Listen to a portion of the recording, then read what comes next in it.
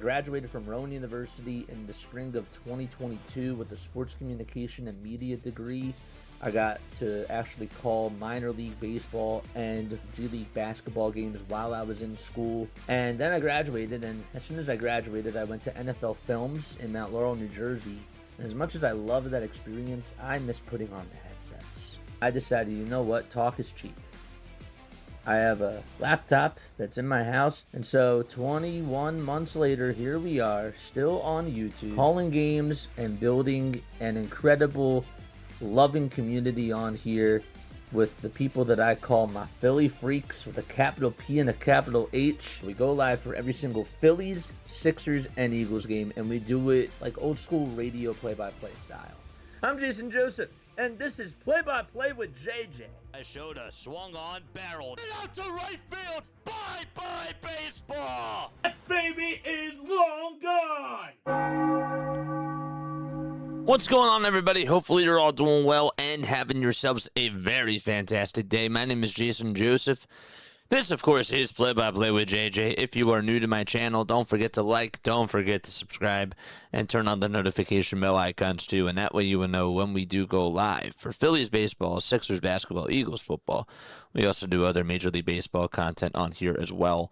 A couple of things. I wanted to make sure that I told you guys that after the Phillies game is over tonight, if you guys want to hop on and watch the Braves game with me and just come on stream, you're more than welcome to do that.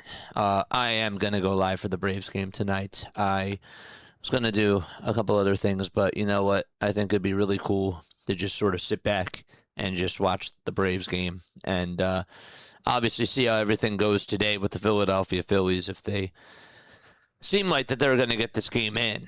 But yeah, we'll see how things do go, and hopefully the Philadelphia Phillies can get themselves a W this afternoon for sure.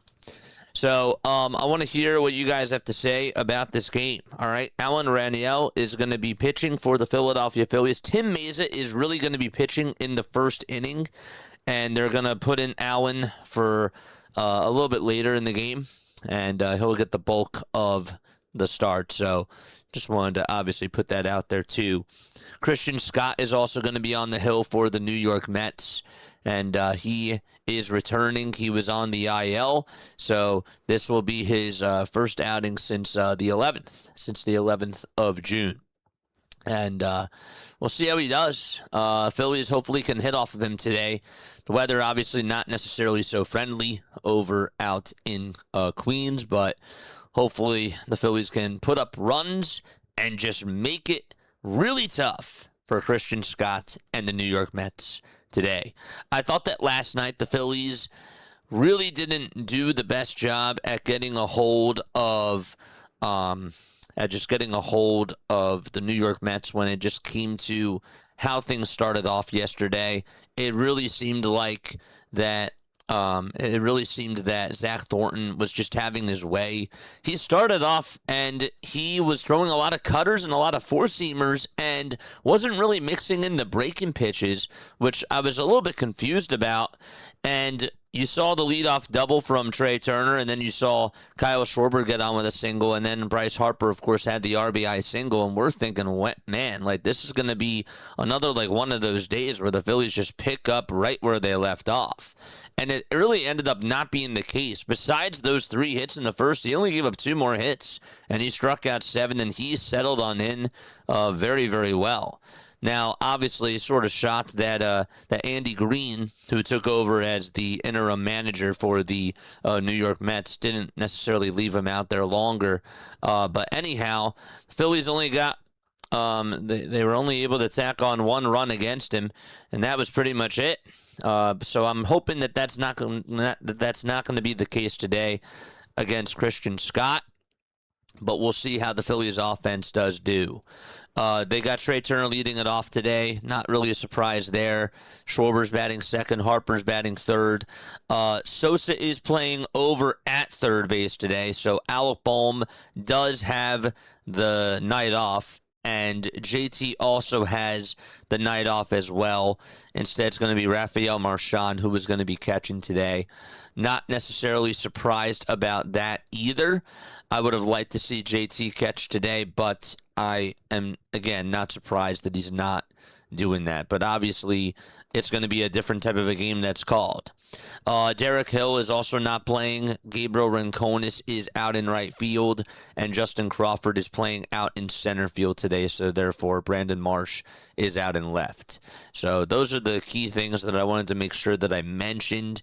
So again, no Alec Bohm and no JT Realmuto as well.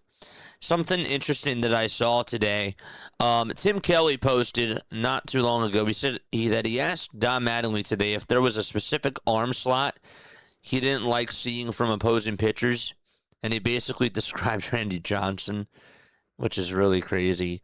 But the other thing that I really wanted to talk about is this team has just been doing really well, winning one-run games, and last night was not necessarily a good night offensively. And that's okay, because that's going to happen. You're not going to be perfect. You're not going to be putting up 7 to 8 runs every single night.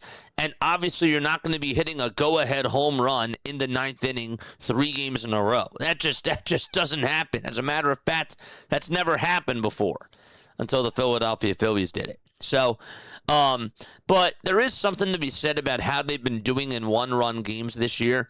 They are 13-2 in one-run games since April 30th. Like, that is really impressive. That's really awesome. And it doesn't matter who the opponent is. The fact that they're able to just come out with these wins, it really, says a lot about Duran, because Duran has been fantastic for that 9th inning, obviously, so I think that we can all agree to that. But it also really does go to show an identity shift that this team has had since Don has taken on over. The team is more cohesive. They're playing more as a unit rather than just individual players, and we're seeing them come together. And that part to me is super intriguing, because I feel like that in the very beginning of the season, there was a lot of me, if that makes sense. A lot of me and not a lot of we. Now you're seeing guys like Alec Bohm, Bryson Stott, Brandon Marsh, who's been stepping up this whole entire season. But my point is that it's not just the superstars. It's other guys that are stepping on up to the plate, the Derek Hills of the world, and those types of guys. So that to me is what's really intriguing. And even though they didn't put up a lot of runs yesterday, they're finding ways to win.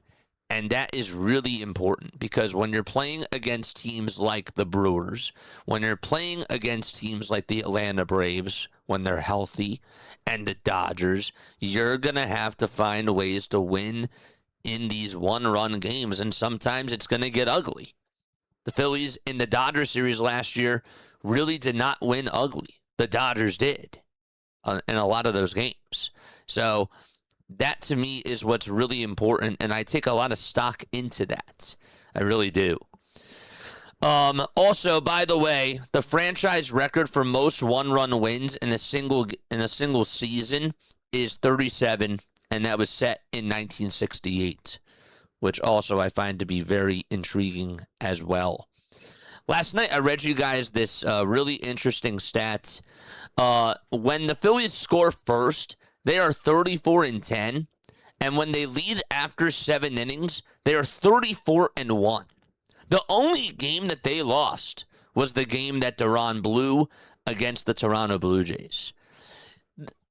So I just find it funny how we talk about how this team needs another bullpen piece because their bullpen has not been good in the month of June, and they just don't seem to have a lot of reliability on anybody except for Duran.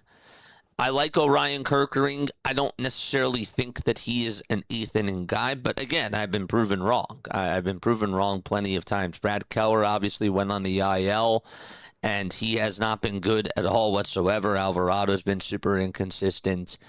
But you're telling me that with a bullpen like that, they're 34-1 when leading after 7 innings. I just think that that's really impressive. This does not happen to the Phillies.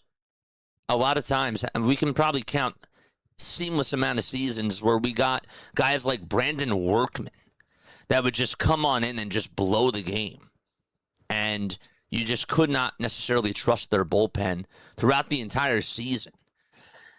Now we're not really necessarily seeing as much of that, you know. I mean, we did sort of see it the other night with Orion Kerkering on the mound, giving up the home run to Jorbit Vivas, but really, other than that, they've been getting it done, even when things get really, really dicey.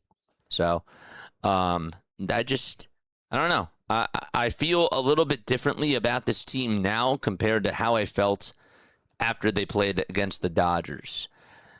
Have your thoughts shifted? Please let me know down below, because I would like to hear your thoughts. Also, I do want to hear your thoughts about this game. Final score predictions, drop them down below as well. And drop your MVPs too.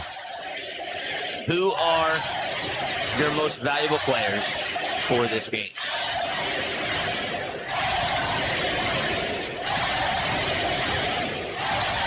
Let me know down below. So I put the game on the other night. Says vote blue no matter who. And we were losing. I decided not to check in with you guys. We came back. Then it happened the next night. And the next night after that. So what did you do last night? So just know I did not forget about you. I'm just superstitious. Where's the bell? Of course, I had to play a bell. I had to play the bell. I see what you're doing, my friend. I definitely understand where you are coming from. That's funny. That's funny, man. I'm going to go 9-2 Phillies as my final score prediction, says Ball Boy. And who's your MVP as well? Jay's also here. What's up, Jay? How you doing, my guy? Give me a fist pump. Let's go, Jay. Let's go. Folks, make sure that you guys go follow Jay. Please make sure that you guys go follow him. He has a YouTube channel. It's called Cerebral Palsy Gamer. He does an awesome job. He does a lot of NFL content. He also does a lot of wrestling content as well. And please make sure that you guys go support him because he is fantastic. I'm so happy to see you on here, my guy. Also, really great podcast recorded yesterday, dude. So here is his link. I'm going to make sure that I post it right now. Please go check him out. That's my friend. That's my guy. That's my buddy. That's my buddy Jay. Good to see you, man. I'm going to go 4-1 Phillies, and Bryson Stott is going to be my MVP for today. It's a good one. That's a good one. Yeah, my MVP, I didn't even get to say who my MVP was, so hold up a second. Who's my MVP?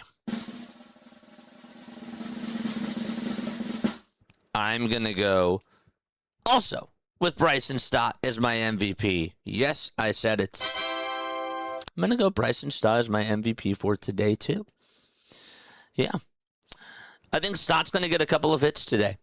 And he's going to continue to do well with runners in scoring position.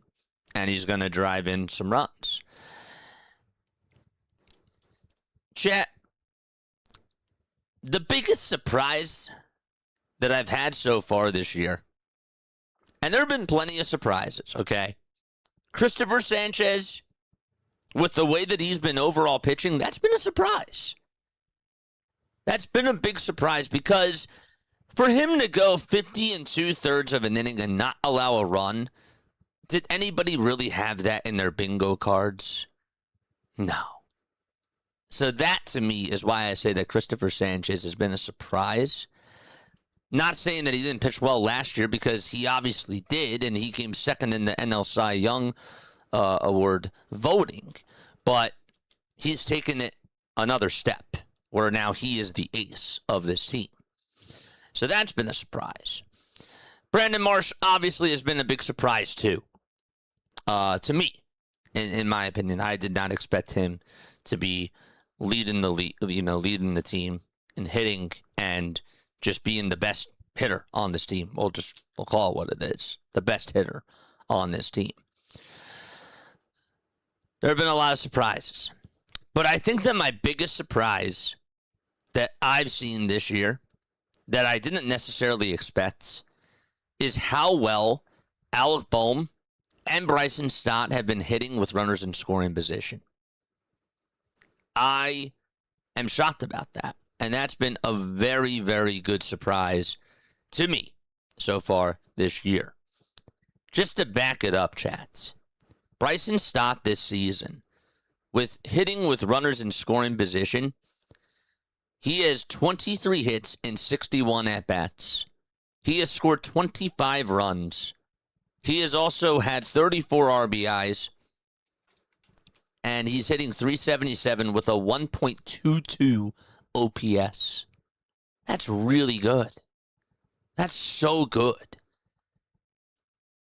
And I will also tell you this, too, about Stotts. Do you know against lefties? And again, this is who Rob Thompson was platooning. Do you understand against lefties?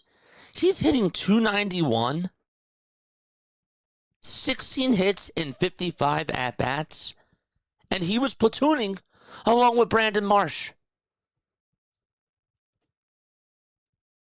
Just saying. Just saying. Alec Boehm this year with runners in scoring position. 21 for 68. He's hitting .309. His OPS is at 900. And in the month of June, I don't have those numbers in front of me with runners in scoring position, but they are high. He's just batting under 500. That's been a very big surprise to me this year. And I mean that in a very, very good way. So, why not this team? Keep riding the hot wave. There's still plenty of baseball left to go. But I've been very intrigued with how this team has played under Don Mattingly and also just how they've been able to put it all together. But Boehm and Stott with runners in scoring position have been doing a really good job. Been saying for years there's no I in baseball. There's no I in baseball. There's no letter I, and there's no I. You know, actually,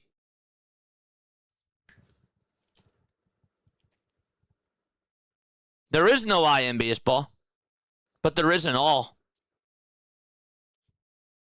It's a cohesive effort.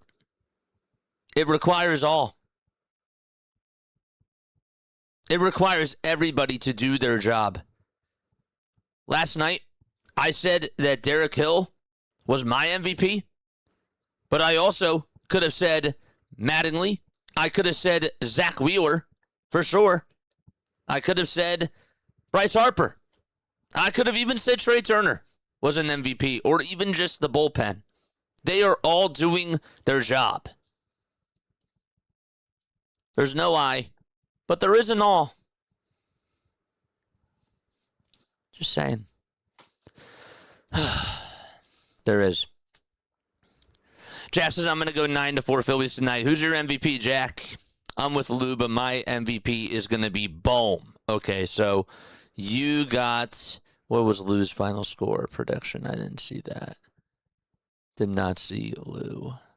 Lou, what was your final score prediction? I'm scrolling up. I don't have the YouTube chat open. I have my other chat. But yeah, that's what I got to say. Rain wins 11-0 Phillies Mets Zeus MVP tomorrow with 2 lightning bolts and a thunderstorm. That'd be great for tomorrow. Yep.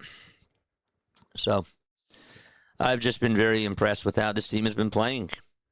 So I got 8-1 as my final score prediction. Or 8-3 is my final score prediction. And Bryson Stott is my MVP for tonight. That's what I got.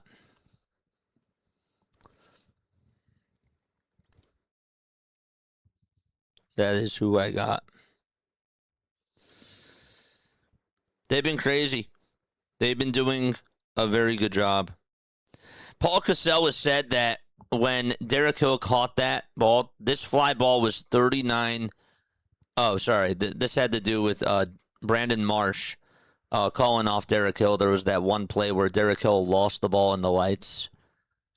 This ball was 39 feet away from center fielder Derek Hill and 125 feet away from right fielder Brandon Marsh. Guess who made the catch? Brandon Marsh did. It's funny. Jeff Kerr. The Phillies, in quotes, are the first team in MLB history to beat 10 games under 500 in April and be 10 games over 500 at any point prior to the end of June. That might be one of my favorite stats that I've seen from this Phillies team. They're the first team in MLB history to be 10 games under 500 in April and be 10 games over 500 at any point prior to the end of June. Let that sink in. The numbers don't lie. The eyes don't lie. It all adds up. Prediction. I got the Phillies winning 8-6, says Vigilant Tracker. Once again, is the primary star of the game. Kyle, once again, is the primary star of the game. Okay. You got Kyle Schwarber. Do you got a Schwarbomb today? A Schwarbomb in the rain to just make it rain? Ooh, that might be cool. Number 30 for Kyle Schwarber. Let's go. Stops performing better because he's playing every day. It's not rocket science. I added that part to it. But I know that you've been saying, for a really long time, forget the analytics. Play these guys every day. Stop babying the kids. Play them every day. Let them figure out left-handed pitching. And don't make them feel worried. Part of me, actually, Haley, I have to say that part of me sort of wonders if there was more pressure on Stott and Brandon Marsh and some of these other guys platooning just because when they were facing guys out of the bullpen that were left-handed pitchers, if there was more added pressure on them to do well. And that maybe could have impacted the way that they played or that they were coming on up to the plate. I do kind of wonder that. I don't know. All right. Larry on a Saturday. At least we're cooler up here. Don't miss Florida so much. Don reopened the Phillies daycare. I love that. Archie, what's going on? Thank you so much for tuning in over on the Twitch side of things. Guys, if you were over on Twitch, if you're on TikTok, thank you so much for tuning on in. I really do appreciate it. Please make sure that you guys follow me. We are posting especially more on the TikTok side of things. We're posting more YouTube shorts. With how this team has really been playing over this last week, I'm just saying to myself, I got to post more shorts. I got to make sure that I post more content on the other social media platforms because this is when things really do add up. When they're playing really well, you got to make sure that you do those things because you want to try to get more Philly freaks, and that's really what we're trying to do. So, because for the bookies, love giving plus money away for any single team. What's going on, Frank? How you doing, man? Kobe said there is no I in team, but there is an I in win. I love Kobe. Yeah. 5-4 with Hill as my MVP. Derek Hill is the MVP. Shout out to Derek Hill. He has made over the last 3 games, he has made at least one impactful play. I would actually argue last night that he made 3 impactful plays, one of them being the catch of the year, the other one being the nice catch that he made out in right field when Dom Mattingly put him over there and he had to deal with a bullet hit over towards the track. It was a nice catch. And then 3, getting on base, getting the infield single and scoring what ended up being the game-winning run. Jack says Crawford's my MVP. I'm very surprised because you've been so tough on Justin Crawford, and for for you to say that, and I know that you said the other day, like you gave him credit. You're like, the swing is starting to look a little bit better. I'm just shocked though that you're saying that he's going to be the MVP because you've been so tough on Justin Crawford. You really have. But no, good for you, man. That's really cool. That was a great play by Hill, letting Marsh know that he couldn't see the ball. Yeah, that was another tough play, and that was sort of something that we didn't really even talk about during the postgame show because I forgot to write that down in my notes. But that was a big play too. Absolutely, it was for sure. Oh man. Yeah. So just really good stuff from this Philadelphia Phillies team, and I am all here for it. I really am. Don't forget that after the game tonight, we will be going on for the Braves-Giants game. So we do have another stream set up for that, and we will see if the Phillies can try to get to 3 games behind the Atlanta Braves. That would be really, really awesome. That would be really, really something. Oh, absolutely it would. The Phillies right now, if we do take a look at the standings, they are 4 games in back of the Atlanta Braves for the NL East division. They're also 3 games above the Miami Marlins, and they are 5.5 games above the Washington Nationals as well, and 12 games in front of the New York Mets. So that is where things stand in the overall NL East division. When it comes to the wild card race, they're also 2 games above the Padres and the Cubs. They have the top wild card spot right now, which is really good to see. And as far as the overall standings go, this team is 6 games in back of the Dodgers, and they are also 5.5 games in back of the Milwaukee Brewers. The Brewers are just half a game in back of the Dodgers for the best overall record in all of baseball. The Braves are 2, and I don't know. I mean, this team actually, the crazy part is that I know that it's 6 games, and I'm not like trying to get ahead of myself. Not telling you that, that they're going to have the best overall record, but I don't think that that's out of the picture either. I really don't. I really don't think that they're out of the picture for possibly getting the best overall record in all of baseball. So, just wanted to also say that too. Yankees have the best record in the American League, even though they've lost 3 in a row to Boston. Oh my gosh, all 3 of those games just have not been competitive at all. But yes, so yeah, that is where I stand, though, with this Philadelphia Phillies team. Obviously, if you guys want to ask me any sort of questions about the Phillies or just about anything, please make sure that you guys comment down below. For the Phillies tonight, Trey Turner will be leading it off. We will get on into the starting lineups now. Again, we are in a rain delay, so we don't know how long that this is going to last. But Trey Turner will be leading things off for the Philadelphia Phillies. It'll be Turner batting leadoff. He'll be playing over at shortstop. And then, of course, you got, after that, it'll be Kyle Schwarber. Kyle Schwarber is going to be batting in the 2 spot, and he is the designated hitter for tonight's game. And then you got Bryce Harper batting 3rd, playing over at first base. And he will be playing over at first. You got Brandon Marsh out in left field. He'll be batting cleanup. And then it'll be Bryson Stott batting 5th, playing over at second base. Edmundo Sosa is going to be batting in the 6th spot, and he'll be playing over at 3rd. Gabriel Rincones Jr. is the right fielder. He'll be batting 7th. And then 8th is Justin Crawford.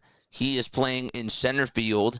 And in the 9th spot, it'll be Rafael Marchand, who is the catcher for tonight's game. So this, again, is what it looks like. That is the starting lineup for the Philadelphia Phillies over on the left side. Jack with a 5. Thank you so much, Jack. I appreciate you. Jack, I appreciate you so much, man. Jack with a $5 super chat.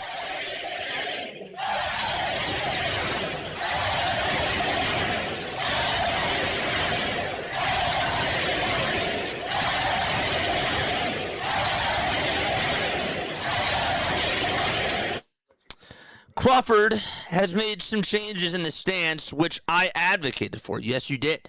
You absolutely 1,000% advocated for that. Now he needs to choke up. shorter bat, and stop swinging for the fence. You know, he really likes to swing after those low pitches.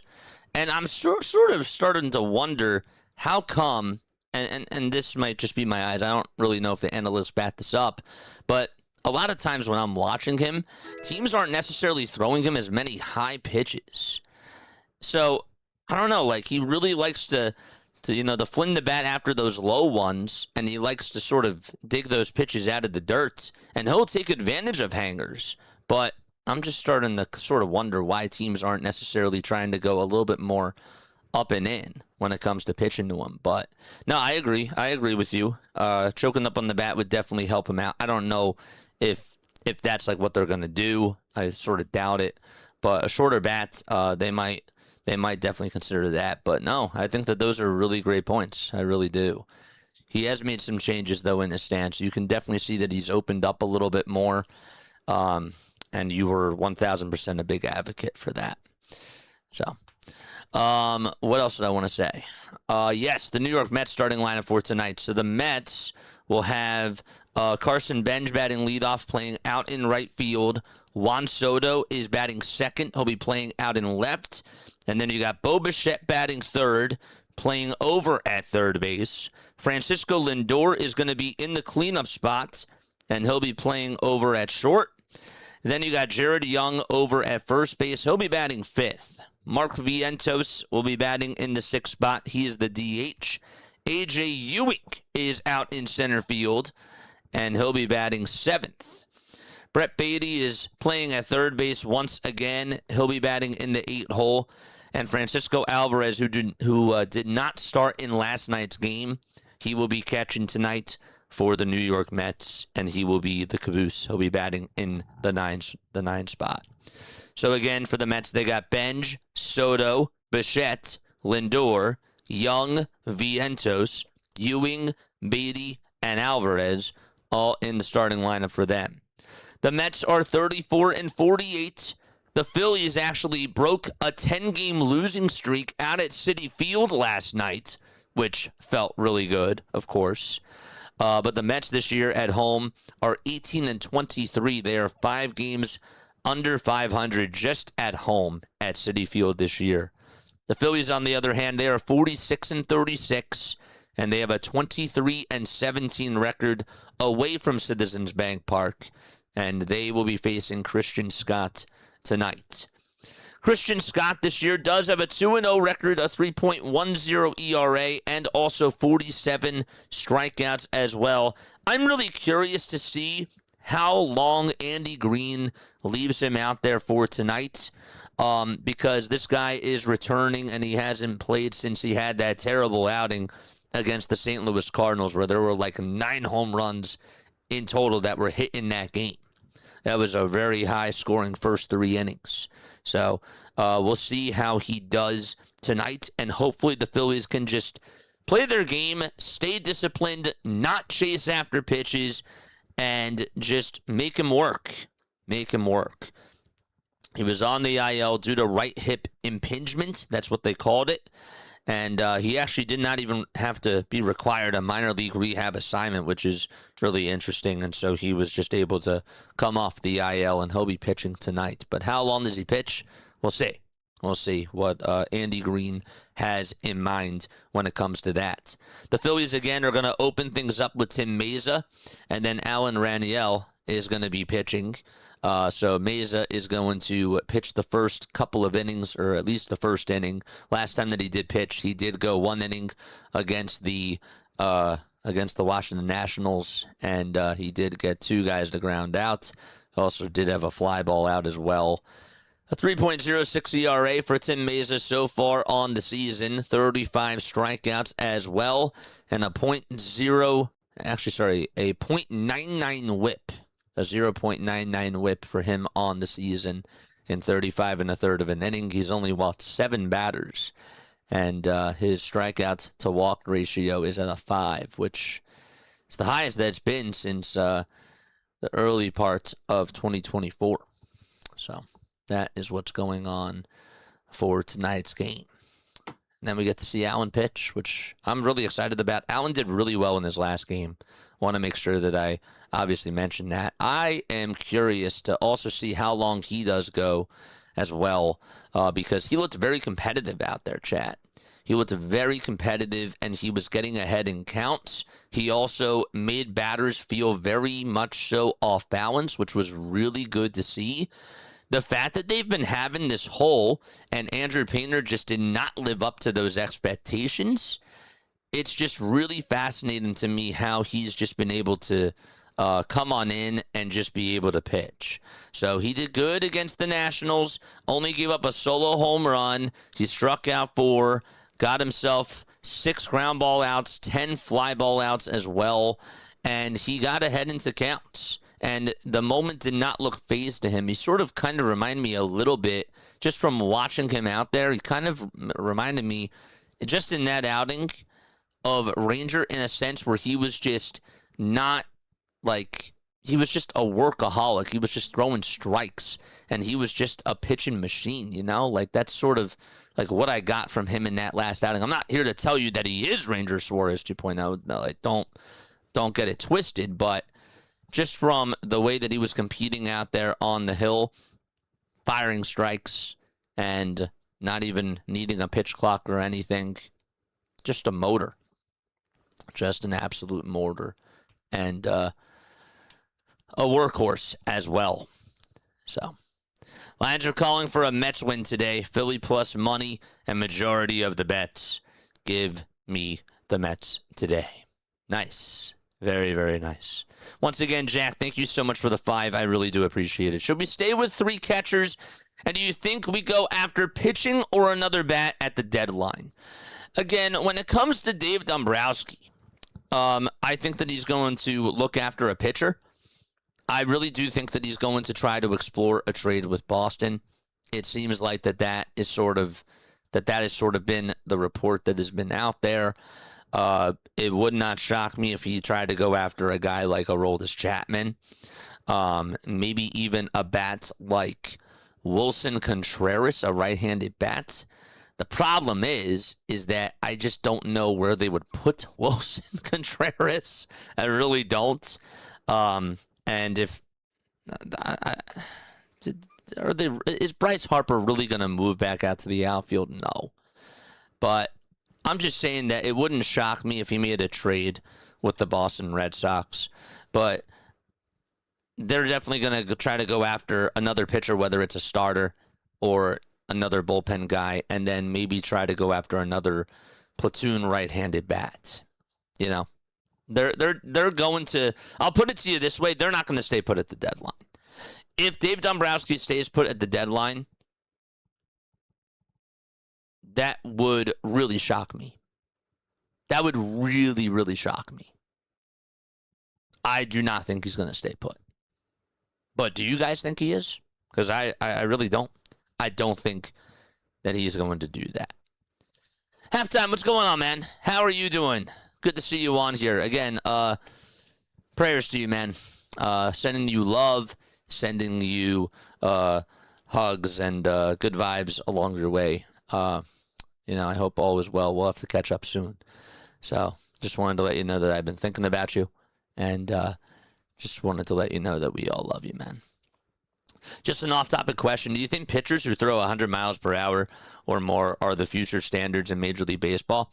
You know, we were having this conversation a couple of years ago, and I said yes. It really seems to be like the game is going in a direction where they really care not necessarily about location first. They care about how hard they throw.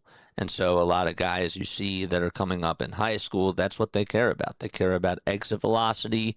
When they're batting, they care about, how hard the ball was hit and how hard, these pitchers are throwing.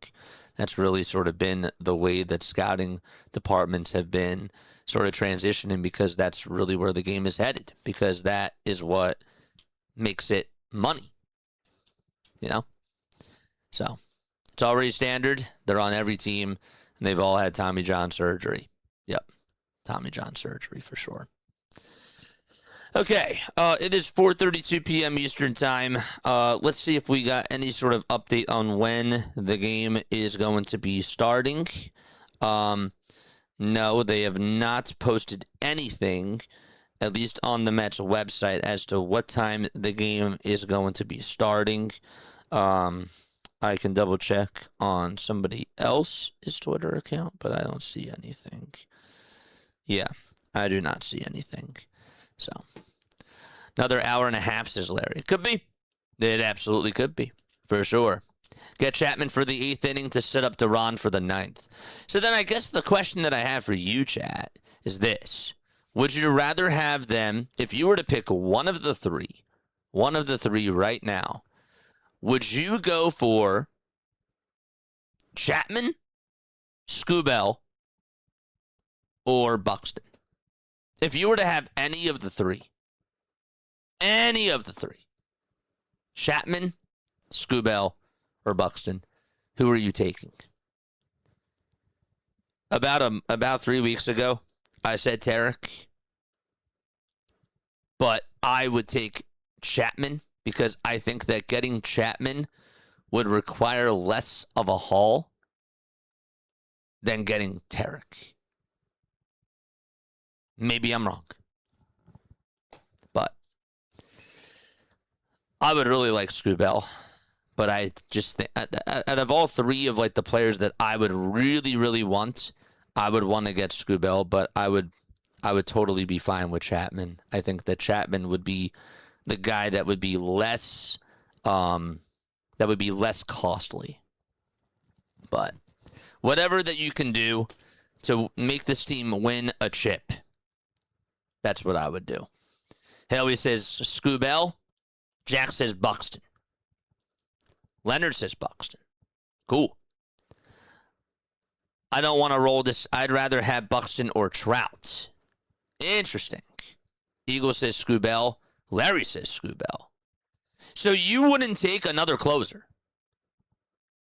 You wouldn't, you would be fine with them having Brad Keller and Orion Kerkering as the 8th inning guys. You think that starting pit, you would be okay with that if you get Scubell. Chapman's a closer or nothing. Trout's contract will never work with Philly. Plus, he and Buxton are injury liabilities. The other thing, too, is that Buxton also has a no-trade clause. I understand that, and so does Mike Trout. But I just think it's like a really interesting discussion to have. Like, would you rather have 2 closers on this team, 3 ace starters, or just like another bat that can play every single day that can help the offense? I don't know. I find the whole conversation to be very interesting, and it'll definitely be very intriguing to see what they do at the deadline. And I like how we all have our own thoughts about this. Like, we're not necessarily all on the same page, which is really cool too, because I think that we all have our own opinions about it.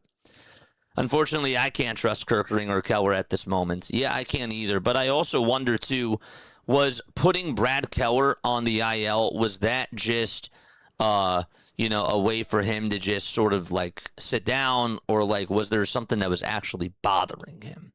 And that's why he wasn't doing well. I don't know. I really don't know. So, I don't trust Keller to pitch in a Little League game and perform well, says Haley.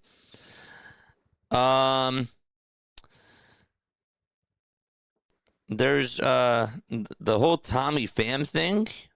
I didn't get anything about Tommy Pham. Let me see. Phillies signed Tommy Pham to a minor league deal. Huh! Just happened 7 minutes ago. He has a July 25th opt-out, according to Jorge Castillo. Huh. Tommy Pham. How about that? Signs a minor league deal with the Philadelphia Phillies. He's older. Another one of those, like, low-risk, high-reward guys. I don't even know if he's going to even make it to the big league roster, but, yeah, that's the Phillies are just trying to get all these little guys, all these little impactful guys, which, I don't know. I don't know if that's going to work out or not. But, yeah, they did. They did. They picked up Tommy Pham, and he's older now. He really is. How old is Tommy Pham? Let's look. How old is Tommy Pham? Tommy Pham is 38 years old, chat. He is 38 years old. He's had a good career. Really enjoyed what he did with the St. Louis Cardinals and even the Tampa Bay Rays. He's had some really good seasons. Was also a big, impactful guy on that 2023 Diamondbacks team. So, and was solid with Pittsburgh. So, I don't know. We'll have to see. Another guy. Hey, imagine, this guy was on the Mets twice. Imagine he comes on over to the Phillies and actually makes a big impact. That would be insane. Tonight's start time is expected to be at 5:20 p.m. Eastern time. So that is what they just said over on Twitter. That's what was just posted. I can confirm which source that was. But that is the expected start time. This was from the New York Mets. Okay, they just posted it 3 minutes ago. So 5:20 p.m. is going to be the start time for this game. So we still have time to kill, which is awesome. So again, definitely comment down below and let me know if you guys have any sort of questions or anything. I prefer Scoobell if we could re-sign him, says Jack. Yeah, thank you so much for the 2, my friend. Thank you so much, my guy. I would love Scoobell, too, if we could re-sign him. I think that would be absolutely awesome. And look, if you guys want to call in 610-314-0844, I'll open up the phone lines right now. We can have a conversation. We can talk about how this team is doing and just sort of talk it up. I'm not going to keep everybody on here for like too long. Come on for like just a couple of minutes or so and just give me your thoughts on this Philadelphia Phillies team, and we can just talk up shop. We could totally do that.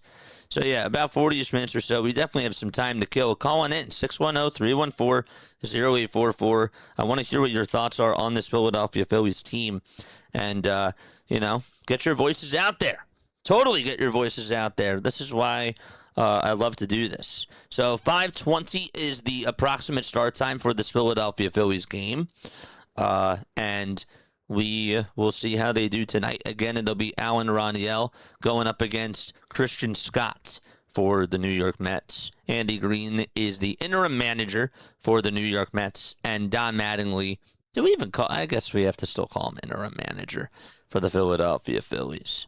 So, tonight's umpires, Doug Eddings is at home plate. Mike Muchlinski is over at first. Emil Jimenez is over at second. And Gabe Morales is over at third base. We don't have the money or trade players to compete with L.A., Milwaukee, Miami, etc. Thinking that we have a chance is insane, says Patty Cakes. Well, and then again, Patty Cakes. Okay, like even if they go after a big fish like that, even if they got somebody like Sandy Alcantara, like that still makes the team better.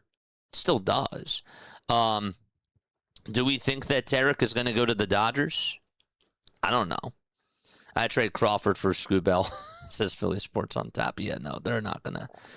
It just financially would not work. Absolutely not. Baseball has become the have versus the have-nots. Pirates, Royals, Rockies, Twins have no chance of ever winning a series, says Byron. Yeah, but also, like, some of these teams, like the Pirates, the Royals, and, like, those teams at the bottom, maybe not necessarily the Royals, but the Rockies, those types of teams, I don't think that they want to trade their guys because they've been doing this like year in and year out, like where they trade like they're really, really good players and then they just start on over. At some point, you got to take a risk. At some point, you have to say to yourself as an organization that we have our guys, let's try to build around them and see if we can get out of this rut. Because if we just keep doing the same thing over and over again, we're just essentially playing Moneyball and we're just like trading away all of our prospects and all of our, guys that are just really young. So I am starting to wonder too, especially because the Pirates are competing for a wild card spot. I don't necessarily think that they're going to be selling at the deadline. I really don't. I really don't. Maybe they'll try to sell off some pieces, but they're going to try to really get better and do what they can to build their future, but also try to compete for a spot now, because I think that they feel like that they have a chance. So that's just how I feel. We got 164 people on here, and it's a rain delay. We got 94 likes already. 70 of you have not even hit the thumbs up button yet. Again, calling into the show, 610-314-0844. While we have this time, we're about 38 minutes away from first pitch. Calling in, let me know what your thoughts are on this Philadelphia Phillies team so far, and just talk up shop with me. It's really cool. My mother's birthday wasn't yesterday, Law. It was user Cowie's mom's birthday yesterday. Got you. That's really weird, though. You have Cowie, and then you got Callie's mom, but that one's with an E. And you guys are both your usernames, or your username icons are both purple too. That's what makes it even more confusing.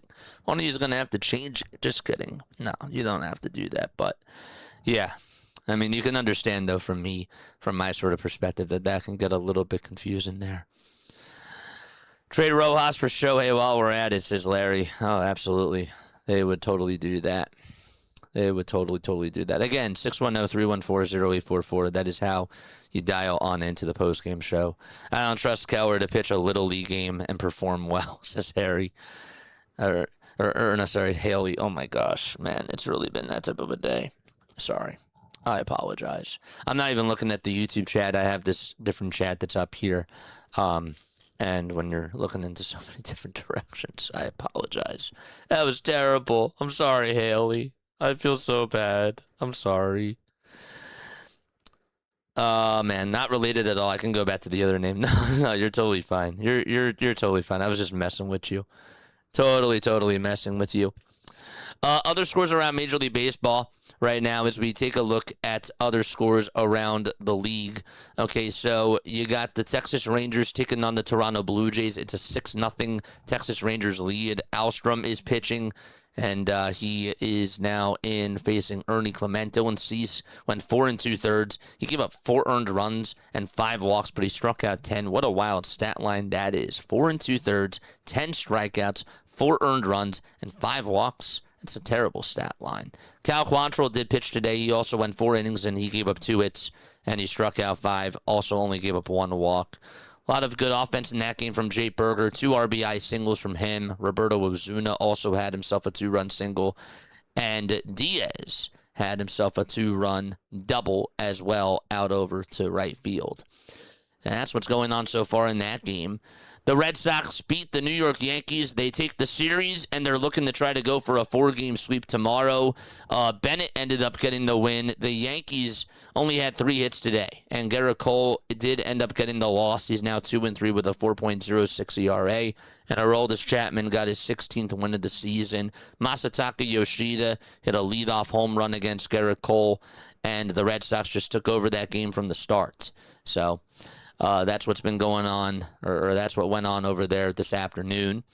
The Reds are playing against the Pirates. It's a 1-0 Cincinnati lead out in Pittsburgh. And that game is going to go to the bottom of the first inning. The Royals are playing against the Chicago White Sox. That game is currently in the top of the 3rd inning, and that game is still scoreless right now.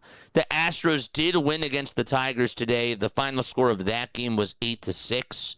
Blue Ball got the win. Vest got his 5th loss of the year, and Josh Hader now with 7 saves. Framber Valdez faced his former ball club. He went 6 innings. He gave up 4 earned runs, no walks.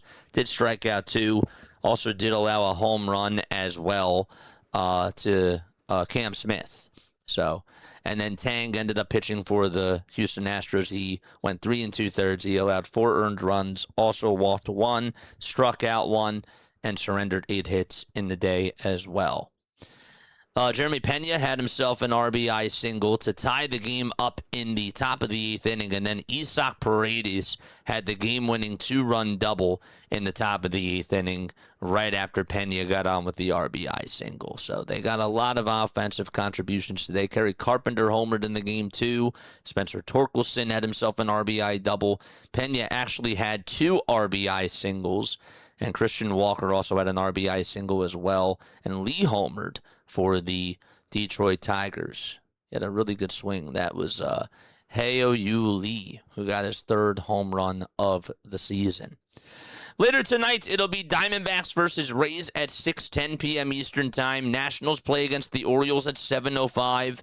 You also got the Mariners playing against the Guardians at 7:10 p.m. Eastern Time. At 8:40, it'll be Padres versus the Dodgers. You got the Rockies playing against the Twins at 7:10. The Marlins play against the St. Louis Cardinals. That game will be at 7:15. And late tonight, it'll be A's versus the Angels. Perkins will be facing Reed Detmers. And then you got the Braves taking on the San Francisco Giants. Again, we'll be on for that game. Bryce Elder is going to pitch, and Logan Webb is also going to pitch in that game as well. Elder is 5-5 with a 3.71 ERA. And Logan Webb is 4-5 with a 3.35 ERA as well. If the Phillies win tonight, and if the Braves lose, Phillies are 3 games in back of the Atlanta Braves for that NL East division. People have said, well, this division race is over. They said that. Still a lot of baseball left to go. Absolutely, there is. The Blue Jays just got 2 runs. Wow. It was a 6-0 game, and Yohendra Pinango hit a 2-run home run. Good for him. 415 feet. That's pretty awesome. All right. Guys, let's talk about Trey Turner. Let's talk about Trey Turner. Cowie's mom says, I love you, JJ. I love you, too. Let's go. He says, no worries. I feel so bad. I feel terrible. Oh, it's terrible.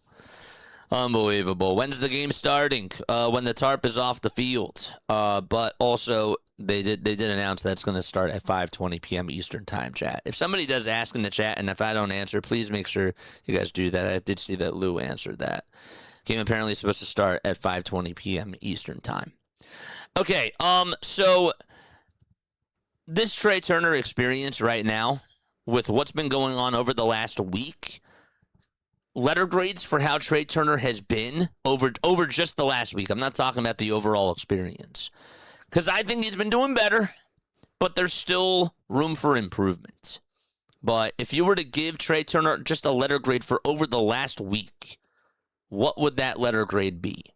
If you need a little bit of context, Trey Turner has gotten 2 hits in each of his last 4 games. His batting average was at .216 on Monday, June 15th, and now it's at a .235 batting average. So where would you put Trey Turner? He's also gotten 5 multi-hit games in his last 7 games as well.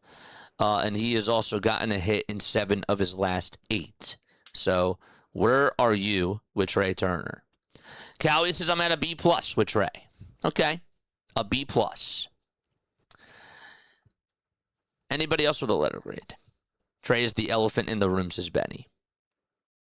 Orlando says A-. David says B-. Okay. I give him a B- for the last week. A B, says Jason. A B. So we're seeing B-, B's. Larry says D. B+. Yes. Okay.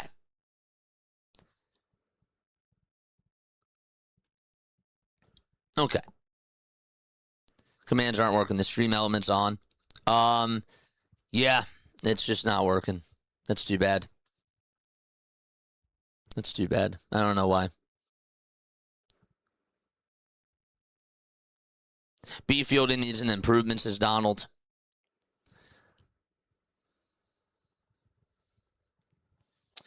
Okay, so see, here's the thing. I don't like to always go by fielding stats, because fielding stats, to me, when it comes to errors and even fielding percentage, they don't always tell the full truth.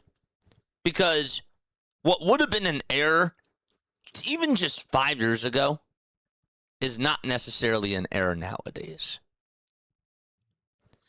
So my overall grade for Trey Turner over the last week is at a C. It's at a C.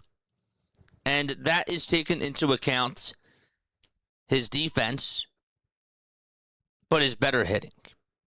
So the way that I look at it, chat, is I look at his defense as a D+, and I look at his offense as a B-. That's how I look at it.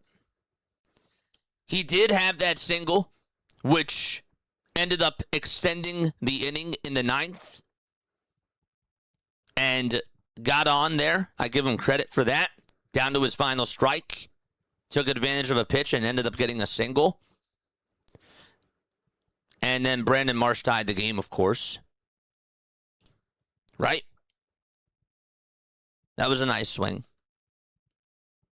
He also did lead off the game yesterday with a double. And he did have the game-winning RBI single, too. Those were pluses. Those were good. But I also give him the C as well, just because this is a guy that's getting paid, again, a lot of money to just be able to produce, and he's not living up to the contract. But I will tell you this, a C is better than what I had him before, which during the whole entire season was pretty much a D or an F at that point. He's still not living up to expectations, though. But this is a start. This is a start that he is starting to hit the ball a little bit better. His defense is absolutely awful. His arm is like terrible. I mean, my gosh. Did you watch that rundown yesterday? Did you see his throw over to first base to Bryce Harper in that rundown? Just awful. Just horrendous. And if he's not making up for it with his bats, that sucks.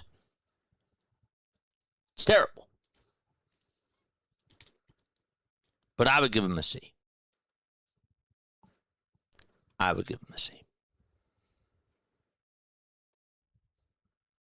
I was also thinking about this question too, chat, which I think is also a very interesting conversation as well.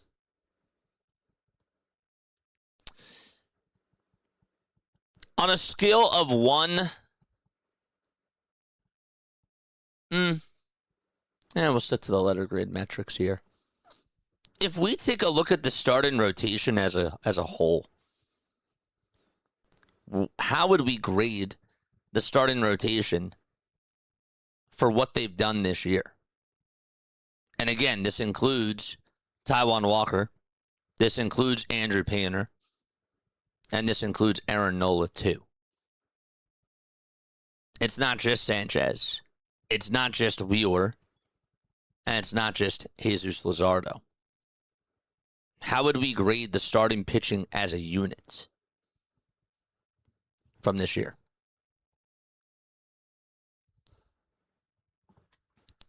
JJ, do you have Stream Elements running? None of the commands I type seem to be working. Yeah, let me look at, hold up a second. Let me try to get, what else? Let me try to get, Botrix up and running. I think that it might be down. I think it might be down. I thought I heard somebody say that today. But I can look into it. Streamlabs. We could look.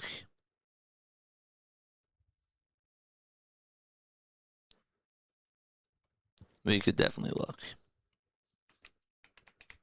Streamlabs. I don't have Stream Elements anymore because they're shutting down. So that's why I switched over to Streamlabs. But it's not running.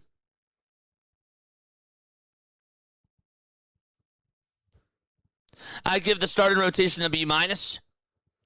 I give the starting rotation a B. Okay? Jones says a B. Jones says a B. Let's try this again. We'll try Streamlabs. Turner's got to play somewhere. I believe he's capable of left field. See, here's the thing about this whole put Turner in the outfield type of a thing. Do I trust Trey Turner? If he has such a bad arm over at shortstop, he's going to have like the worst arm in the outfield ever. So that means that guys are going to be running off of him even on like medium depth fly balls. I don't want that in my outfield. I don't want that in my outfield. It's not working. Yeah. It's weird. Yeah, it's not working today. It's odd. It is what it is.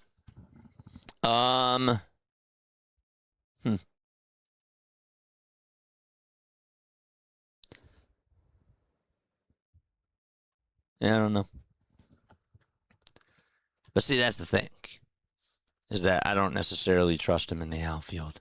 Just because that arm of his is terrible. It's a terrible, terrible arm that he has. We don't have any decent outfield arms. I'd say Derek Hill has a pretty good arm. Marsh on the corner doesn't have a terrible arm. It's not the best, but Trey Turner, guys will be running off of him all the time. If he's throwing balls in the dirt over at shortstop just to get it over to first base, what makes you think that he's going to have a good arm out in right? Sosa out in left seems to be working. Yeah, but Sosa has much better arm strength than Trey Turner does. So, I don't know, man. All right, here's what we're going to do. We're going to take a 5-minute break. But I will be right back, okay? I will try to fix this Streamlabs thing. I think that it's just having problems today for everybody. But I can try to see what's going on with that. And while we have the time, I'll try to work on that. So just give me about 5 minutes, and then we'll be right back, all right? I will see you very, very soon. Don't go anywhere.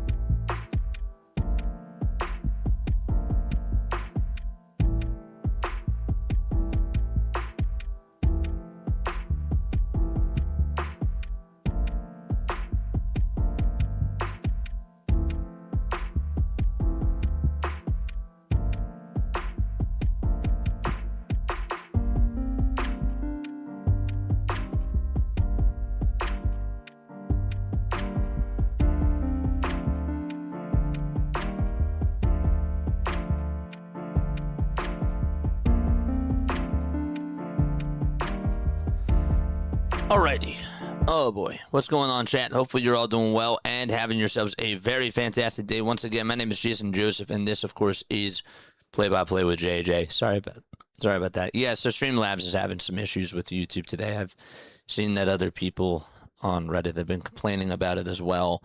That sucks, but you know what? It is what it is. Definitely don't stress about it. Don't feel like that you have to worry about that. It is what it is. We can live. We can survive. We can do this for sure. But yes. All right. So again, the starting lineups for tonight's game. This game will get started at approximately 5:20 p.m. Eastern time. So you got the Philadelphia Phillies playing against the New York Mets tonight. For the Phillies, it'll be Trey Turner batting leadoff, playing over at short. Kyle Schwarber is going to be batting second. He'll be DHing.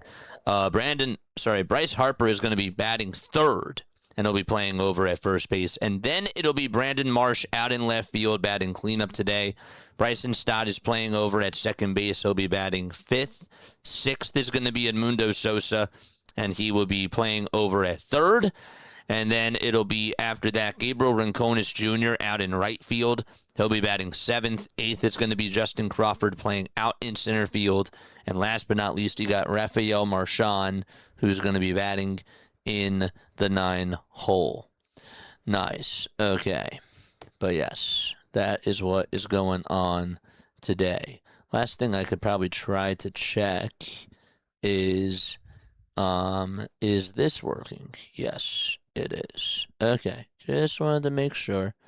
We got 179 people still tapping on in with us. That is absolutely awesome.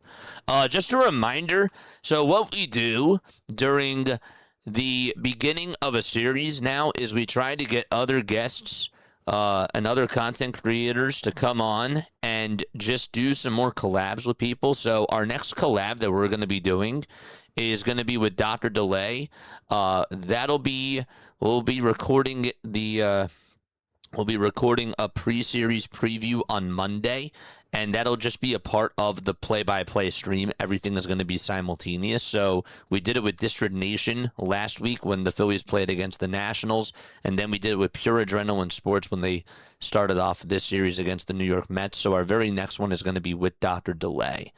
And I plan on doing this whenever I do get the chance. I think it's just really nice to just be able to collaborate with other streamers and to just collaborate with other people. Just to be able to build more content and build more chemistry with other people, but also B, to just introduce other people's audiences with each other. I think that that's like a really cool thing.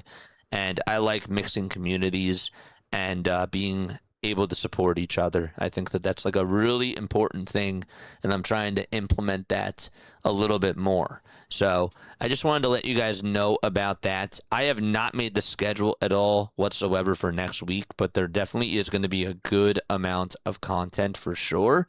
I'm still planning on how things are going to go behind the scenes for All-Star Village. I've been figuring a lot of those logistics out too, but just so you know, like I'm constantly working. I'm constantly doing stuff behind the scenes.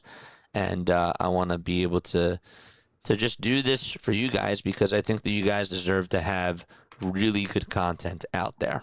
You know, that's like really important to me to just try to be able to do that more. I was having an issue with chat rules on and off last night. Just wanted to let you know. Yeah, for some reason, like even like when I type in my commands, like it comes up on Twitch, as you could see.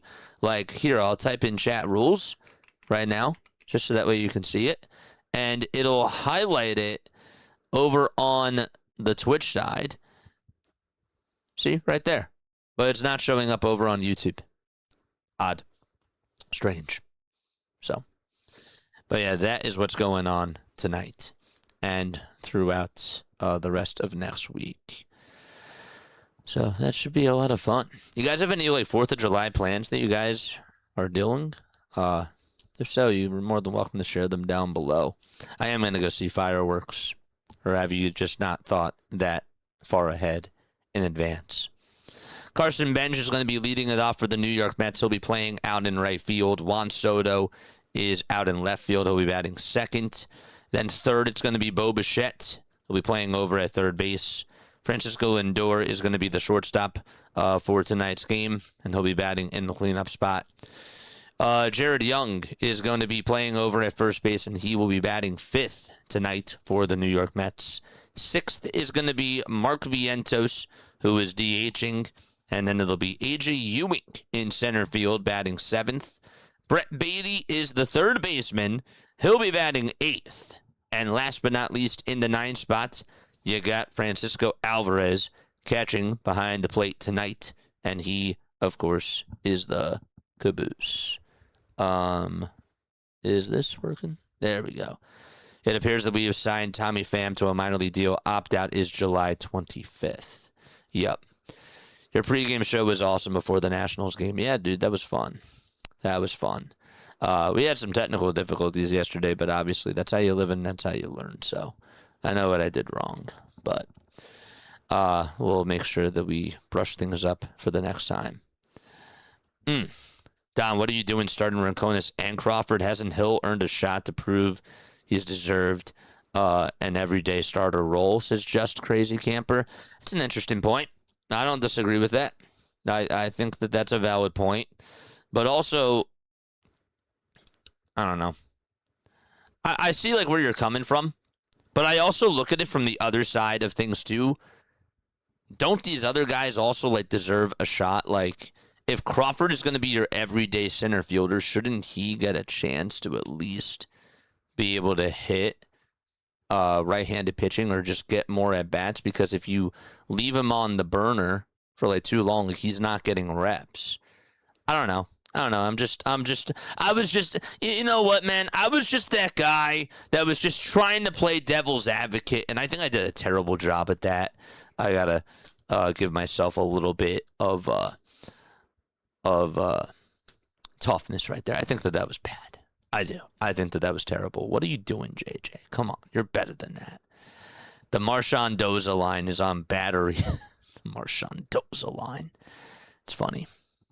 But yeah, PJ, it's not working. Yeah, the bot commands over on YouTube are not working. They're working over on Twitch, just not over on the YouTube side of things. What I really could do is I could actually pull them up over on the whatchamacallit side and just get all of the alerts myself. That's cool. That's totally fine. Yeah. Where is my commands? Custom. There we go. What if I turned this off and then turned it back on? No, because it says that StreamerBot is just not working over on that side. All right, so I'll just leave this up. If you guys want to call in into the show, you most certainly can. The phone number is right here, 610-314-0844. If you also want to follow me on the socials, that's right over here. I'm going to drop that link down below as well. I feel bad for the people over on Twitch because they're going to get all these notifications. The Twitch side of things, I apologize. We're just struggling over here on YouTube. So I just have to, you probably are going to get two messages at the same time. But yes, I just wanted to make sure that I let you guys know. They haven't started it yet. Nope. They will get started in 6 minutes. I know that it says at the very top that it's going to get started at 4:10. Obviously, it is not 4:10 p.m. Eastern time. This will get started at 5:20, so it'll be about 6 more minutes or so. So the Mets defense for tonight, though, over at first base, it'll be Jared Young. At second base, it'll be at second base, they're going to have Brett Baty over at second, I believe. Or is it Bo? Oh, man, this is bad.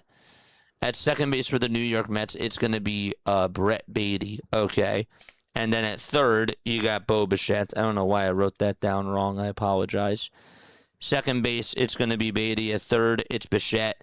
And at shortstop, of course, it's going to be Francisco Lindor. In left field, it'll be Juan Soto.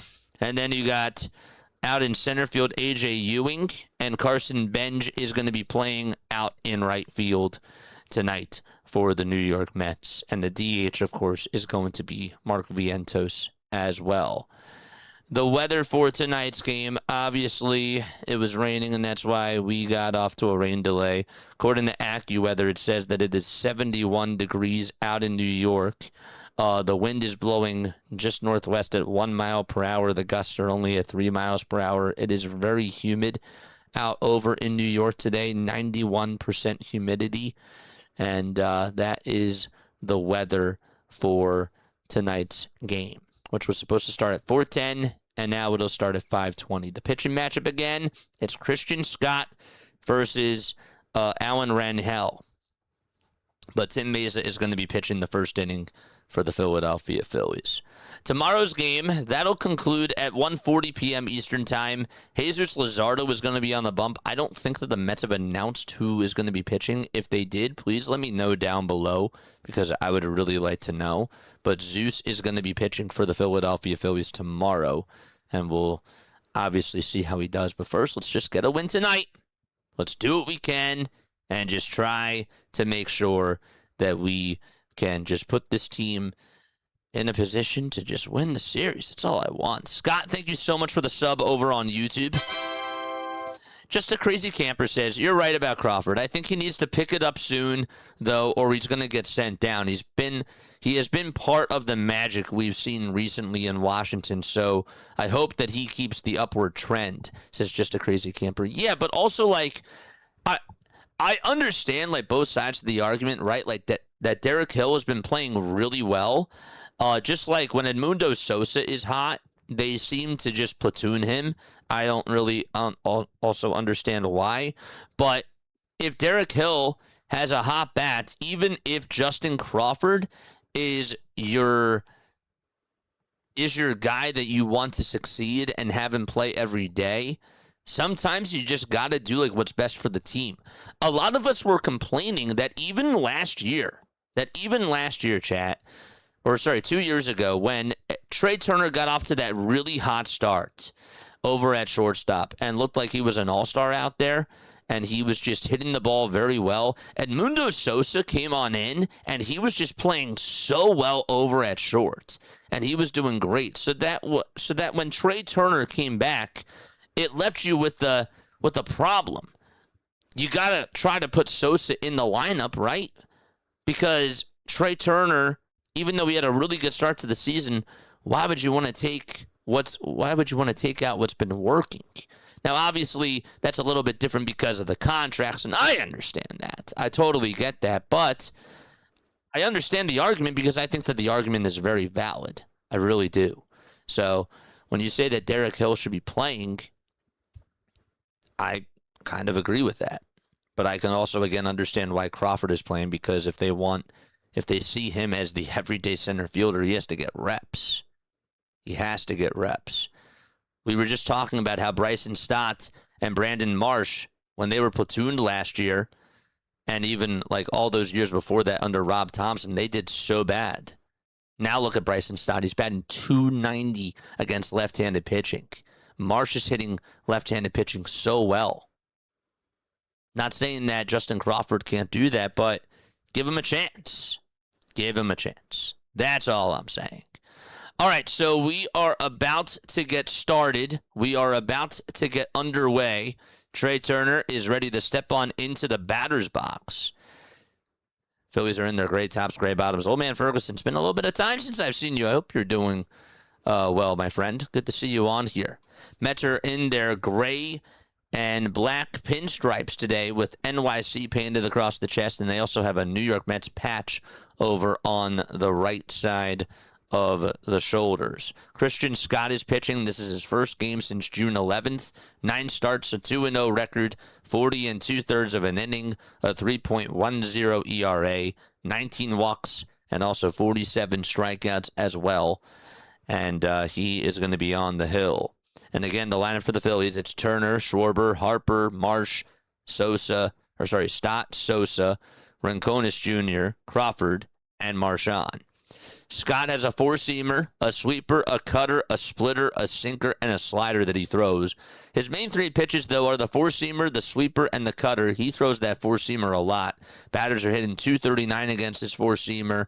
They're also batting .138 against his cutter, .250 against the sweeper. But on the other pitches, They're at 333. That's really where batters have been able to get a hold of him. And so we're ready to get things started as Trey Turner is ready to step on into the batter's box. And we got to make sure that we time this up correctly. So just bear with us for a very quick second. And also, we'll make sure that we get the inning breakdown underway as well. Okay. So Turner is ready to step on into the batter's box. And he is going to be up to bat for the Philadelphia Phillies. And so here we go. Scott gets set and delivers, and the first pitch will be in there for a called strike. And so the count is 0-1.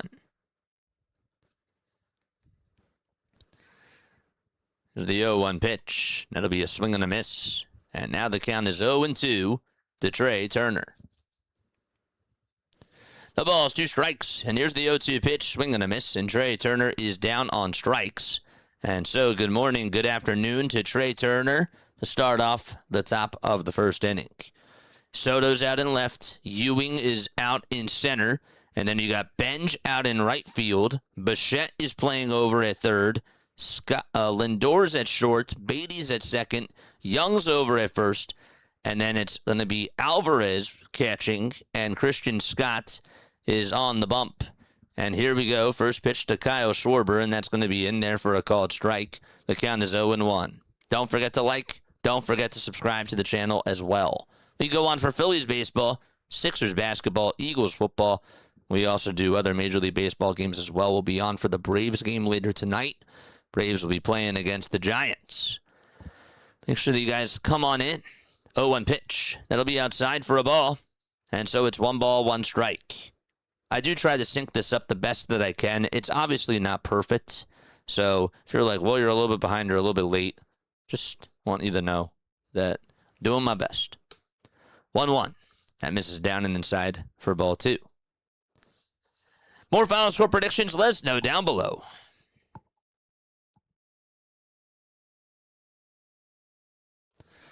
Two balls, 1 strike. Schwarber is 7 for 16 against the New York Mets with 4 homers. And the 2-1 pitch. And Schwarber is going to foul this one over towards the right side.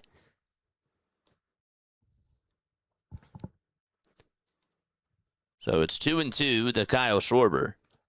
Schwarber's average sits at 256 on the season. He has 29 homers as well. The 2-2 pitch up high and away for ball 3.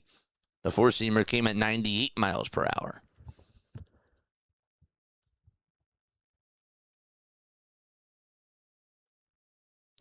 Scott is 27 years old.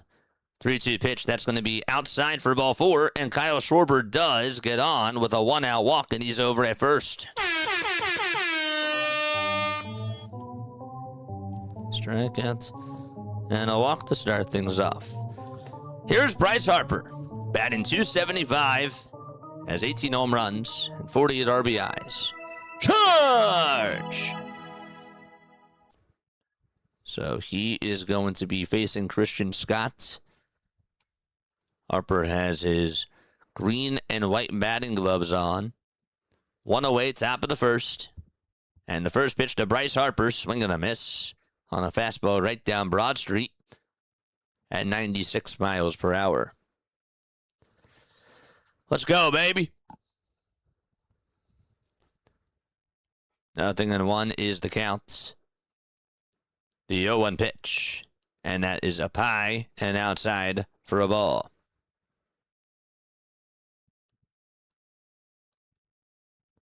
Of course.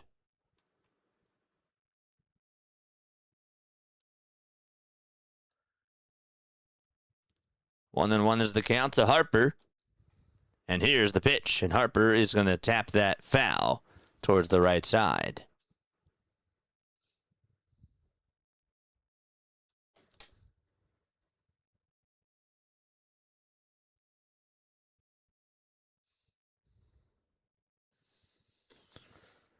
Harper, over his last 10 games against the Mets, is hitting .463 with 19 hits, 3 homers, 10 RBIs, and 6 runs scored. 1-2 pitch and a called strike 3 right down Broad Street. It was a slider. He thought it was going to be a little bit more up. And there's 2 away as he gets caught looking. So 2 strikeouts in the inning for Christian Scott. It was a good pitch, but again, Harper thought he was going to swing at that. Ended up not doing anything. And Brandon Marsh is now up to bat. Schwarber got on with a 1-out walk. He's over at first. 2 away. Here's the lefty Brandon Marsh. And pitch number 1 is a cutter on the outside edge for strike 1. His average is down to .319. He has 12 homers, though, and 41 RBIs in 77 games. Just a terrific overall season for Brandon Marsh.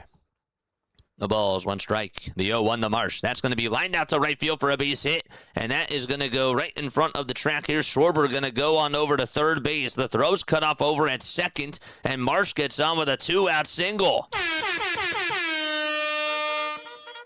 Let's go! Charge! Got it right through that hole towards the 4-3 spot. Kept it in the air. Just got it out over to right field. And playing it on the ground was Carson Benji. He actually did a really good job at tracking that ball.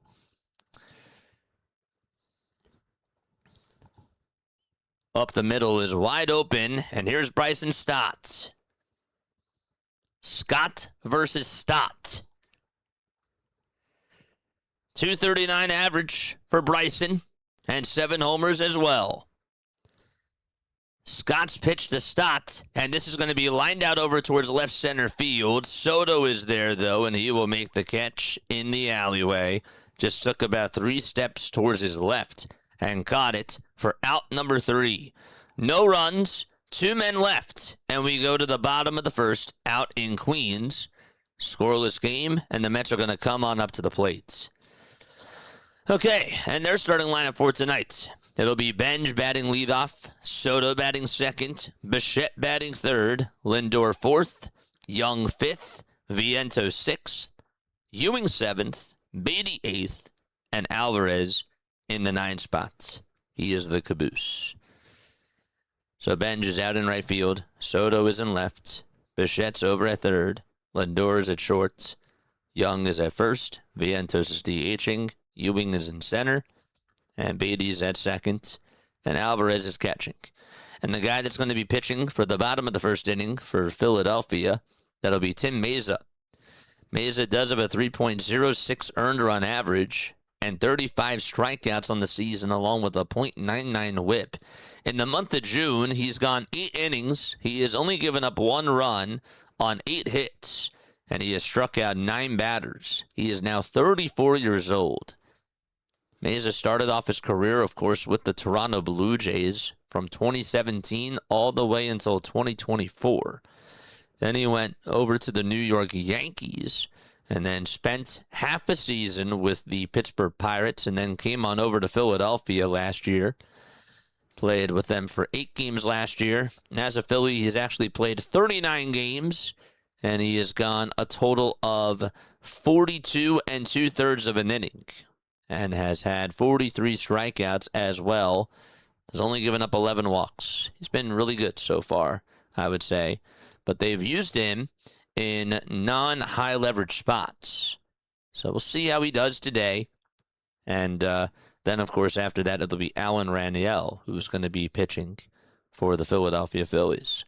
Benj hitting .256. He'll be in the box, the left-handed hitter versus the left-handed pitcher. And the first pitch is in there for a called strike, right down the middle. This is Mayza's 3rd opener of the season.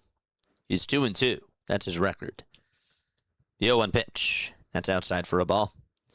Phillies defense tonight. It'll be Rafael Marchand catching. Allen is on the hill after the first inning. Mayza is on the hill right now. And the 1-1 pitch. That misses down in the way for ball 2.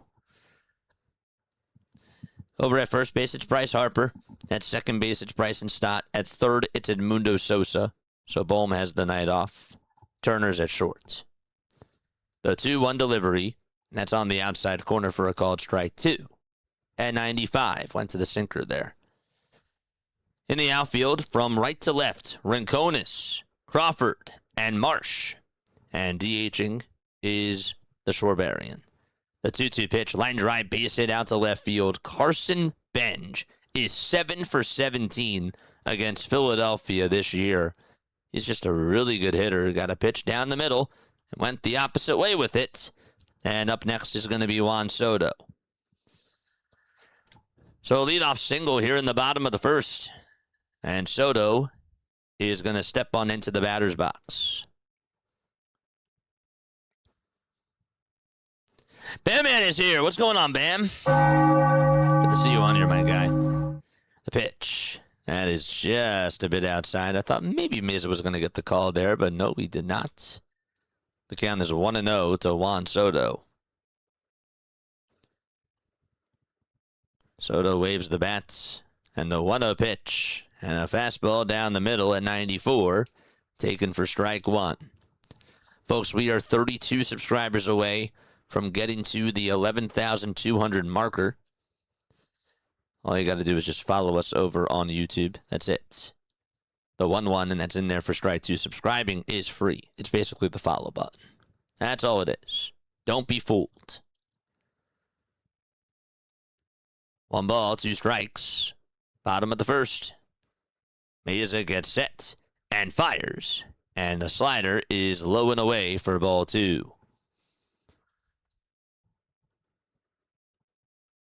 Mesa has faced Juan Soto 3 times. Soto has cracked him twice with an RBI single. Also has had a walk. The pitch, fly ball hit out over towards left center field. On the run towards the alleyway is Crawford. He'll make the catch. And a good catch by Justin Crawford. And Benj goes back on over to first base. Excellent play by Justin Crawford out in left center field.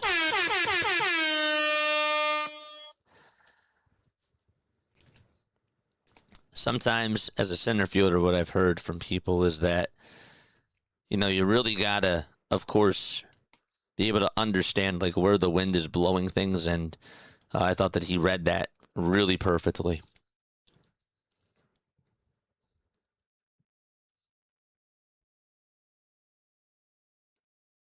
So a line out over to center, and Bo Bichette is up at the plate.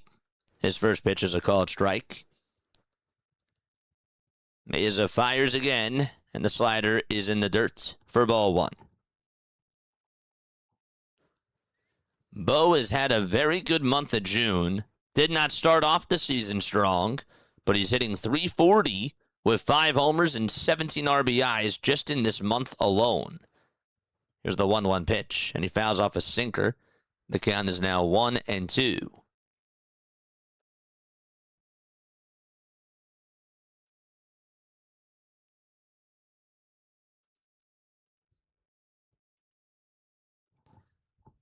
This year, as a total, he's hitting .254 with 10 home runs and 45 RBIs. Next pitch, and that's taken down for ball 2. Allen is warming up in the bullpen right now for the Philadelphia Phillies. 2-2 is the count. Bottom of the first, 1 away. Benj leads off over at first. And Mesa's 2-2 pitch, and that is just outside for ball 3. It was a splitter. And it missed by a whisker.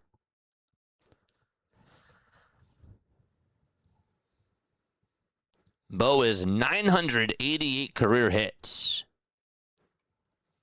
And 3,406 career at-bats. The toss back over to first, and the throw is not in time. Phillies are 4 games behind the Atlanta Braves in the NL East. If they win and if the Braves lose, then they're down to 3. Braves play later tonight as the 3-2 is fouled away. We'll be calling that game. Braves play the Giants at 9:05. Make sure that you guys join us for that. A big payoff pitch coming up here to Bo Bichette. Mesa gets the signs. The 3-2 pitch, another foul ball. Got a sinker down the middle. Actually got a pretty good cut there. Got a good chat today. Let's go. Hit that thumbs up button and subscribe to the channel as well.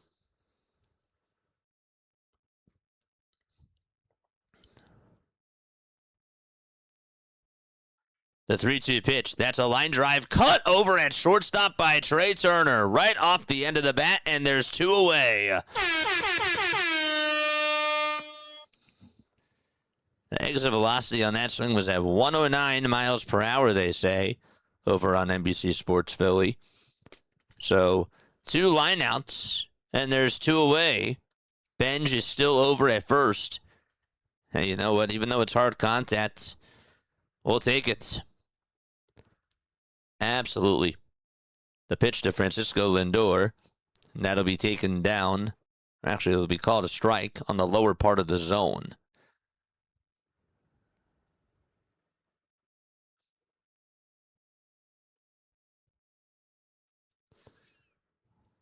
The 0-1 pitch. Chopper hit over to third. Picked up by Sosa as he runs to it and then throws it over to first, and the inning is over.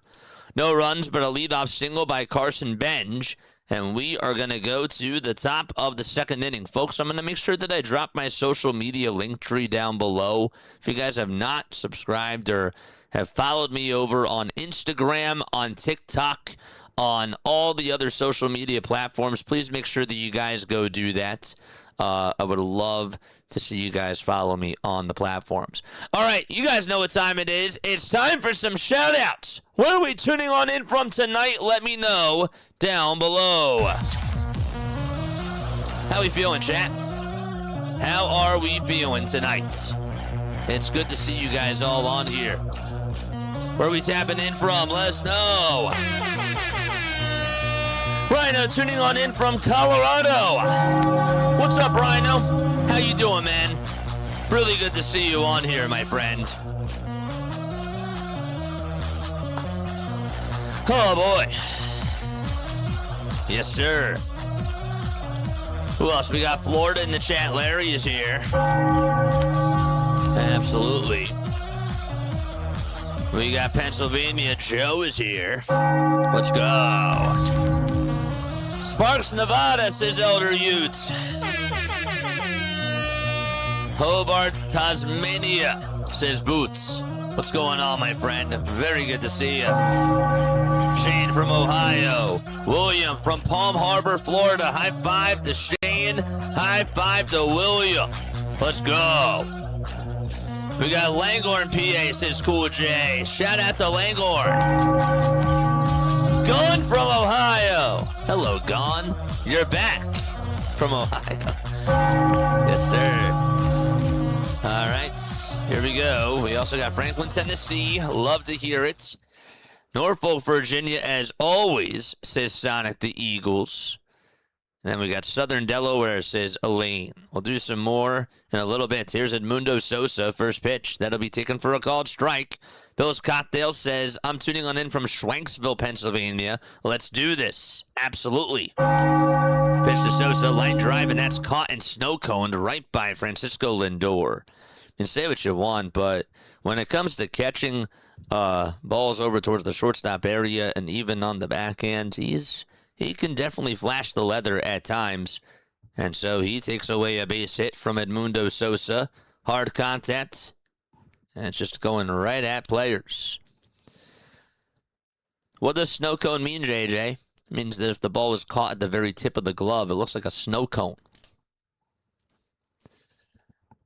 So a player caught it at the end, at the very tippy top of the glove. Not an easy catch. The pitch. That's going to be taken for a ball to Gabriel Rincones Jr. Here's the 1-0. Checks when did he go. They say, yes, he did. Wow. It was a high fastball. Christian Scott with 20 pitches. The count is 1-1. The pitch on the way. And that's a fastball that's taken right down the hatch for strike 2.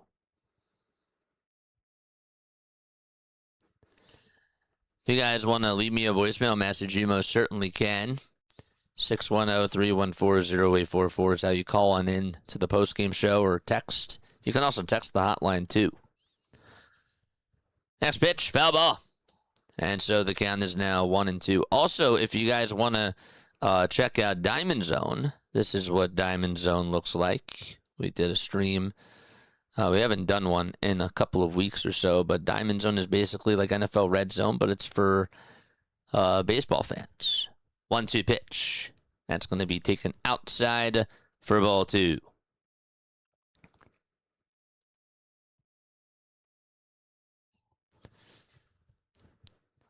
Scott gets set at the NYC letters in the 2-2 pitch. Swung on and missed. Rincones was late on the fastball down the middle, 98 miles per hour. And Christian gets his 3rd strikeout, victim of the day. He struck out Turner, he struck out Harper, and now he gets to add Gabriel Rincones Jr. on his list. And with 2 up and 2 down, Justin Crawford will be the next guy to come on up. And he will take a cutter inside for ball 1.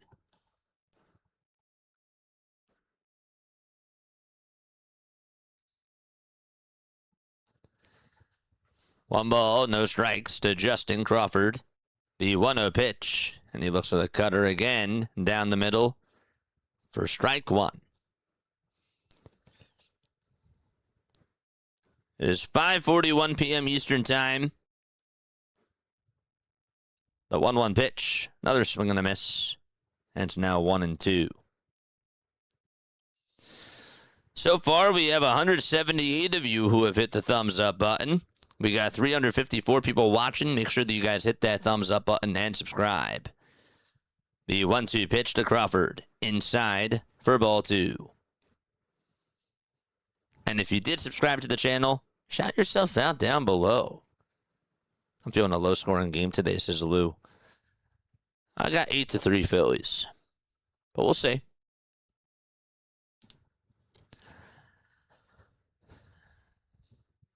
Two balls and 2 strikes to Justin Crawford. Scott kicks and deals. And Crawford holds his horses as the pitch was in the dirt for ball 3.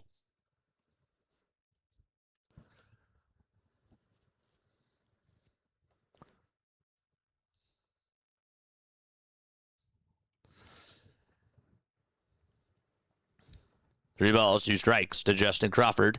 The 3-2 pitch, chopped towards the second baseman, and the throw over to first. Sidearm throw is in plenty of time, and the inning is over. So a 1-2-3 inning for Christian Scott. A good play over at second base, too, by Brett Beatty. We're going to go to the bottom of the second, out in Queens. Stephen Himes, thank you so much for the sub over on YouTube. I appreciate it. Steven says, I got Nerfy with the hits. I need Phillies plus 1.5 and Harper 2+ total bases. Well, good luck to you, my friend. It's really good to see you on here. Again, folks, I just want to make sure that I mention that we cover the Philadelphia Phillies, of course, first and foremost, but we also do other Major League Baseball games, too. So if you guys are interested, we got the Braves game on later tonight. We'll be calling that game. That'll be on another stream. The Braves play against the Giants at 9:05. So, and again, we'll see if the Phillies can inch their way closer to the NL East top spots.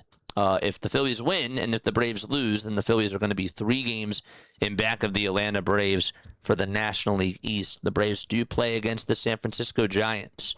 Also, just another friendly reminder that if you guys really love baseball, if you are baseball fanatics, if you play fantasy baseball, or if you're just really into baseball, period, make sure that you guys go check out Diamond Zone. We'll have another stream of Diamond Zone next week. Diamond Zone is basically like NFL Red Zone, but we call 7 different games at once. We do like whatever the slate of baseball is for that night. If we're doing a stream, we cover all those games, so that way you don't have to miss one pitch in every single game.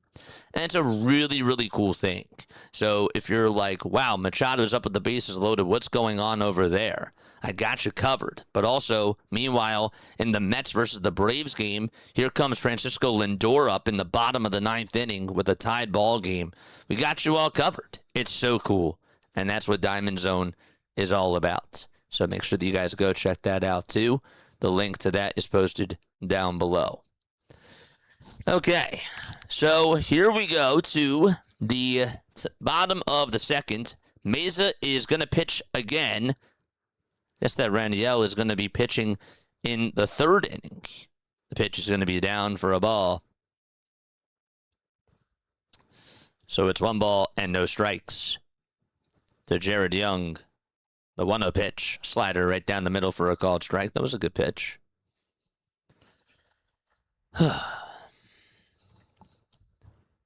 Young is hitting .242 on the season so far. And the next pitch, it'll be taken just at the knees for a called strike. Went back to the slider there.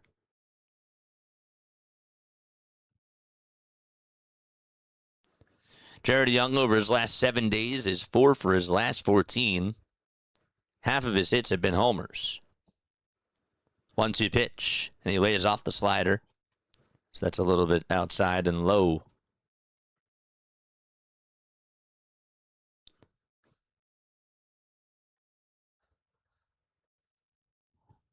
The 2-2 pitch from Mesa. That'll be down in the dirt for ball 3. Mets fans are so delusional. I love watching Frank the Tank freak out. Would be awesome to get him on the broadcast as boot. What you're saying on here? 3-2 pitch. That's a called strike 3 on the outside corner. Painted on the plaque for out number 1. Nice sinker. And Mattingly is going to make a move, and that is going to do it for Tim Mesa. So they are going to go by the analytics game. They got Young, the strikeout looking, and Vientos is going to come on up, and we got a pitching change.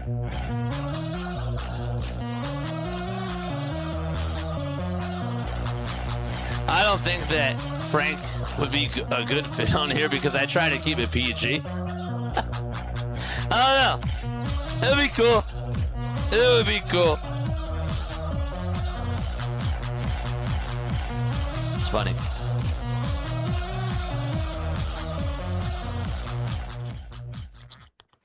All right, so we got a pitching change here out in Queens. JJ, meet the Mets, greet the Mets, and step right up and beat the Mets. BW, what's going on, my friend? Good to see you on here, folks. Make sure that you guys go subscribe to Orioles Birdwatcher. He's going to be on for tonight's Orioles versus Nationals game. Nationals have really been struggling, and, well, the Phillies, obviously, we all know what happened against the Nationals. But the Orioles have sort of added on to the mix and have been beating Washington as well. Tonight, it'll be Foster Griffin versus Brandon Young. That should be a very intriguing pitching matchup. So, go check out BW for the Baltimore Orioles games. And make sure that you guys go subscribe to his channel because he does an awesome job. Alan is going to pitch now here in the bottom of the second inning. Alan Rangel. And so 2 games for him, a 2.25 ERA. He did face Washington in the last series, and he is going to try to pick up right where he left off. Did really good. Ate up some innings for the Philadelphia Phillies. We'll see if he can sort of replicate that. So Mesa goes 1 in the third, doesn't allow a run, ends up striking out just 1. The only thing that he gave up was the leadoff single.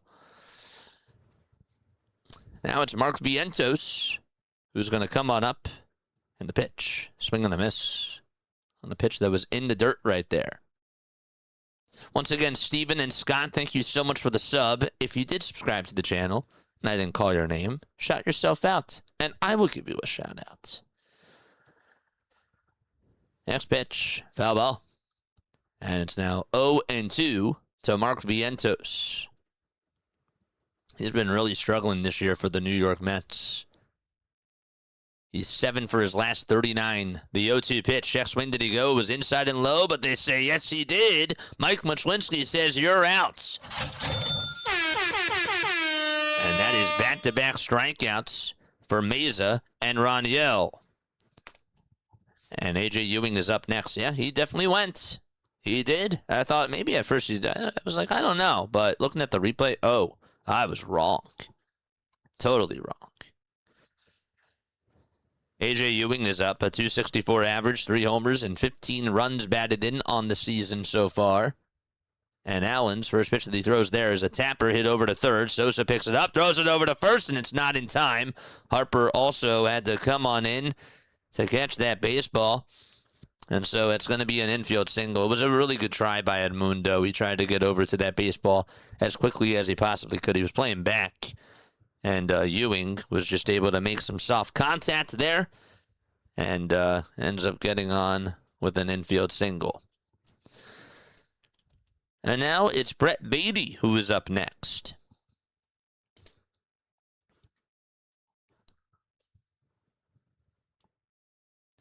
Beatty, another left-handed hitter, on the very first pitch, is going to fly one foul and out of play.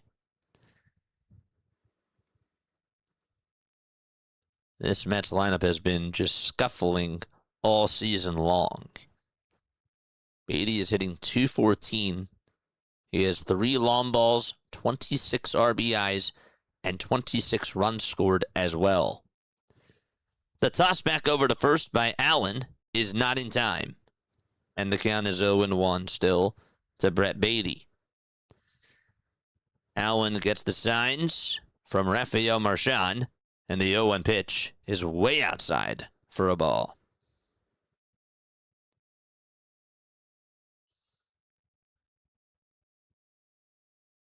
Allen signed with the Braves as an international free agent in 2014 and made his MLB debut last year with the Philadelphia Phillies. The 1-1 pitch, and that's going to be foul-tipped. The four-seamer was a good pitch, and Beatty just got a piece of it.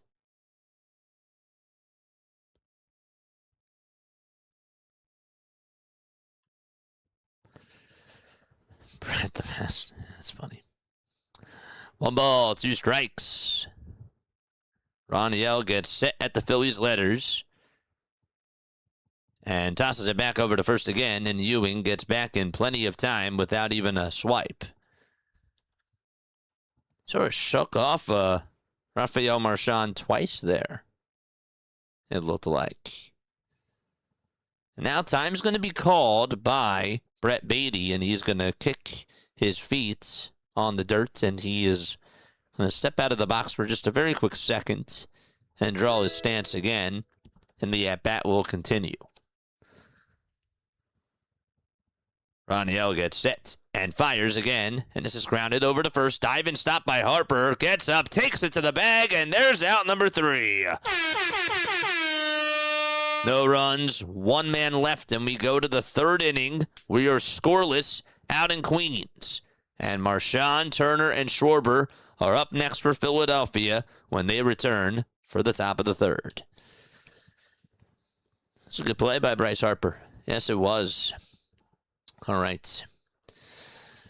Good stuff. All right, chat. Never did our toast for today. Let's make sure that we do that now. All right. Last night, you didn't get a lot of offense. So far in this game, not a lot of offense, nothing, really. But guess what? Get the wins. Doesn't matter how. Grab those wins. Catch up to the Braves. Increase your lead in the wild card standings against the Cardinals and all the other teams that are trying to chase on after you. And just continue to get W's in the scorebook. Let's go! Cheers! L'chaim.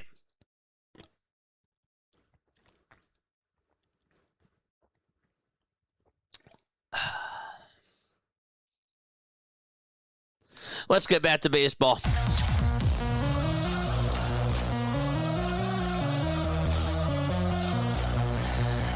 By the way, folks, every Wednesday we do P.O. Box openings. If you guys want to send me a letter, if you want to send me apparel or anything over to the P.O. Box, I'm going to post all that info down below in the live chats. If you can't look at it, though, it is Play-by-Play with JJ, P.O. Box 6 in Gibbsboro, New Jersey, and the zip code is 08026. That's coming right now. There it is.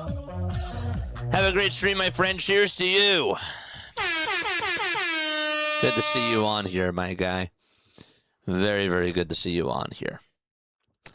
All right, so here we go. We are in the top of the third inning. Marchand, Turner, and Schwarber are going to come on up to the plate.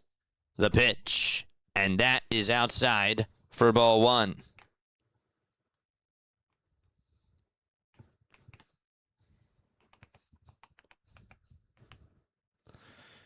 Here's the 1-0 pitch to Rafael Marchand, and that is going to be fouled back over towards the screen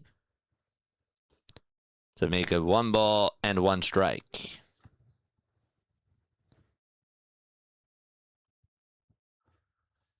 Here's the 1-1 pitch, high for ball 2.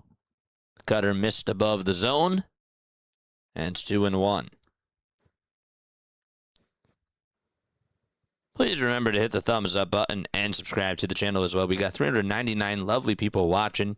We are just 2 likes away from the 200 marker. Next pitch, and now it's 2 balls and 2 strikes. Once again, Jack, thank you for the $5 and the $2 super chats. Appreciate you. Let's go. We're at 200. Awesome. 2 balls, 2 strikes to Rafael Marchand. And here's the windup and the pitch. That's up high for ball 3.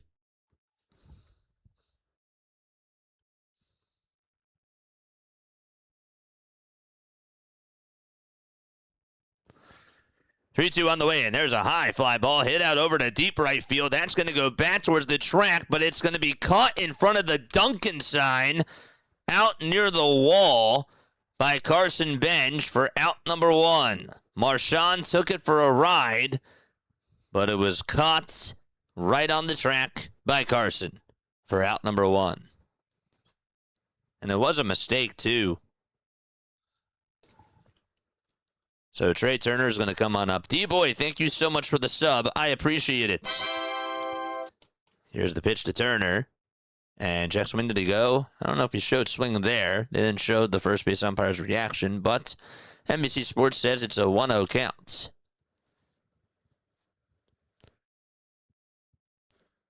Phillies have the second best winning percentage in the month of June. They're 16-7. The Marlins are 17-5. 1-0 pitch inside for ball 2.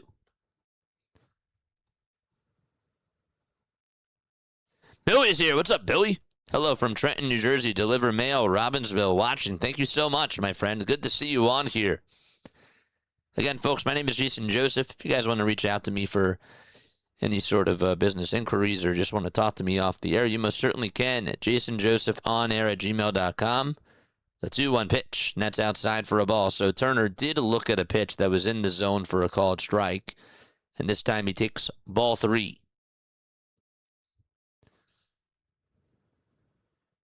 I will drop the email down below. 3-1 pitch, and that is going to be fouled back towards the screen. Here is my email. Again, Streamlabs is not working today on YouTube. It's working over on Twitch, though. 3-2 pitch. Here it comes. And that misses down and outside for ball 4. And Turner gets on for the first time tonight, and he'll be over at first base.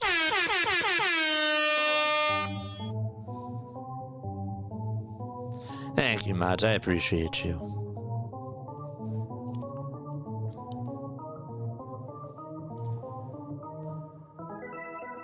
George! Here comes Kyle Schwarber to the plate right now. And Schwarber on the very first pitch looks at a strike at 97 miles per hour thrown by Christian Scott to make the count 0-1.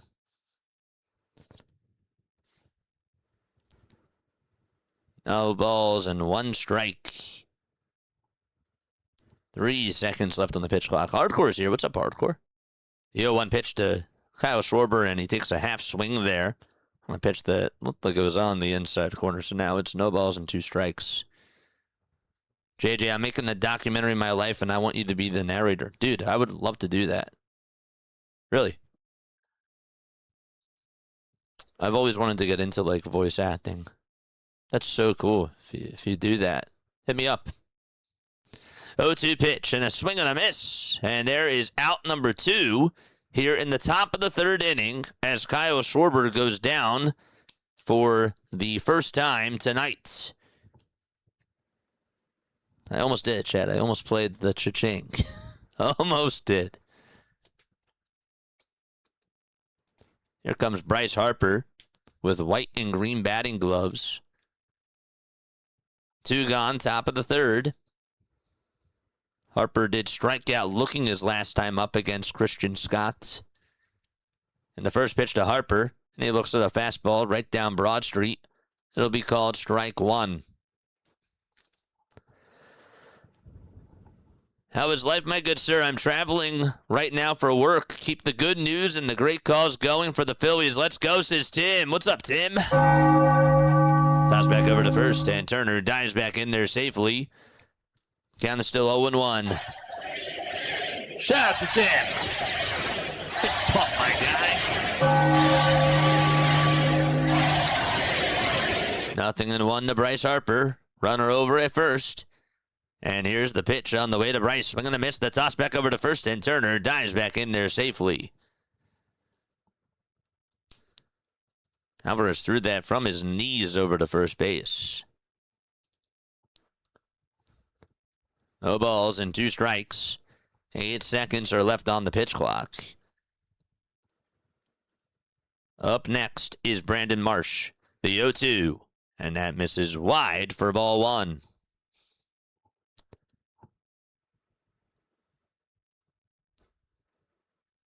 Be really awesome to see Bryce get on here. Wonder if Scott's going to go middle or down, what he's going to do here. The 1-2 pitch. Inside and low for ball 2. Thank you, Philly Birds. I appreciate that. I like my voice. There's a lot of people that really don't like their voice. 2-2 pitch. And that is up high and away for ball 3. You're the best at commenting on YouTube by far. T-Mac and Fransky got a bit on you, though. I mean, hey, I can't compare myself to anybody. You know, I'm JJ. I'm not Tom McCarthy. I'm not Harry Callis. I'm not Scott Fransky. I'm JJ. That's cool with me. You know? 3-2 pitch. And that's a foul ball. Also, like, doing it here, it's a little bit different. Like, not to like say that you know that they don't do a great job, because of course they do. But I'm also like, you have to think about this too. Like, I'm doing this from my house. I'm not at the stadium. I'm not like going to batting practice. I'm not, you know, like I'm just doing this from my house. I'm watching whatever is on the TV. You know.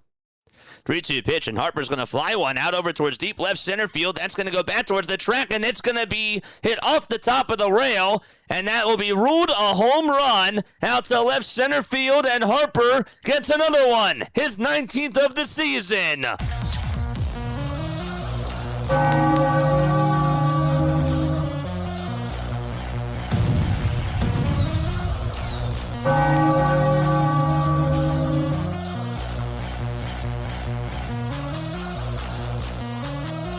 Bye-bye, baseball.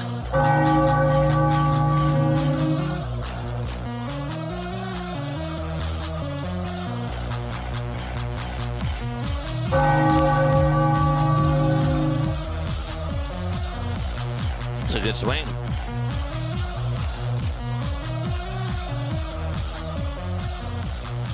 Here's the pitch, and that's a cutter right down the middle for a called strike.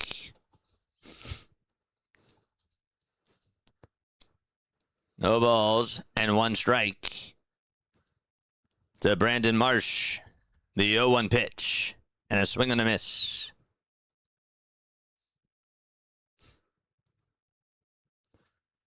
Dodgers are the best record in MLB. Quite the burn, dude. No balls, 2 strikes to Brandon Marsh. And the 0-2 pitch. And that is outside for a ball. So it's now 1 ball and 2 strikes. Let's go, baby. Charge! The 1-2 delivery, swing and a miss. An excellent sweeper thrown to Brandon Marsh, and he ended up showing chase there. But the inning is done. The damage is also done as Bryce Harper hits number 19 of the season. A 2-run shot out over to left center field. And we go to the bottom of the third inning. 2-0 Philadelphia. Good stuff. Cheers, everybody. We are now 25 more subscribers from getting to 11,200. Let's go.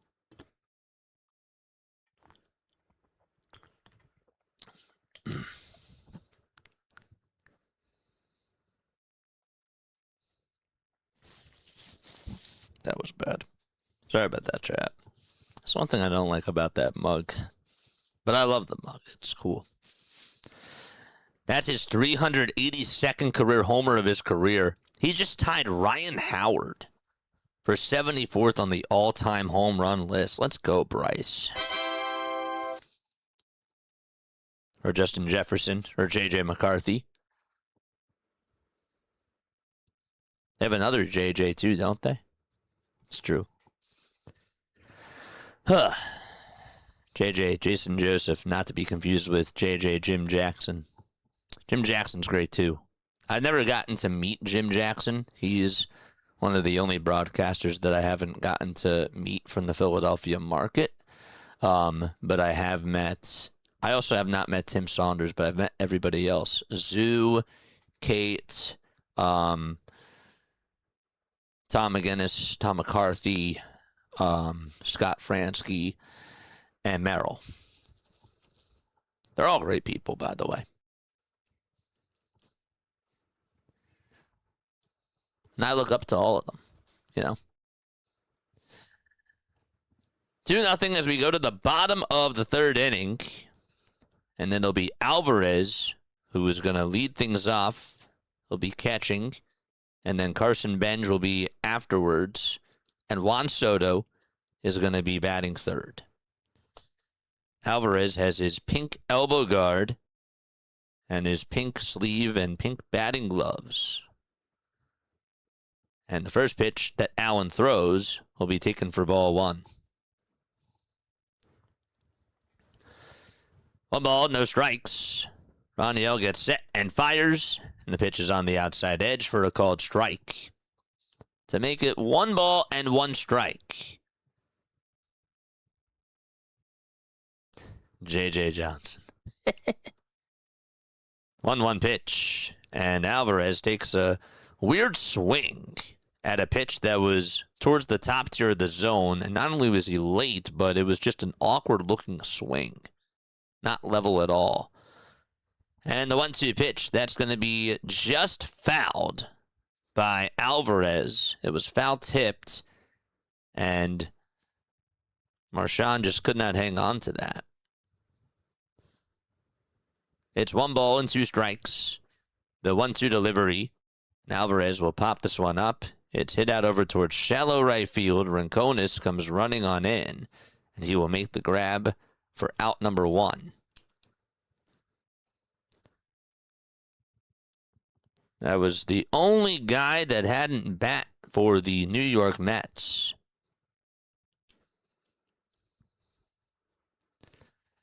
And here comes Carson Benj once again, the 23-year-old from Oklahoma City. Bats lefty, of course, throws righty. And he will stare at a curveball that catches the outside corner for a called strike. Really like how he's mixing in the curveball, Allen. I mean, he's painting those edges. He looks like he's very calm, cool, and collected out there. 0-1 pitch, and the changeup that he throws is fouled back towards the left side and out of play.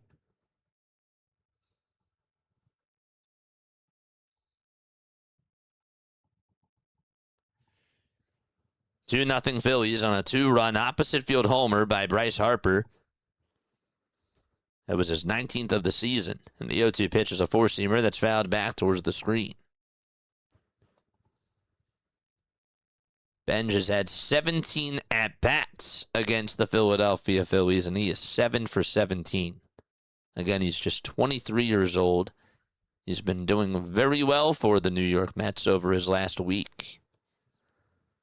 Rangel gets set and deals, and the 0-2 is going to be flied out over towards shallow right field. Who's going to get it? Crawford calls off Rincones, and he will make the catch in the alleyway.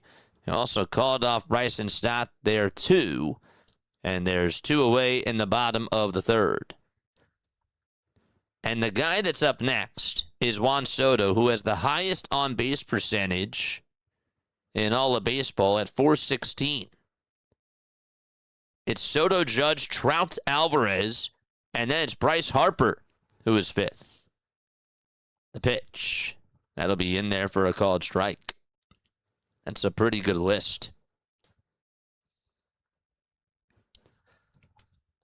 Soto did line out in the 1st, out over towards left center field. It was a good catch by Justin Crawford. The ball's 1 strike, and the 0-1 is a slider that is way inside for ball 1. Soto has white batting gloves on with orange in between his fingers and blue as well. The 1-1 pitch, and that is in the dirt for ball 2.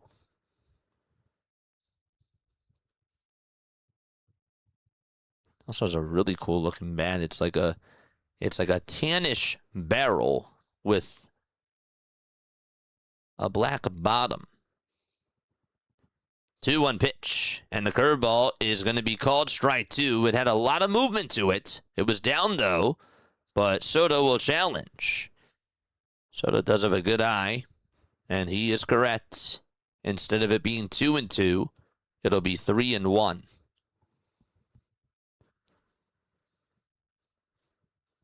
JJ Bleday, are we just naming like all of these JJ names? The 3-1 pitch, and the changeup misses down for ball 4, and Soto does get on with a 2-out walk.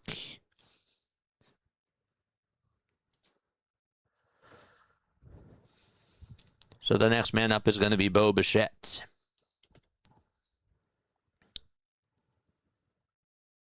Bo did also line out in this first at-bat. His average is at .253 right now.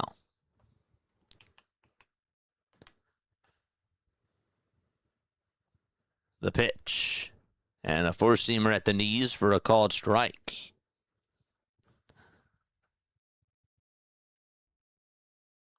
I remember when Bo got the call up to the Blue Jays, and I was really excited about his debut. Next pitch. Now it's 1-1 strike. Made his major league debut on July 29th of 2019 for the Blue Jays. 1-1 strike. The 1-1 pitch. And that is at the knees for strike 2. Blue Jays ended up winning that game 7-3 out in Kansas City, and he went 1 for 4.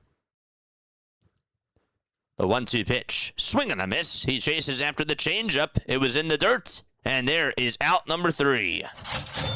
And so Bo is down on strikes. He's now 0 for 2.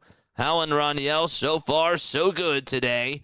We will go to the top of the 4th inning, 2-0 Philadelphia. Allen has gone an inning and 2/3. He has allowed just 1 hit, 1 walk, and has struck out 2. Tim Meza did get the start today. He opened up the first inning and a third, and he only gave up 1 hit and struck out a batter as well. That was Jared Young to start off at the top of the 2nd, the bottom of the 2nd. All right, folks, it is now time for On This Day in Phillies History. Today, my friends, is June 27th. It is June 27th. On this day, in 1941 in Phillies history, the Phillies were actually visiting New York to participate in the first Ladies' Night game. They ended up losing by a final score to the hosts, 7-4.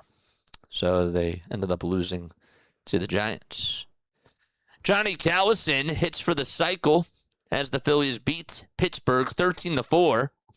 In the same game, Tony Gonzalez, who was out in center field, made an error in the 7th inning, ending a major league record streak of 205 errorless games by an outfielder.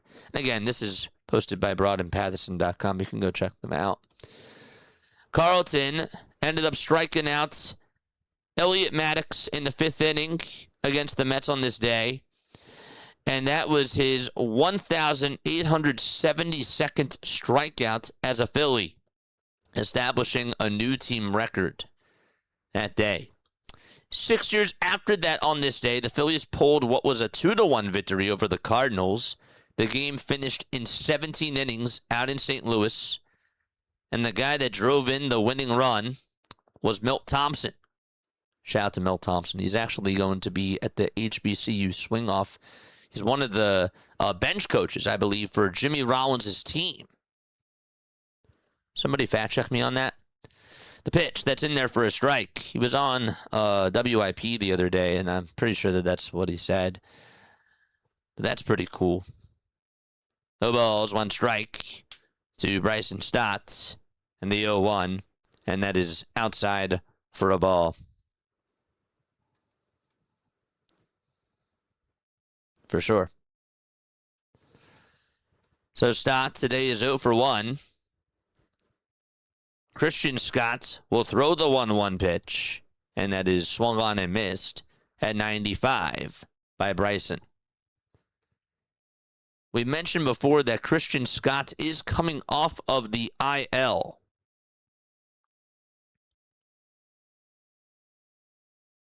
This is his first outing since June 11th. Didn't even need a rehab start. 1-2 pitch, and Stott is going to top that slider foul.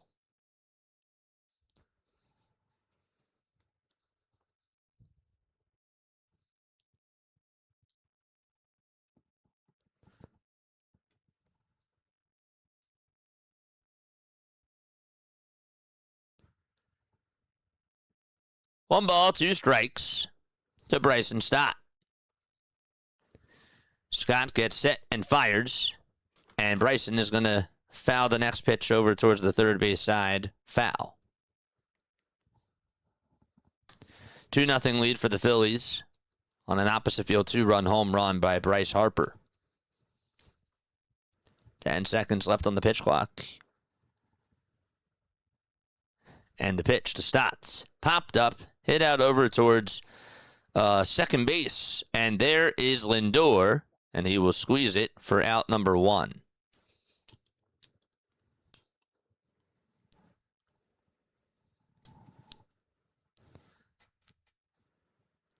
Phillies are going to have fireworks shows on Tuesday, Wednesday after the games. That's pretty cool. Tuesday and Wednesday. 1 out, top of the 4th. And the pitch to Edmundo Sosa. That'll be called a strike. I've always wondered, like, you know, if there's like an hour game or something like that, which obviously there probably wouldn't be, but that would suck. The pitch, that's going to be grounded over to second, and the throw over to first is in plenty of time. Good play there by Brett Beatty. He was over towards the right side of second base. He just waited for it on the ground and just threw it over to first. So there's out number 2. Will we see Gage Wood by August? Probably not. Probably not. I don't think he's going to be up until a couple of years. But I could be wrong. I absolutely could be wrong. The pitch. This is going to be challenged by Rincones. Looked a little bit high. He's very confident about that. It was called a strike. It was a fastball. And Rincones is correct. So the count is therefore 1-0. Things I learned from last game that I went to. Alapome stinks and Wheeler is the GOAT. That's cool. The 1-0 pitch on the way. Swing and a miss. The count is now 1-1. So laid that type of a night, chat. It's one of those summer nights that's just, you know, cool. 1-1 pitch, swing and a miss. The sweeper was at 83 miles per hour. Don't forget to like and don't forget to subscribe to the channel as well.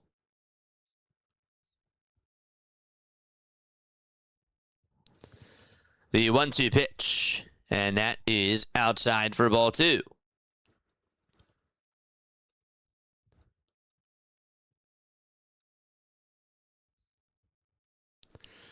There's my email down below. If you guys want to email me to reach out to me off the air, if you want for any sort of business or sponsorship inquiries, you're more than welcome to reach out to me for that as well.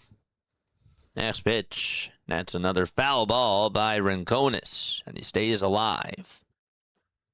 2 balls, 2 strikes. Scott's not wasting any time. Gets set and deals, and Rincones will pop this one up out over towards shallow left field. Soto comes jogging on in, stops on a dime, waits for it, and makes the grab for out number 3. We're going to go to the bottom of the 4th inning. It's still a 2-0 Phillies lead. Lindor, Young, and Vientos are going to come on up. We'll be right back in just a few moments. Don't go anywhere.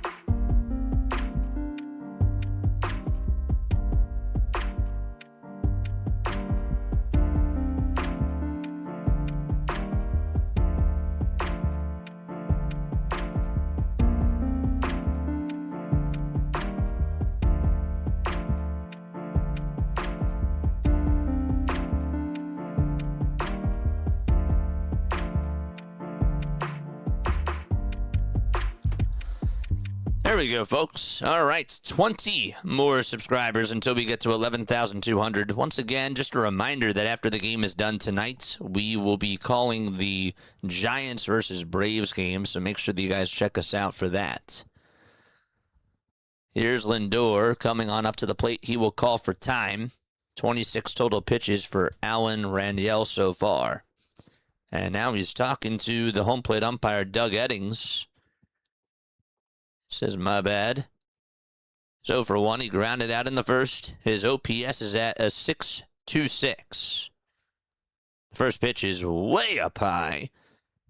And Lindor tried to dodge and duck, I should say. So the count is 1-0.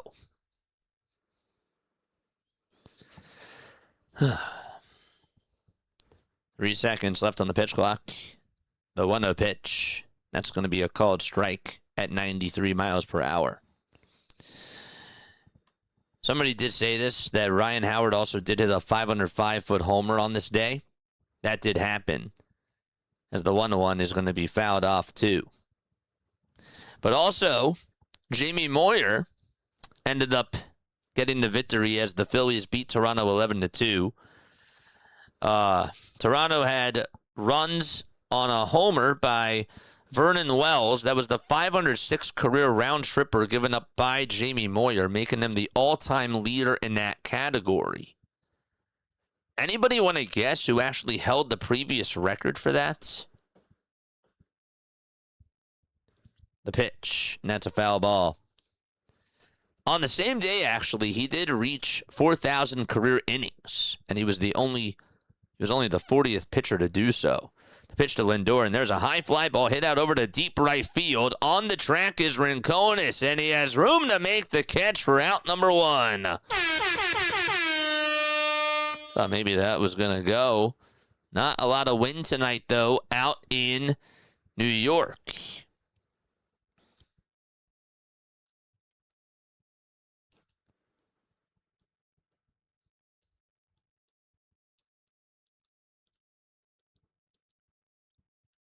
1 out, bottom of the 4th. The pitch. That's up high for a ball. No one wants to guess? Nobody? Okay. That's cool. 1-0 pitch. And that is inside for ball 2.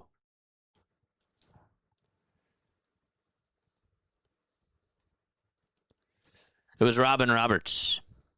That's who it was. 2-0 pitch. This is going to be flied out over towards left field. Marsh backs up over towards the track, and he has plenty of room to make the grab for out number 2.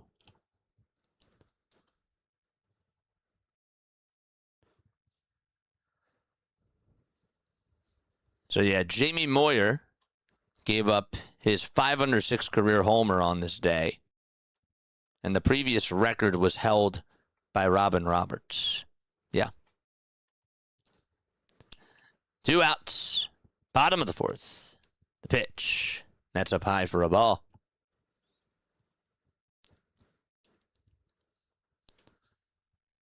Two nothing Philadelphia. Vientos in the batter's box with his purple batting gloves. And the 1-0 pitch. Swing and a miss. That changeup was in the dirt.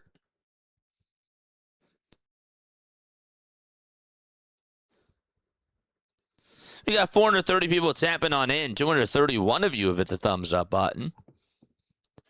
The 1-1 delivery in the changeup is swung on and missed for strike 2.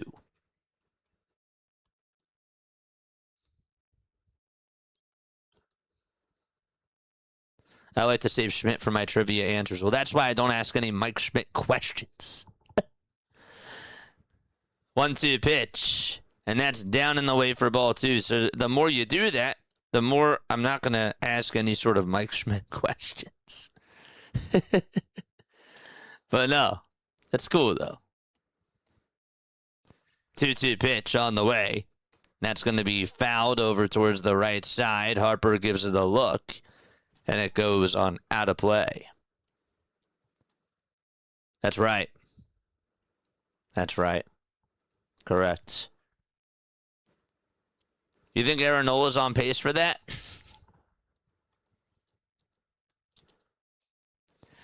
2 balls, 2 strikes. The 2-2 pitch. Tapper hit over to shortstop, and Turner shuffles his feet, grabs it, throws it over to first, and the inning is done. And we're going to go to the 5th inning. 2-0 still. That's the score. Crawford, Marchand, and Turner are going to come on up to the plate. Okay. Vientos ends the inning. We're going to go to the 5th. Ugh, I put my scorecard in the wrong inning, chat. That's too bad. That is too bad. Or 100 a year for 5 years.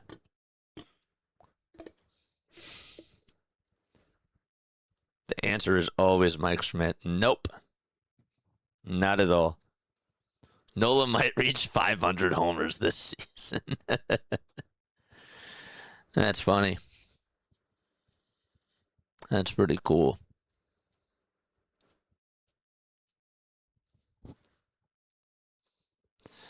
It is a laid-back day. It's good. We kind of needed this, especially for the vocal cords, too.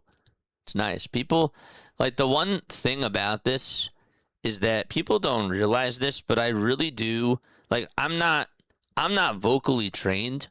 I'm very blessed, of course, and I noticed that, even with a theater background and just public speaking and performing, I'm good at that. But people do ask me, like, why don't you do, like, Flyers and Sixers? If I really did that, like, almost every other day, my voice, it would be so bad for my voice. It really would.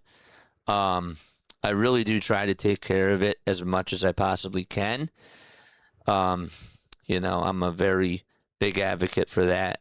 And if I do, like, all those hockey and, like, all those fast-paced games, that's definitely not going to be good for my vocal cords. You know? The pitch. There's a swing and a miss. That's to Justin Crawford. The count is 0-1.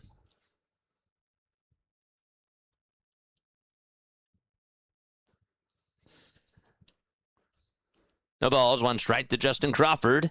There's a fastball that's swung on and missed by Crawford, and he's tardy.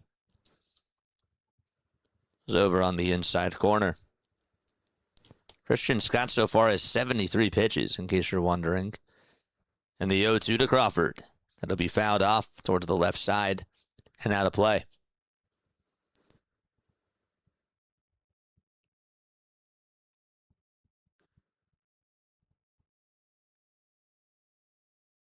Today is Jeff Conine's birthday.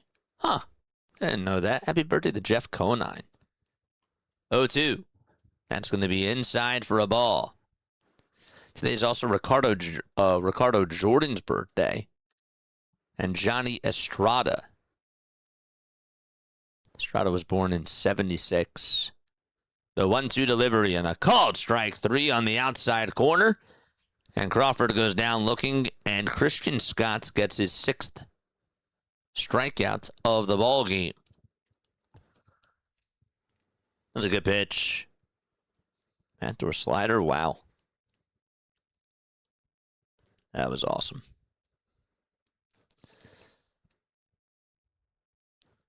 And now it's Rafael Marchand, who took one for a ride his last time up, but it just died on the warning track.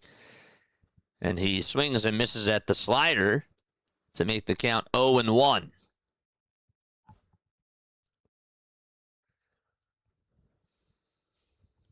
I know McCarthy does Dolphins games, I believe, but that's once a week outside of baseball season. The 0-1, swing and a miss, or swing and a foul ball. He also is on CBS, and he's on Westwood 1. He does basketball, too. He does college basketball. So he does March Madness.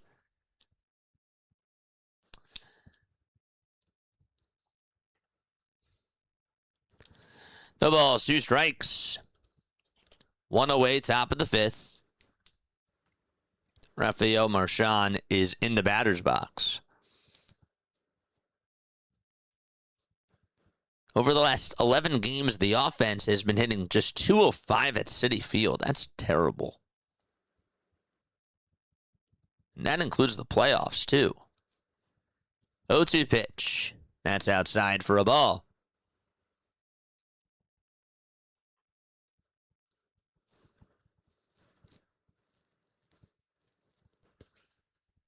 This is going to be challenged by the Mets.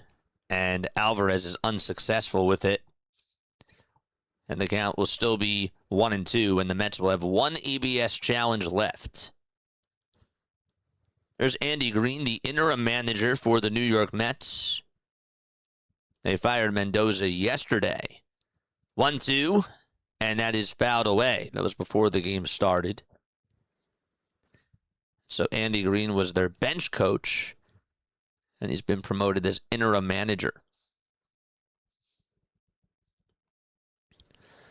1 ball, 2 strikes. Marchand in the box. And the 1-2 is a fastball that is above and outside for ball 2.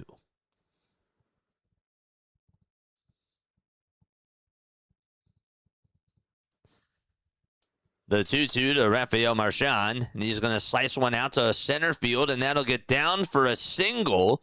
It takes 1 hop right in front of A.J. Ewing, and Rafael Marchand having a pretty good day at the plate.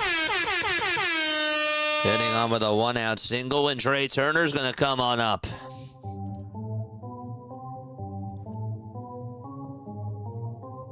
Keep smashing that like button, baby. Time to get some runs. Charge! But first, we have a pitching change. All right, Chad, drop those Phillies emotes. Time to wake up, baby.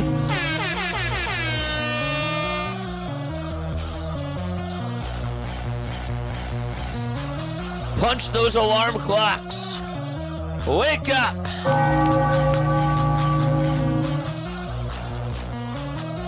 Harper did have a 2-run home run, but other than that, it's been crickets for the Phillies offense.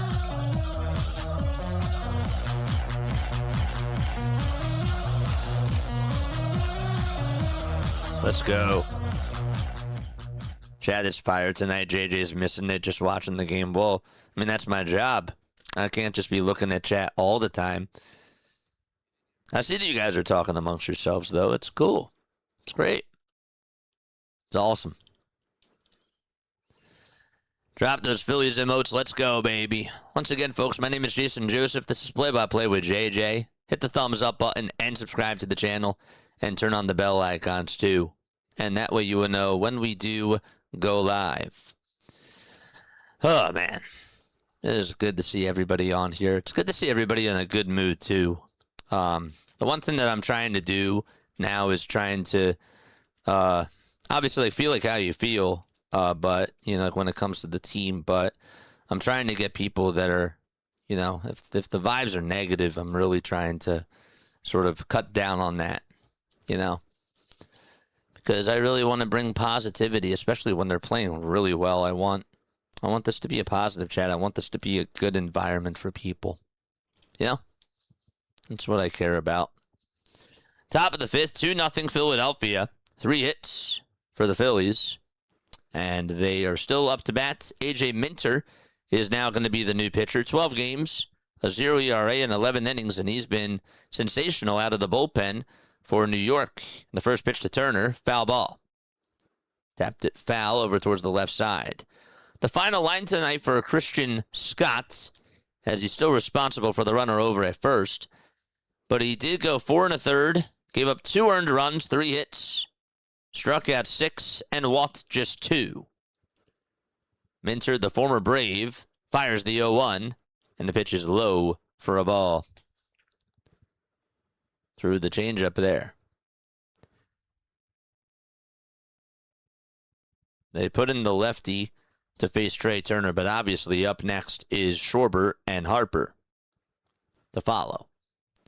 1-1 pitch, and Turner's going to fly one out over towards left field. It'll slice foul and go about 5 rows, maybe even further back behind the tarp and out of play.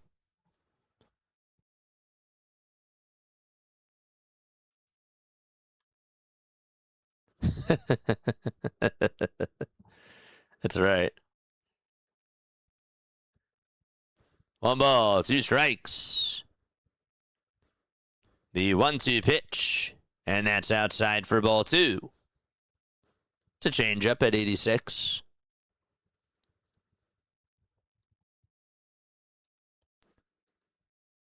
Crawford struck out looking. Marchand singled, and the toss back over to first is not in time, and Trey Turner is up. I caught myself there. I was so happy I did that. I was going to say that Trey Turner in his career against AJ Minter is 4 for 20. 2 balls, 2 strikes. The 2-2 pitch. And that is going to be fouled over towards the first base side and out of play.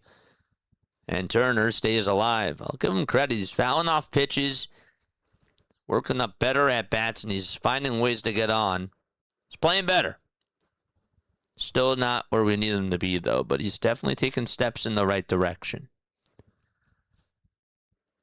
The 2-2 pitch to Turner. Down again for ball 3. The changeup was in the dirt, and the count is now full at 3-2.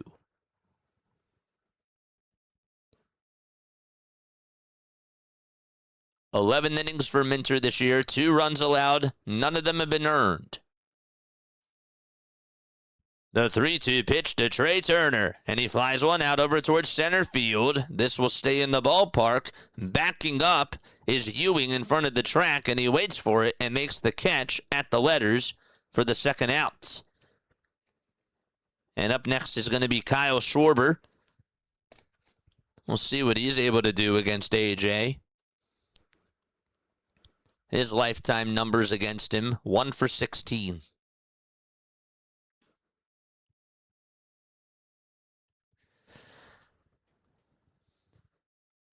Two outs, top of the 5th.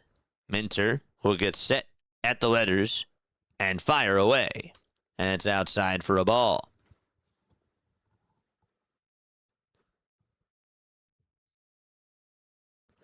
Let's go. Hit that thumbs up button, baby. One ball, no strikes to Kyle Schwarber. And the 1-0 on the way. Low for ball 2. The cutter was at 88 miles per hour. Schwarber obviously leads all of baseball in homers. The guys behind him are Buxton and Alvarez with both 25. And then Hunter Goodman and Ben Rice have 22. Here's the 2-0 to Kyle. And he gets underneath this one and pops it up out over towards shallow right field. Beatty's on the outfield grass. Goes towards his left. Now goes towards his right. And he will make the grab for out number 3. And we will go to the bottom of the 5th inning. It's still a 2-0 ball game out at Citi Field. Good. All right, folks. Let's go. It's good to see everybody on here. How we feeling on a scale of 1 to 10? 1 not feeling good at all about this game. 10 feeling really good. Where are we on the number board? How dare you, JJ? I'm sorry. Not. Let's go. How we feeling about this game on the number board?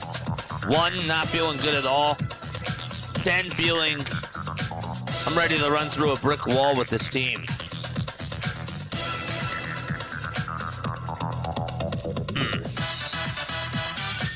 I'm going to go with a 7. I'm at a 7 with this game. Tempo says I'm at a 15, JJ. Scott's at an 8. What's up, Scott? How you doing, man? Williams also at an 8. That's cool. 7-1. This is a 9.765894, which rounds up to a 10. Let's go. David's at a 7. Mark's at a 6. Shane's at a 7.5. Sonic is somewhere between 2 numbers that are before 8. Joanne is at an 8. Spoo Hugh is here. What's up, Spoo? It's like, wait, where's he been? There he is. He's right there. What's up, Spoo? How you doing, man? Spoo says I'm at a 10. Nice. Good stuff. Love the specificity on these numbers. Joe's here. Joe, I haven't seen you on forever. I hope you're doing well, my friend. Says 10, 10, 10. Let's go, baby. I hope all is well, my friend. Diane is at a 4.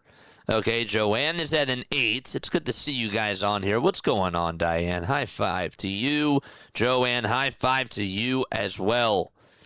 AJ Ewing is now going to be up to bat. And here's the pitch. And that is down for a ball. 2 numbers. Yes. They weren't going to fool me. Just like when Falco said, JJ, which numbers were, which Phillies, or yeah, who wore the jersey numbers? No, it wasn't. I'm sorry, what was it? The 1-0 pitch, foul ball. The count is 1-1. If you take Bryce, who was it? If you take Ryan Howard's jersey number and Trey Turner's jersey number, what do you get? And he got me there about a couple of months ago. The 1-1 pitch, and that is taken for a strike 2.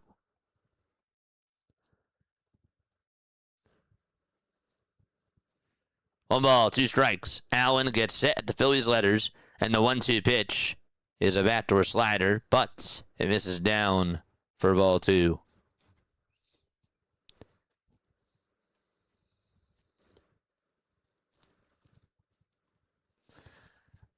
The 2-2 pitch. Swung on and missed. Excellent changeup thrown there for out number 1. Allen's changeup has been really good today. Look at that thing just dive all the way down. Marshawn called it, and he executed that very, very well. Nice. So drop a chair in the chat for Alan. That's his third. Here's the pitch. And that is fouled towards the first base side. We watch you about every night, but sometimes you stay quiet for the newbies to get some comments in. Well, you're more than welcome to comment anytime. It's always good to see you. Here's the 0-1. And the curveball is upstairs for a ball.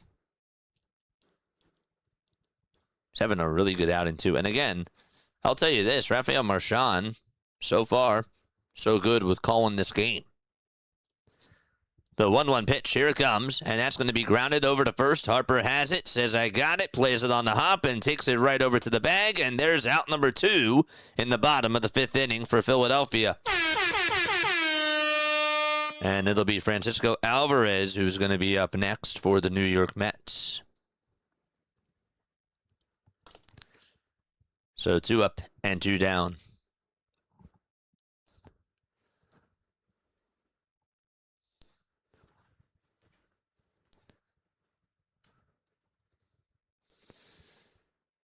Got ourselves a really nice crowd tonight.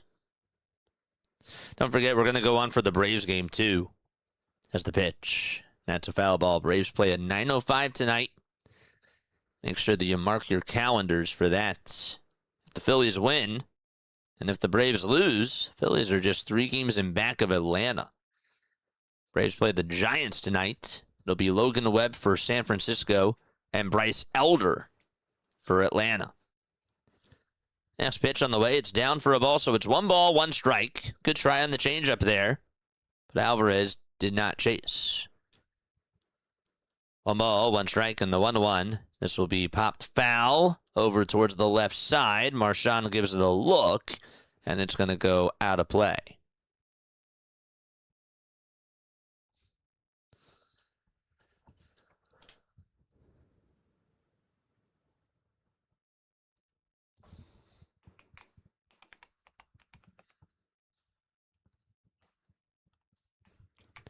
The 1-2 delivery. And the changeup is in the dirt for ball 2. Let's try this. Does this work? Is this going to work? Just on Twitch. That sucks. 2-2 pitch. This changeup is inside and low for ball 3. That's too bad. That's too bad. I hope that when we do our next stream, maybe it's a bug or something. I don't know.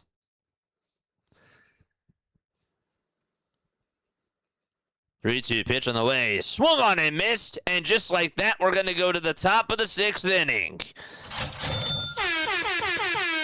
Excellent stuff for Alan Rangel. And he gets his 4th strikeout of the ball game. Drop those chairs down below. You know, I'm really crazy.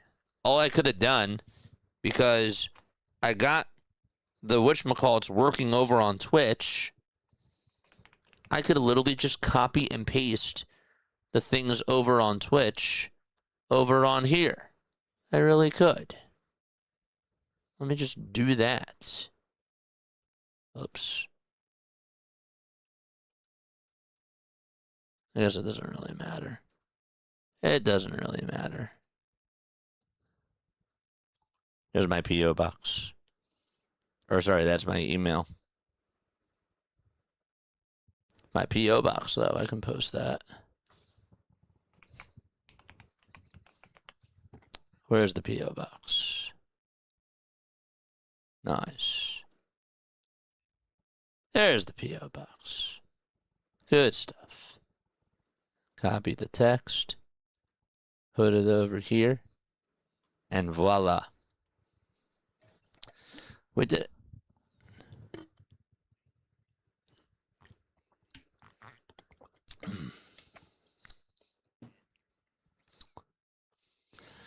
Game got started a little bit late today. Phillies were in a rain delay out in Queens. Game got started at 5:20. And now it's 6:50. It's supposed to start at 4:10.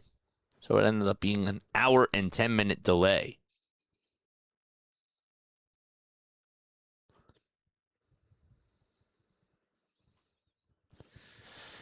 Oh, boy. All right, so Bryce Harper will lead off the top of the 6th inning. He hit a 2-run homer off of Christian Scott.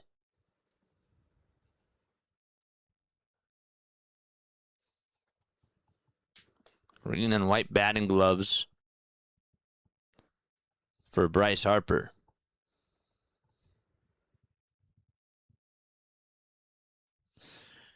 The pitch on the way, swing and a miss.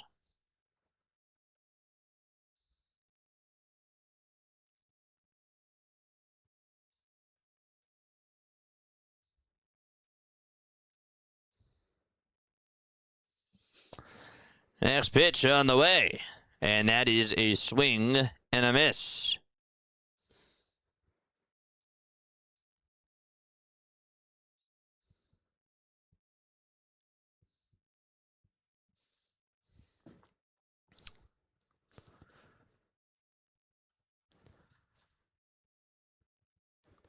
No balls and 2 strikes to Bryce Harper. The pitch on the way, and that is outside and low for a ball.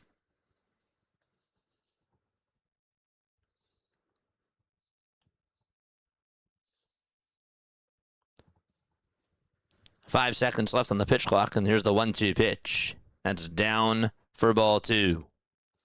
To make it now 2-2 to Harper. A.J. Minter is still pitching. He has 14 pitches. 2 balls and 2 strikes. There's 5 seconds left on the pitch clock. Minter comes set above the NYC letters, and the 2-2 is a cutter that is fouled or flied out over towards shallow center field, and on the run and not being able to make the catch is the center fielder. Harper's going to go to second. What was he doing there? And the throw to second is in time. First and foremost, Lindor and also A.J. Ewing were going out to shallow center field. Lindor slipped, and Ewing just was not able to make the catch, and Harper just thought that he was going to be able to go over to second base with ease, and he was out by a mile. I mean, Lindor got back to that baseball, and you could probably park a truck right by where right on the bag, and Bryce Harper could just get stopped by that truck before he even went over to second base. That's how far the distance was as the time that it was caught over at second base to tag him out. Unbelievable. So it's a single, and Harper just misplays that. And Brandon Marsh is up. First pitch, taken for a ball. Second pitch, swung on and missed. I mean, what was he doing there? That was just a headless mistake.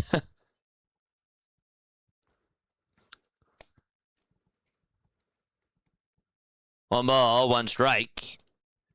And here's the pitch. And that's a foul ball. And I can understand trying to make a statement, but that was just a poor decision right there.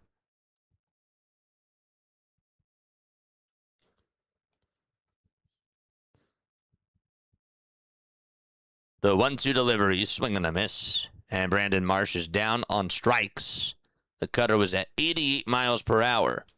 And Minter gets a strikeout.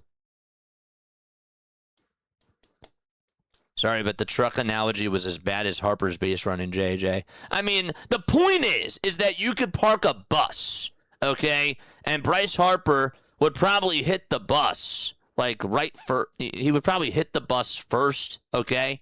And he still would have been out. Like, that's how far he was away from second base. The point is that he had a long distance to go over to second base. It was terrible.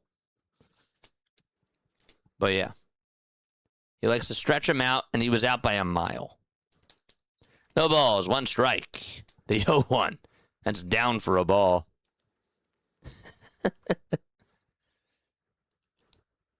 So it's 1 ball and 1 strike.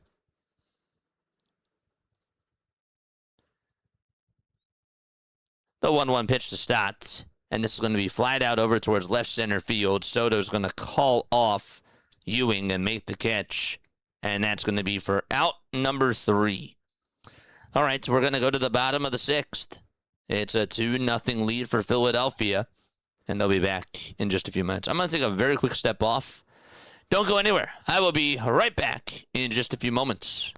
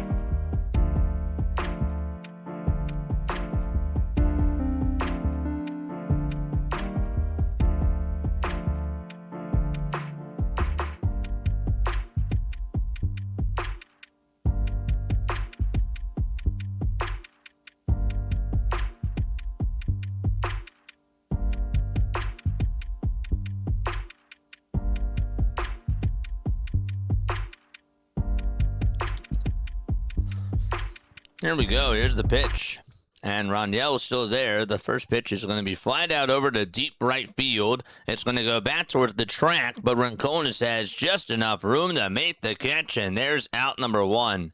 That one Phillies fan was hoping that that was going to go, but I guess also at the same time he was like, you know what? Like, I'm happy that my team ended up making the out anyways. It was hit right in front.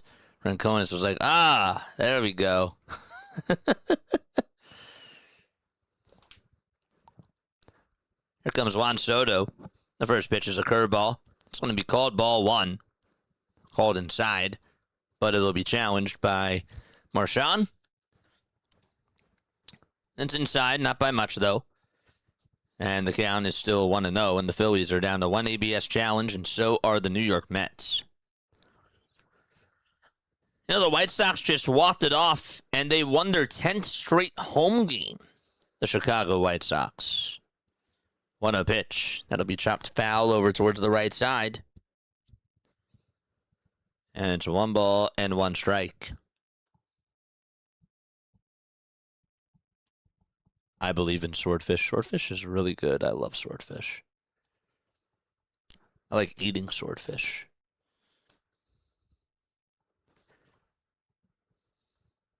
One ball, 1 strike to Juan Soto.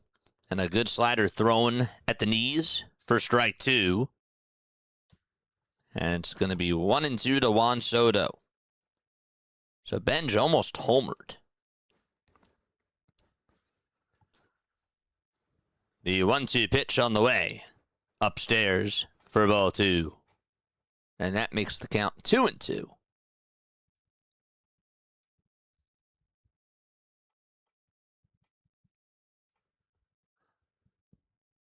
Rangel gets set, kicks, and fires. And Soto's going to slice this one out over to right field. Rincones on the run. Won't be able to make the catch. Instead, plays it on the hop. He judged it correctly. I was thinking, was he going to slide there or dive? And it's just like, yep, I'm just going to wait for this to play it on the hop. And he did. And Soto gets on with an RBI single. With a single out over to right field. Sorry.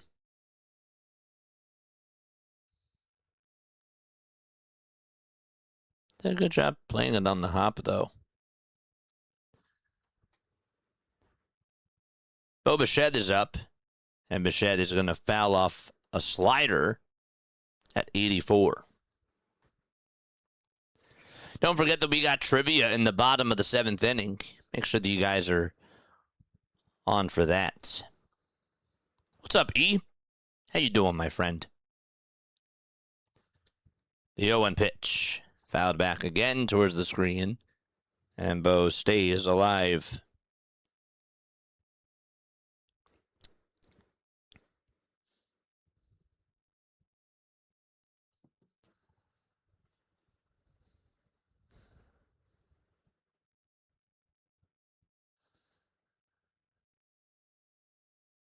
The 0-2 pitch. Fouled off. And we'll do it again. Brazoban, who gave up the RBI single to Trey Turner, is warming up in the pen. So is Tobias Myers. 0-2 pitch. And Bichette is going to slice this one out to right field off the end of the bat, and then it'll get down for a base hit. And Soto stays over at second. Sort of caught in between the bases, but he got back over to second base. And so there's one away. I was sort of surprised that he wasn't going to head on over to third there. But he's over at second. And there's back-to-back singles for the New York Mets.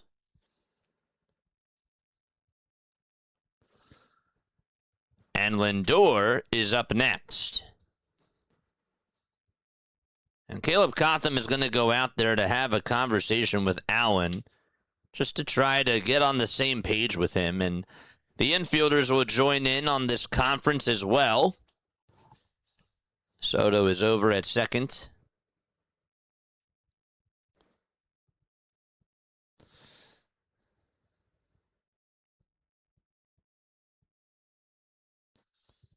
They were showing Tim Leiper having a conversation with Juan Soto over at second base. Leiper is the third base coach and also the infield coach for the New York Mets. Lindor is up to bat. The switch hitter hitting on the left side. One away, bottom of the sixth. 2 runners on. And the first pitch to Lindor. What a nice curveball at the knees on the outside corner for strike one. That was by Alan Rangel. Lindor is just hitting .188 with runners in scoring position this year. The 0-1 pitch to Lindor. Swing and a line drive base hit down the first base line, and that's going to go all the way towards the corner. This should tie the game. Soto's going to come home. Bichette's going to be waved home. And heading on over to third is Francisco Lindor on a 2-run triple. And the Mets tie it up 2-2. That was hit very sharply down the first base line. It looked like that Francisco Lindor got a hanger out over the middle. And it was a fastball that was at the knees on the inside. It was really over towards the center of the plate. But he kept it fair. And it just went underneath the glove of Bryce. 1 out, bottom of the sixth. And here's the pitch. And that's down for a ball. So we're tied at 2 apiece. And Rincones, as he played it, as it bounced off the bottom of the wall, it got by him just another half second. And that really did make a difference because I think that Lindor would have still held up over at second if it didn't just kick by him, even though it wasn't too far away from Rincones. Still gave him a little bit of extra time to head over to third. 2-0 is the count to Jared Young as he takes the next pitch outside. So it's 2 balls, no strikes now. And now the 2-0 pitch is a curveball, and that didn't come back into the zone. It was high for ball 3. It had good movement to it, but it was high. 3 balls and no strikes to Jared Young. 3 seconds left on the pitch clock. And the 3-0 pitch, and that's going to be up high for ball 4. And that'll put runners over at the corners. Obviously can't see. Oh, but now they're going to show. Jonathan Bolin is warming up in the bullpen. P. Blazing with a $10 super chat. and a gifted sub. Thank you so much.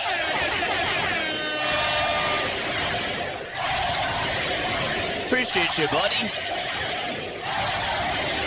Freemasonry. Congratulations on your sub. Yes, sir. And Madley's going to make a move, so that is going to do it for Alan Rangel. And Jonathan Bolin is going to come on in to face Mark Vientos. I don't mind this move. Vientos, in case you're wondering, during his career against Jonathan Bolin, he is 1 for 2 against him. But we'll see if this ends up working out. They're going with the righty on righty, of course. Regardless, though, we'll see how it goes.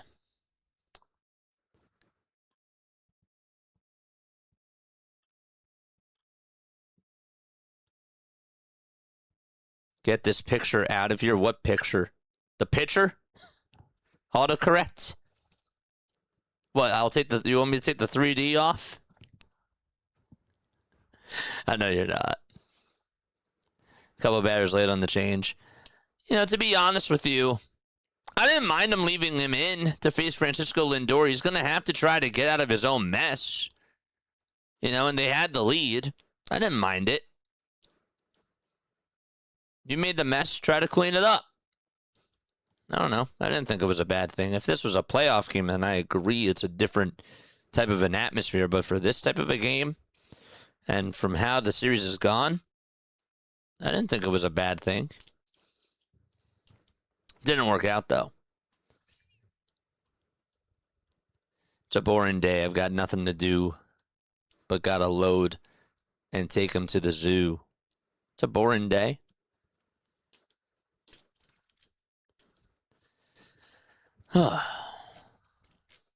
Boring days aren't a bad thing, though. It's way too close for the barn doors after the horses all ran away. Guys, Donnie Baseball, man. Donnie Baseball. I mean, it's okay. It's okay. Jonathan Bolin is going to come on into this game to pitch. Still got plenty of time to go. Vientos is going to come on up. He's 0 for 2. A strikeout and a ground out. Bolin gets set. And the pitch. And a called strike. Let's go. No balls, 1 strike. This is going to be challenged by Vientos, and it's actually a ball. Was a little bit outside. The call is going to be overturned. It's still early in the game. Absolutely it is. 1 ball, no strikes. Bolin pitching versus Vientos. Mentioned before that Vientos is 1 for 2 against Jonathan Bolin. And the 1-0 pitch, and he waves at the sweeper and misses it. It's 1 ball, 1 strike. Keep smashing that thumbs up button and keep hitting that subscribe button as well. A double play gets out of the inning. Bolin's ERA is at a 3.8, and he has 26 strikeouts. The 1-1 pitch is a sinker in the dirt for ball 2. Vientos is batting .286 this year with runners in scoring position. But over his last 7 days, Bolin has only pitched 1 inning. The 2-1 pitch, and that is low again for ball 3. The sweeper didn't get enough bite to it. Tried to go down with it, but it just didn't have as good of an arc.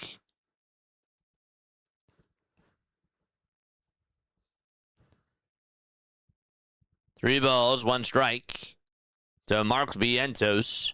The 3-1 pitch, and that misses inside for ball 4, and the bases are now loaded for the Mets. Back-to-back walks allowed by these Phillies pitchers. And A.J. Ewing will come on up. And by the way, I probably should say that Bolin really in his 2 outings before Wednesday was actually doing good. He went a third of an inning in each of those 3 outings. But he got some big outs. Here's A.J. Ewing, first pitch, ground ball, hit up the middle and through the hole for a base hit. Lindor's going to score. Right behind him, coming on in, is going to be Jared Young, and it's a 2-run single by A.J. Ewing, and it's a 4-2 ball game, and what has been a 4-run 6th inning for the New York Mets. Wasn't really even a bad pitch. It was actually just one of those plays that just took a one bouncer right in front of Jonathan Bowen. He couldn't field it right there, and it got by him, and it just went right through the hole.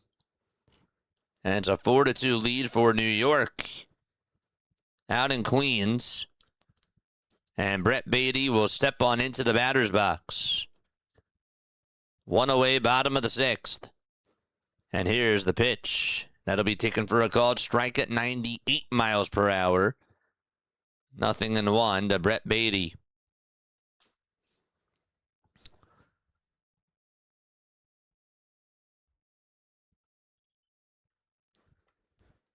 Bolin gets set, kicks, and deals. Swing and a miss. Good changeup.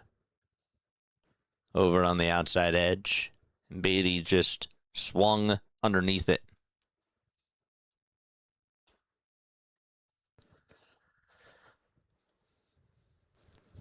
No balls, 2 strikes. 2 runners on, 1 away.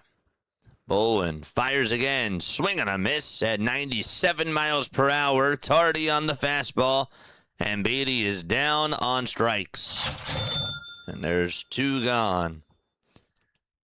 It's been a long 6th inning so far. The only guy that has not bat, that's Francisco Alvarez.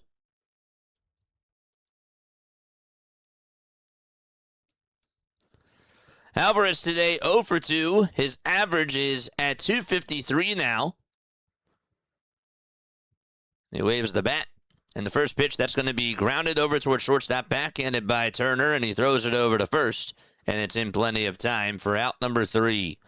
But the damage is done. A 2-run triple by Francisco Lindor and a 2-run single by A.J. Ewing gives the New York Mets a 4-2 lead. Do the Phillies have a response? We'll see as they go to the top of the 7th inning out in New York. Okay. Folks, once again, my name is Jason Joseph, and this is Play-by-Play with JJ. We will be on for the Braves versus the Giants game at 9:05. Hopefully you guys will be able to join us for that. That'll be really cool. And we'll be watching that game tonight. The pitching matchup for that, it'll be Bryce Elder versus Logan Webb. That is what the scheduled pitching matchup is going to be. The Braves are going to try to keep their distance against the Phillies in the NL East standings. Phillies want to try to inch their way closer, of course, but first they got to take care of business as they trail in the top of the 7th inning right now. Yeah, the bot is broken. I don't know what there is, but anyhow, please make sure that you guys like and subscribe. Yeah. Oh, boy. Hopefully, I mean, it could just be this stream. We'll have to see what happens in the next one, but if it doesn't work tomorrow, then we'll do more of an investigation with it. It is what it is, though. Kempo says, go Giants. I hope we don't lose to the last place NL East Mutts again. Well, losing does happen, man. It's a part of baseball. We'll see what happens, though. We're going to go to the top of the 7th inning. It's a 4-2 game. Don't forget that we have trivia in the bottom of the 7th inning.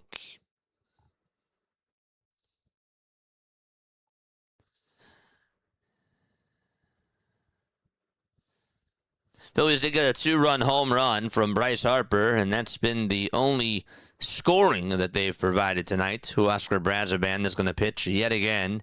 He gave up the lead in last night's game. His ERA is at a 1.99, 34 games, a 4-2 record as well. And he will come on in to start off the 7th inning and face Edmundo Sosa, who's 0 for 2. First pitch to Edmundo, grounded over to third base, backhanded, and the throw over to first is in plenty of time. That was a really good throw made over at third base by Bo Bichette. A sidearm throw over at third. He did it right over towards the line. Don Mattingly, I'm sure that he's not really happy about that, of course. But Mattingly, of course, got to spend a lot of time with Bo when they were both on the Blue Jays. Here comes Gabriel Rincones Jr., and he slices the first pitch foul right behind the screen. Seeing games like this make me wish that they could pay Ranger. I loved him last year. Yep, I agree. I agree. No balls and one strike. The 0-1 to Rincones. Outside for a ball. Javon is here. What's going on, Javon? How you doing? Good to see you. 1-1 pitch, and Rincones is going to pop this one up out over towards left field. Where did the ball go? Can't even see it. They're not even showing where the ball went, but it was caught for out number 2. They cut over to the bullpen. You couldn't even see the out. Funny. 2 outs, top of the 7th, though. Let's hit out over to left. I assume that it was caught by Juan Soto. And the pitch is going to be fouled off by Justin Crawford. The 0-1 pitch. And that is going to be in there for strike 2.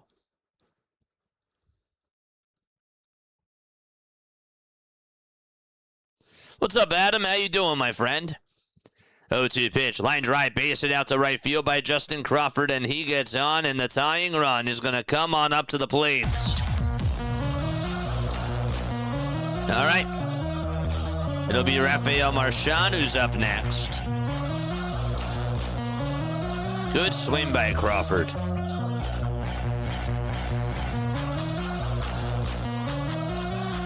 Shout out to Camden Yards in this Nationals versus Orioles game. That just got underway, Adam. Hope you have a good time. Here is Marchand's first pitch, and that'll be down for a ball at 95 miles per hour.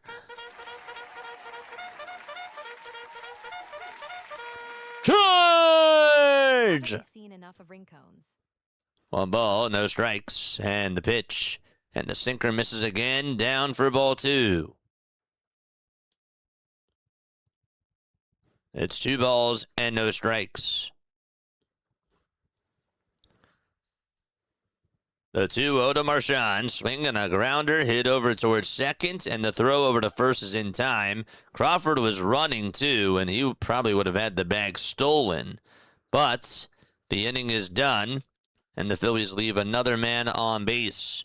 We'll go to the bottom of the 7th inning out in Queens. It's 4-2, New York. All right, folks, it's trivia time. I'm going to ask you a Philadelphia Phillies trivia question, and if you get it right, you'll hear this. If you get it wrong, though, you will hear this. All right, so, and you get 30 seconds, by the way. You have 30 seconds to answer this. The question is, who was the last Phillies player to homer in their Major League debut? That's the question. 30 seconds. Let's go. Let's go. The last one to homer in their MLB debut. MLB debut.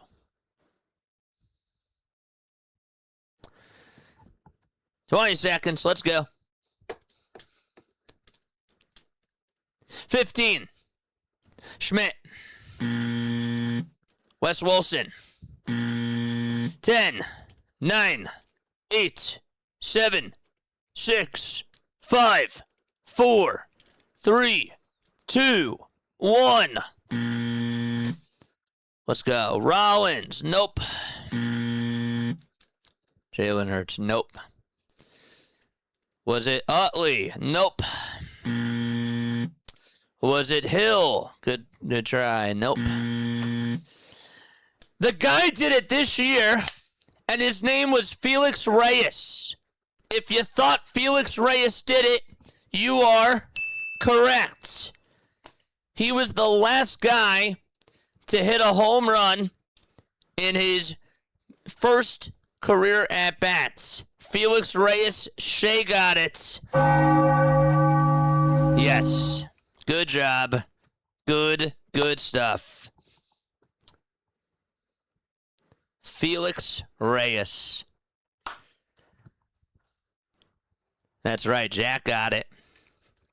That was one that when he did it, I was like, you know what? I'm going to save this one in my back pocket for a couple of months.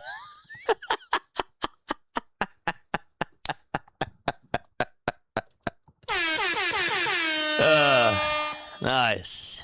Nice. That's how you know that you've been paying attention this year.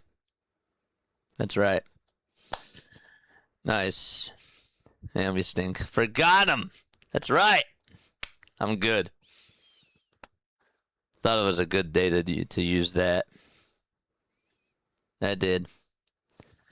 Tim Meza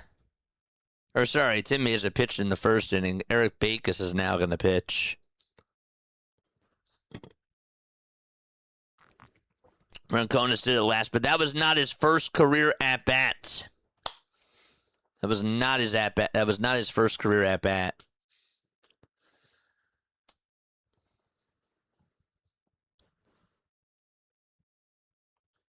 That was at CBP, though. Carson Bench is now up to bat, and he starts off the bottom of the seventh inning with a single out over towards center field. And it was also almost bobbled by the center fielder Crawford. But regardless, another leadoff base hit for Carson Bench. Just had himself quite a day so far. And Juan Soto is going to be up next. Phillies trying to see what they got out of Eric Backus today.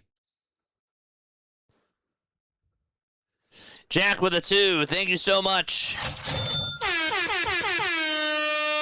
The pitch on the way, and that's going to be a called strike. He says, haven't we seen enough of Ronconis? I don't think so. But shout out to you, my friend.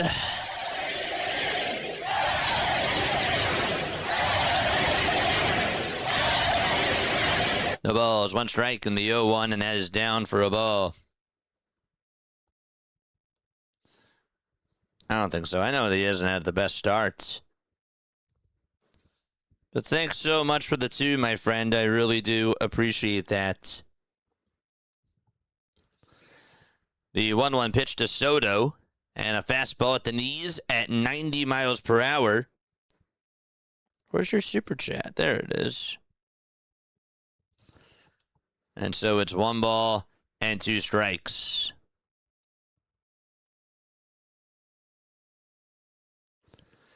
The 1-2 pitch up high for ball 2 at 91 miles per hour. That was a diabolical trivia question.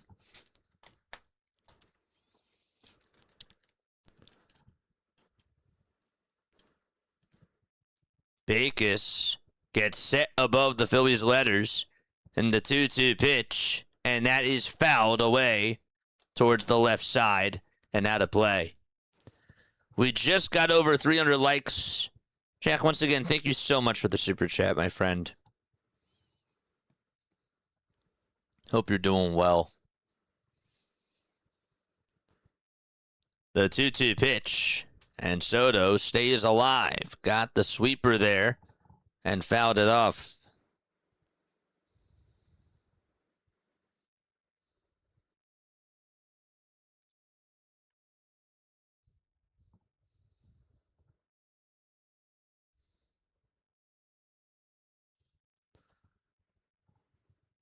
The next pitch, and that's down for ball 3. Kyle Backus is pitching. Did I say Eric again? Gosh. That's awful. Not the umpire. The umpire's not pitching. 3-2 pitch, line drive, base hit out over towards right center field, and that is going to go all the way towards the wall. Bench will be rounding third. He'll be waved on home, and Juan Soto is going to go over to third and get on with an RBI triple for the New York Mets to make it a 5-2 ball game. That pitch was left out over the middle of the plate, and Soto just lined it out over towards right center. Rincones, I will say defensively, I see where Jack is coming from when it comes to his defense out in right field. I mean, that ball, he should have been able to cut that thing off. No doubt about it, but just wasn't even able to get over to that baseball. The pitch, and that's in there for a called strike. That's a changeup. No balls and 1 strike. Jack's probably laughing at me right now. The 0-1 pitch, and that's a foul ball. I meant to say with his bat. I didn't mean to say his defense. His defense, I can agree. That's been tough. I might be bad luck. This is a disaster. Hey, man. Donnie Baseball. No balls and 2 strikes in the 0-2. That misses down for a ball at 82.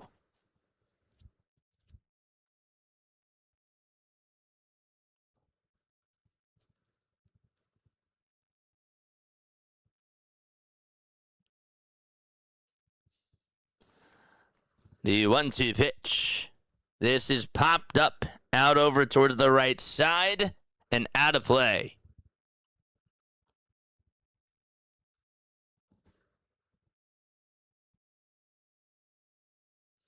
Still to come, Phillies 9th inning magic. I'm not done yet. 1 ball, 2 strikes. We're in the bottom of the 7th. We got a runner over at third. It's a 5-2 lead for the New York Mets in the 1-2 pitch, and that's going to be flied out over towards left center field. It's going to go back towards the track, but Marsh will have room to make the catch, and Soto's going to come on in to score and make it a 6-2 ball game on an RBI sacrifice fly by Bo Bichette.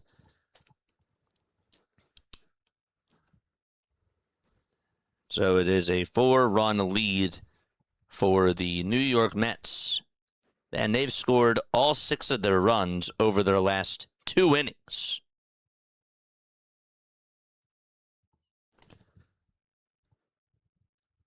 It's Francisco Lindor who is up next with the bases empty.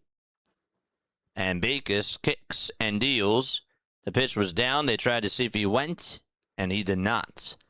Lindor did start off the scoring for the New York Mets with a 2-run triple to tie it up in the bottom of the 6th. 1-0 pitch. Foul ball. Alan Rangel pitched pretty good up until that 6th inning. Mesa started off the game and went 1 1/3 of an inning. Rangel went 4 innings, gave up 4 hits, 4 earned runs. But again, that didn't really tell the full story. He was doing really good in the first 3 innings that he pitched.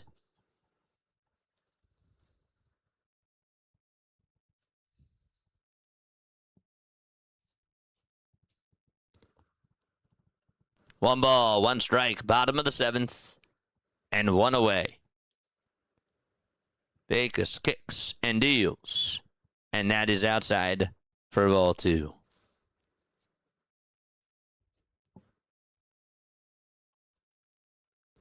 It was off sale. That's correct. Raises homer. The 2-1 pitch. That's a foul ball. And it's 2 balls and 2 strikes.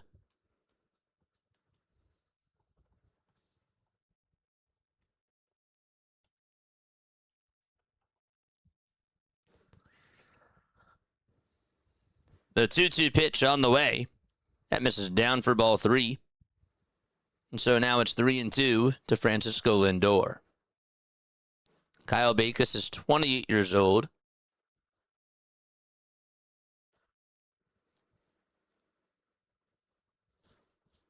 3-2 pitch, and that misses down and inside for ball 4.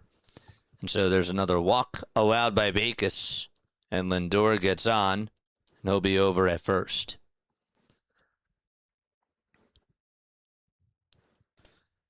Last year, Backus pitched in 32 games. His ERA was at a 4.62. He's never gotten a win in his career. Just 43 games coming on into today. And Caleb Cotham is going to go out there to talk to him. The last time that he actually faced an NL East team, of course, was on Wednesday. That was against the Nationals, and he gave up 1 earned run. And just didn't even get any strikeouts.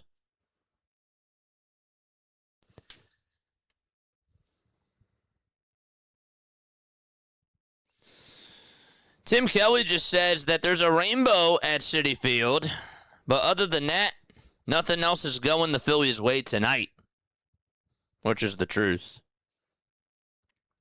Don't forget that we're going to be on a little bit later for the Braves versus Giants game at 9:05. Eric Wagaman is going to come on up to the plate, and here's the pitch. It'll be down, but it'll be called a strike, and Wagaman will challenge, and he is going to be correct. Instead, the count will be 1-0.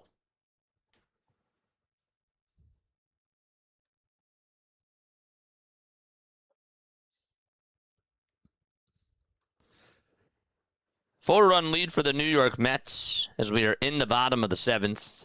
And we got a runner over at first. And here's the pitch. That's also going to be called a strike. And guess what? Wagaman's going to challenge this one too. It's like, nope, that's not a strike. And he is correct. It's 2 balls and no strikes.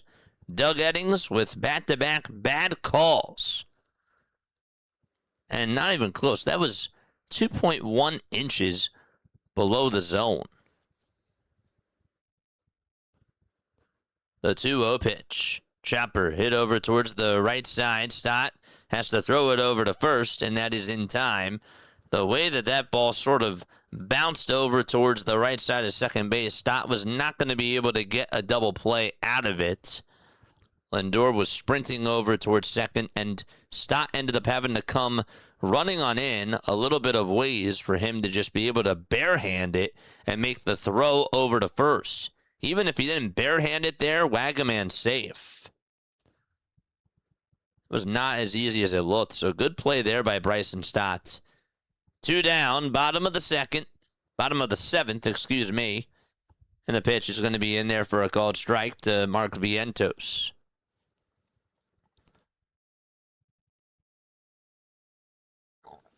Nothing in 1 to Mark Vientos. And Backus fires again, and the pitch is down for a ball.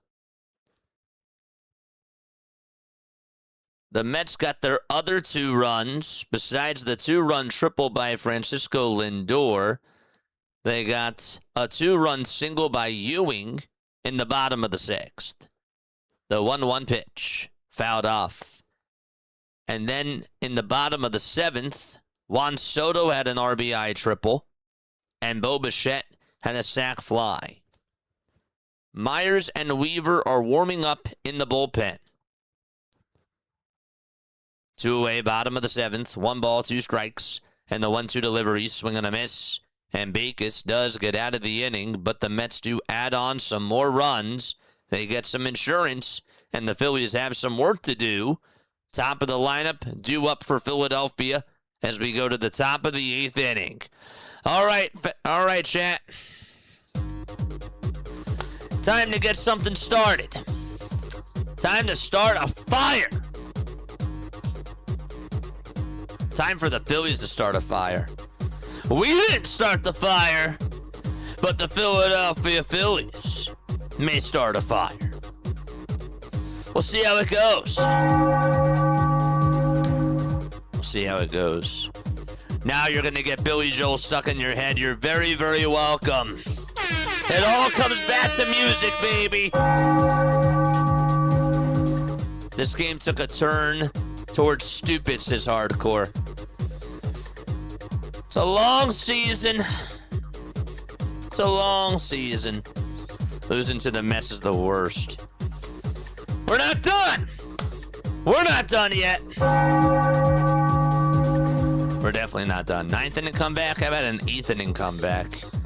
How about an 8th and a 9th inning comeback? That'd be great. They better have some 9th inning magic. Chat, they can't win it all. Even if they lose today, I don't really know like what else to say. They can't win every single game. But it is nice to be able to beat the Mets.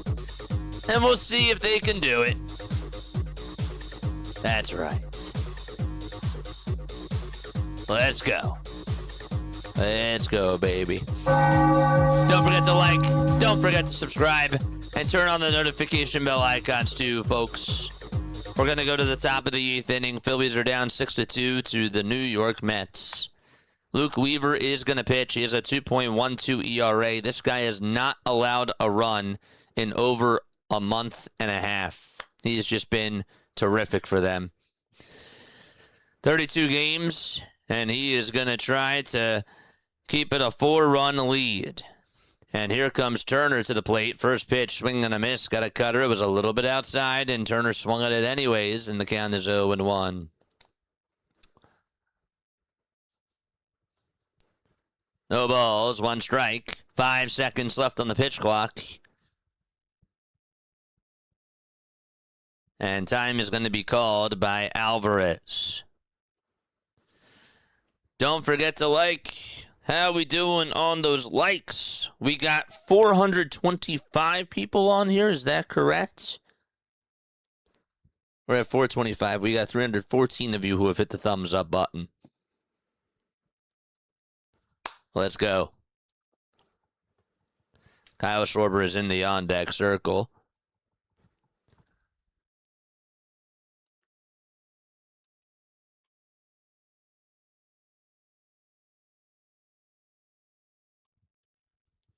Here's the pitch. That'll be in there for strike 2. Hasn't given up a run in 20 innings. Remember when Matt Strom was doing that last year and he was on that run? That was pretty awesome. The 0-2 pitch, and Turner stays alive. Went after a changeup that was in the dirt, or that was heading towards the dirt. And it's no balls and 2 strikes.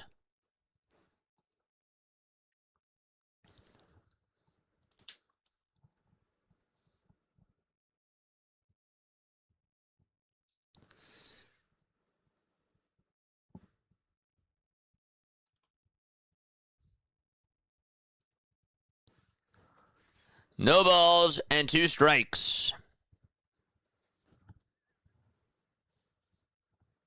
The tray, Turner. Weaver kicks and fires, and Turner is going to foul this one over towards the right side, and it'll go out of play into the first row behind the dugout.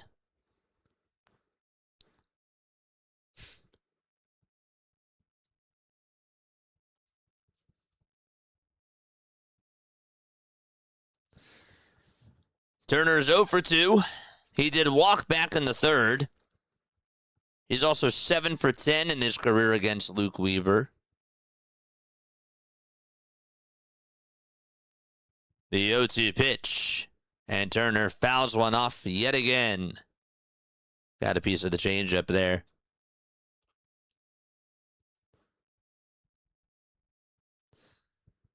Mets bullpen has been really strong this year.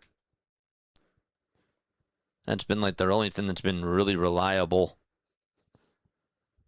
Let's see if the Phillies can crack him, though. The 0-2 pitch. Check swing. Did he go? He did. And Turner's down on strikes. And there's 1 out in the top of the 8th inning. And Weaver gets a strikeout. And Schwarber is going to come on up next.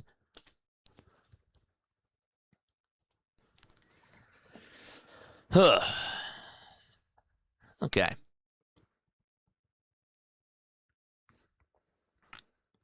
This game was supposed to start at 4:10. But then it got started at 5:20 because it was in a rain delay. Here's the pitch to Schwarber, and that's outside for a ball. Kyle's 0 for 2. He walked back in the first. His average does sit at 254. And the 1-0 pitch, a called strike over on the outside corner.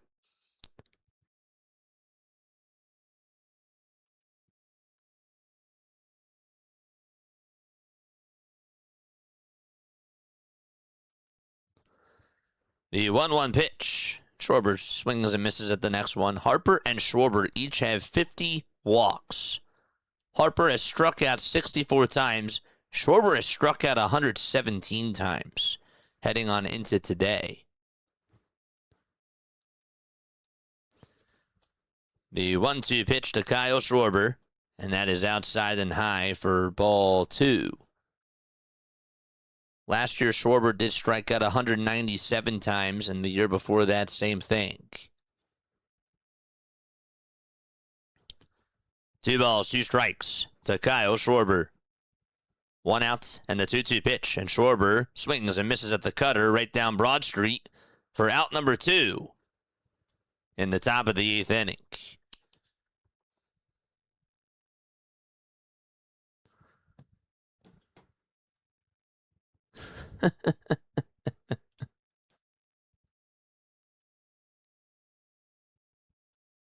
There we go.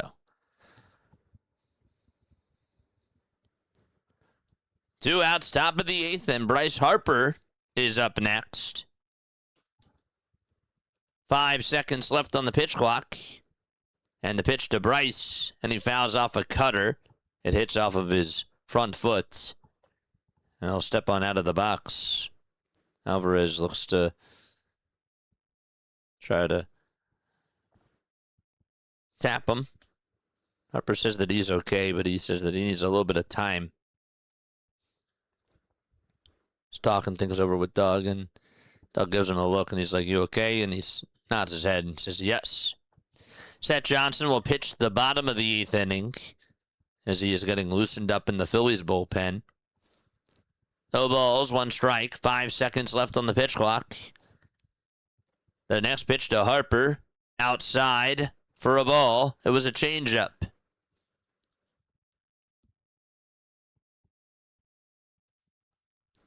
One ball, 1 strike. And Weaver gets set at the NYC letters, and the 1-1 delivery is low and away for ball 2. Jack with another 2. 2 balls, 1 strike, 2 outs, top of the 8th inning. 3 seconds left on the pitch clock. The 2-1 delivery to Bryce Harper, and that is going to be lined and caught over at the mound by Luke Weaver.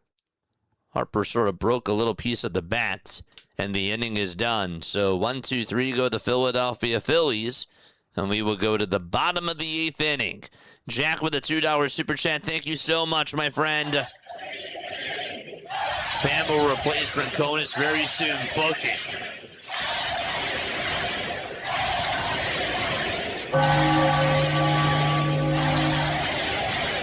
The problem is, though, is that Pham is a righty, and they got Derek Hill. So who else do they have as a lefty in the outfield besides Crawford and Marsh? I don't know. But maybe you're right. You might be right. Anyhow, folks, once again, my name is Jason Joseph. This is Play-by-Play with JJ. Thank you all again so much for being on here. Jack, once again, thank you for all the super chats today, my friend. I hope that you're doing well. It's always good to see you on here. Oh, boy. We go on for Phillies baseball. We do Sixers basketball and Eagles football on here. You know what? I'm going to do it. I think that we're going to bring out a little special something.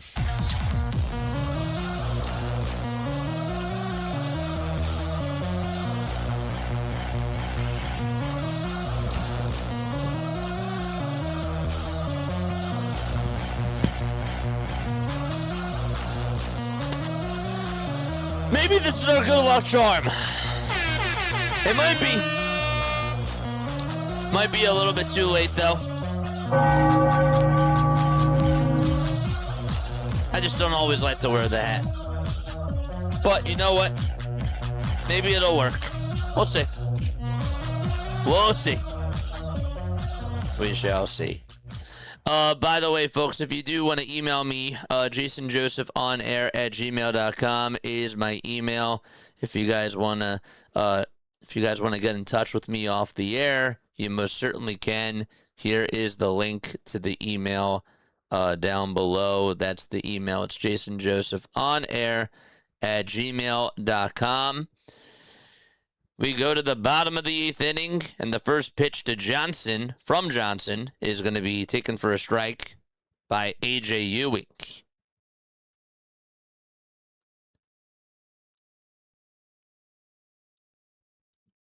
Guys can also call in into the postgame show as well. There's the phone number, the 0-1, and the strike is taken at the knees on the outside corner to make it 0-2. Luke Weaver, by the way, has now thrown 23 scoreless innings for the New York Mets. 0-2 pitch. Chopper hit over to shortstop. Turner has it, throws it over to first, and it's just in time. Harper caught it. And there's out number 1. Wasn't necessarily the best throw there, but they'll take it. They will take it. 1 away, bottom of the 8th inning.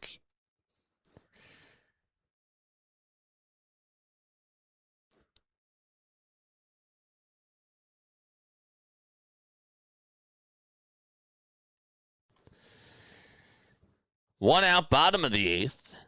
The pitch. And that is up high for a ball. Just a friendly reminder, no spoilers in the chats. If you guys see something before I do, and you talk about it or react to something that just happened in the chat before I see it, then that is technically a spoiler. 1-0 pitch, and that's down for ball 2.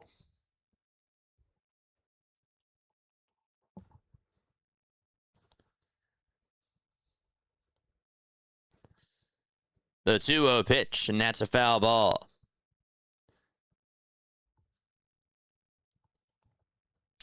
Beatty tonight is 0 for 3. It just got real. We'll see. Don't forget, JJ, we love the 9th inning. This could be the good luck charm. We'll see. 2-1. It's down for ball 3. The song that's been stuck in my head has been Lenny Kravitz's "It Ain't Over Till It's Over." Of course. 3-1 pitch, and that's outside for a ball. So, ball 4.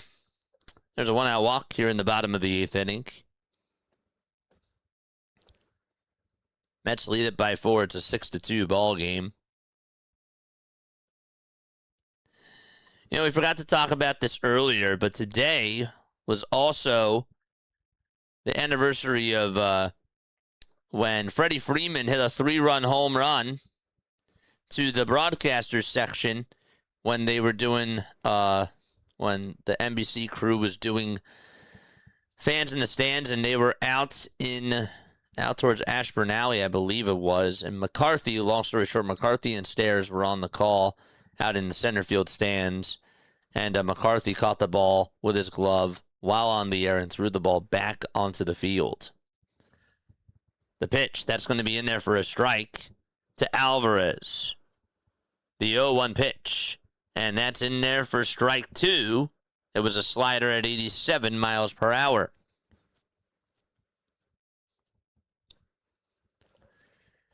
No balls and 2 strikes to Francisco Alvarez with 1 away in the bottom of the 8th.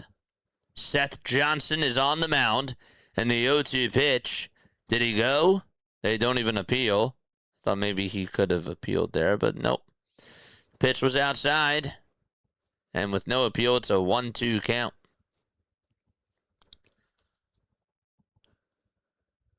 Johnson gets set, and he will deliver from the stretch once again.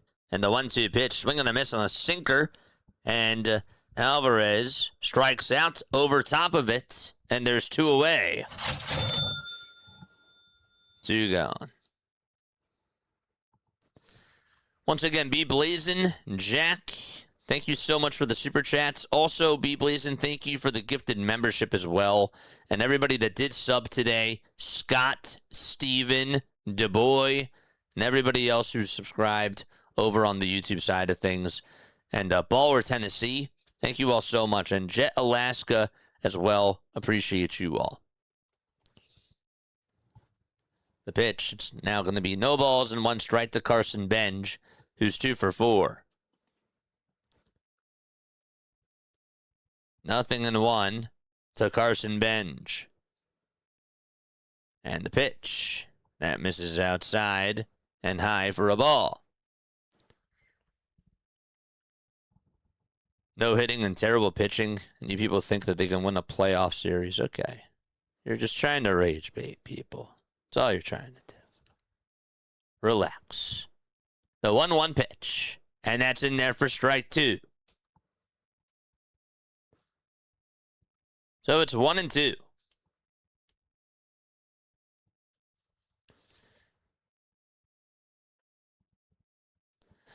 Two away, bottom of the 8th. Johnson gets set and fires. Swing and a miss. And Johnson gets the strikeout to end the inning. And we're going to go to the 9th. Last chance for the Philadelphia Phillies. Marsh, Stott, and Sosa are going to come on up.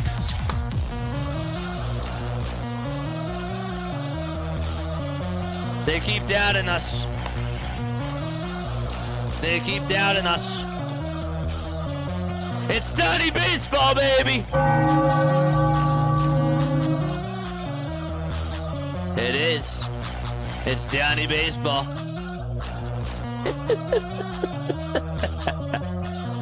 Yes, sir, folks. Once again, my name is Jason Joseph. This is Play by Play with JJ. Don't forget to like. Don't forget to subscribe. We made it to 335. That's good. Honestly, that's really, really good. Let's get to 350. 5-run 9th inning. Here we come, baby. Let's go. I'm ready. Oh, I'm ready. We got Marsh coming on up and Sosa coming up. They could start a fire. They could. It's time to go. It's time for us to do it. Yes, sir. Time to relax. We gotta chill. Shut up, JJ. You're too loud. Relax. I can't. This baseball team gets me excited. I'm a fan at heart. And it's time for another rally. Let's go!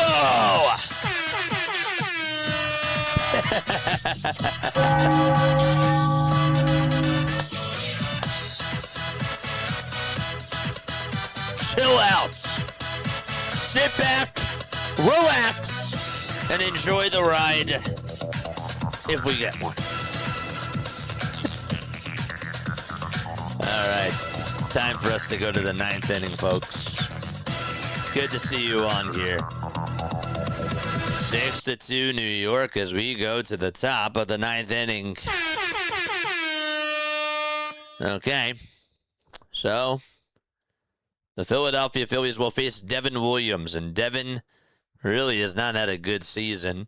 He's 11 for 12, though, in save opportunities. This is not a save situation. Here's the first pitch to Brandon Marsh, and he's going to foul this one back over towards the screen. We are 15 subscribers away from getting to the 11,200 marker. If you did subscribe to the channel, let us know down below. Just a reminder, after the game is over, we have a post-game show, and we're also going to be doing the Braves game. That'll be cool. The 0-1 to Marsh, swing and a miss. The changeup was down. Can't believe he swung at that. So that makes it no balls and 2 strikes.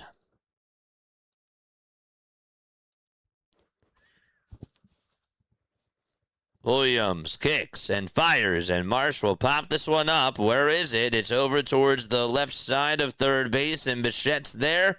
And there's out number one. The catch is made. One away, top of the ninth inning. And Stott is up next. Phillies down by 4. Their offense today, it was just a 2-run home run from Bryce Harper. Stott is 0 for 3 in this game. Williams gets the signs and delivers. The pitch is outside, and the count is 1-0.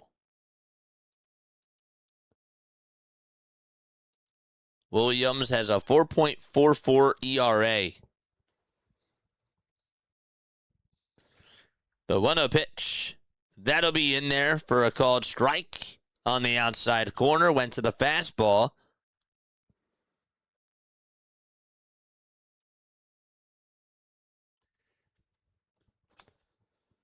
One ball, one strike to Bryson Stott.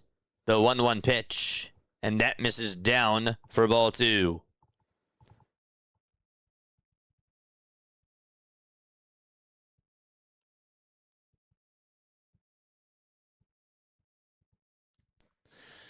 Two balls, one strike. The 2-1 pitch to Stott, and he fouls one off. Got a four-seamer on the outside edge, and it'll go out of play.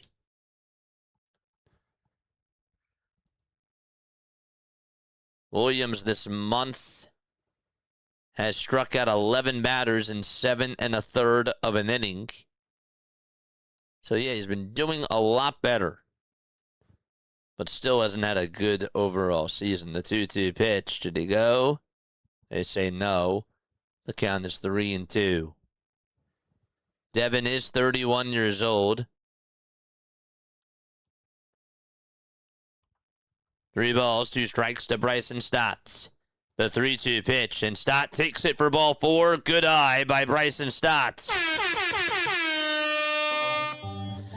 All right, let's go. Drop those emotes down below. Here comes Sosa.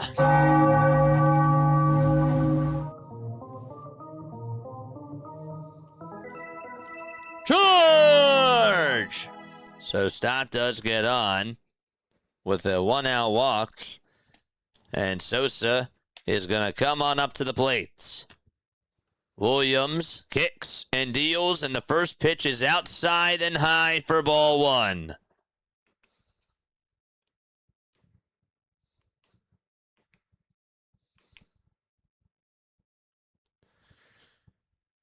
One ball, no strikes to Edmundo Sosa, who's 0 for 3. The 1-0 pitch, and that's going to be lined back up the middle. It's going to be flipped over towards shortstop, but was it caught? It was. And so it was a sinking line drive hit over to Beatty's way. He caught it, and there's 2 away. That's the second time today that Sosa has hit the ball sharply and lines out over towards the middle. And so the Phillies are now down to their final out.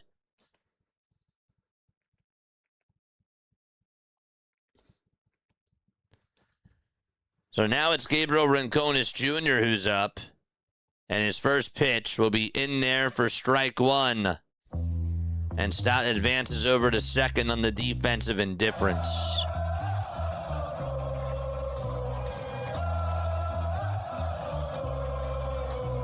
No balls and 1 strike. The 0-1 pitch to Gabriel, swing and a miss, and the Phillies are down to their final strike.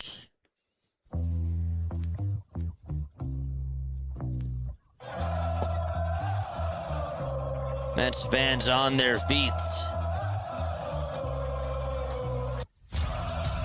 Williams on the bump. 13 pitches in this 9th inning, and he looks to reset right here. Too bad Sosa hit that really sharply up the middle, and it was a sinking line drive, and Beatty did make the catch. Here's the 0-2 to Gabriel Rincones. Swung on and missed, and the ball game is over.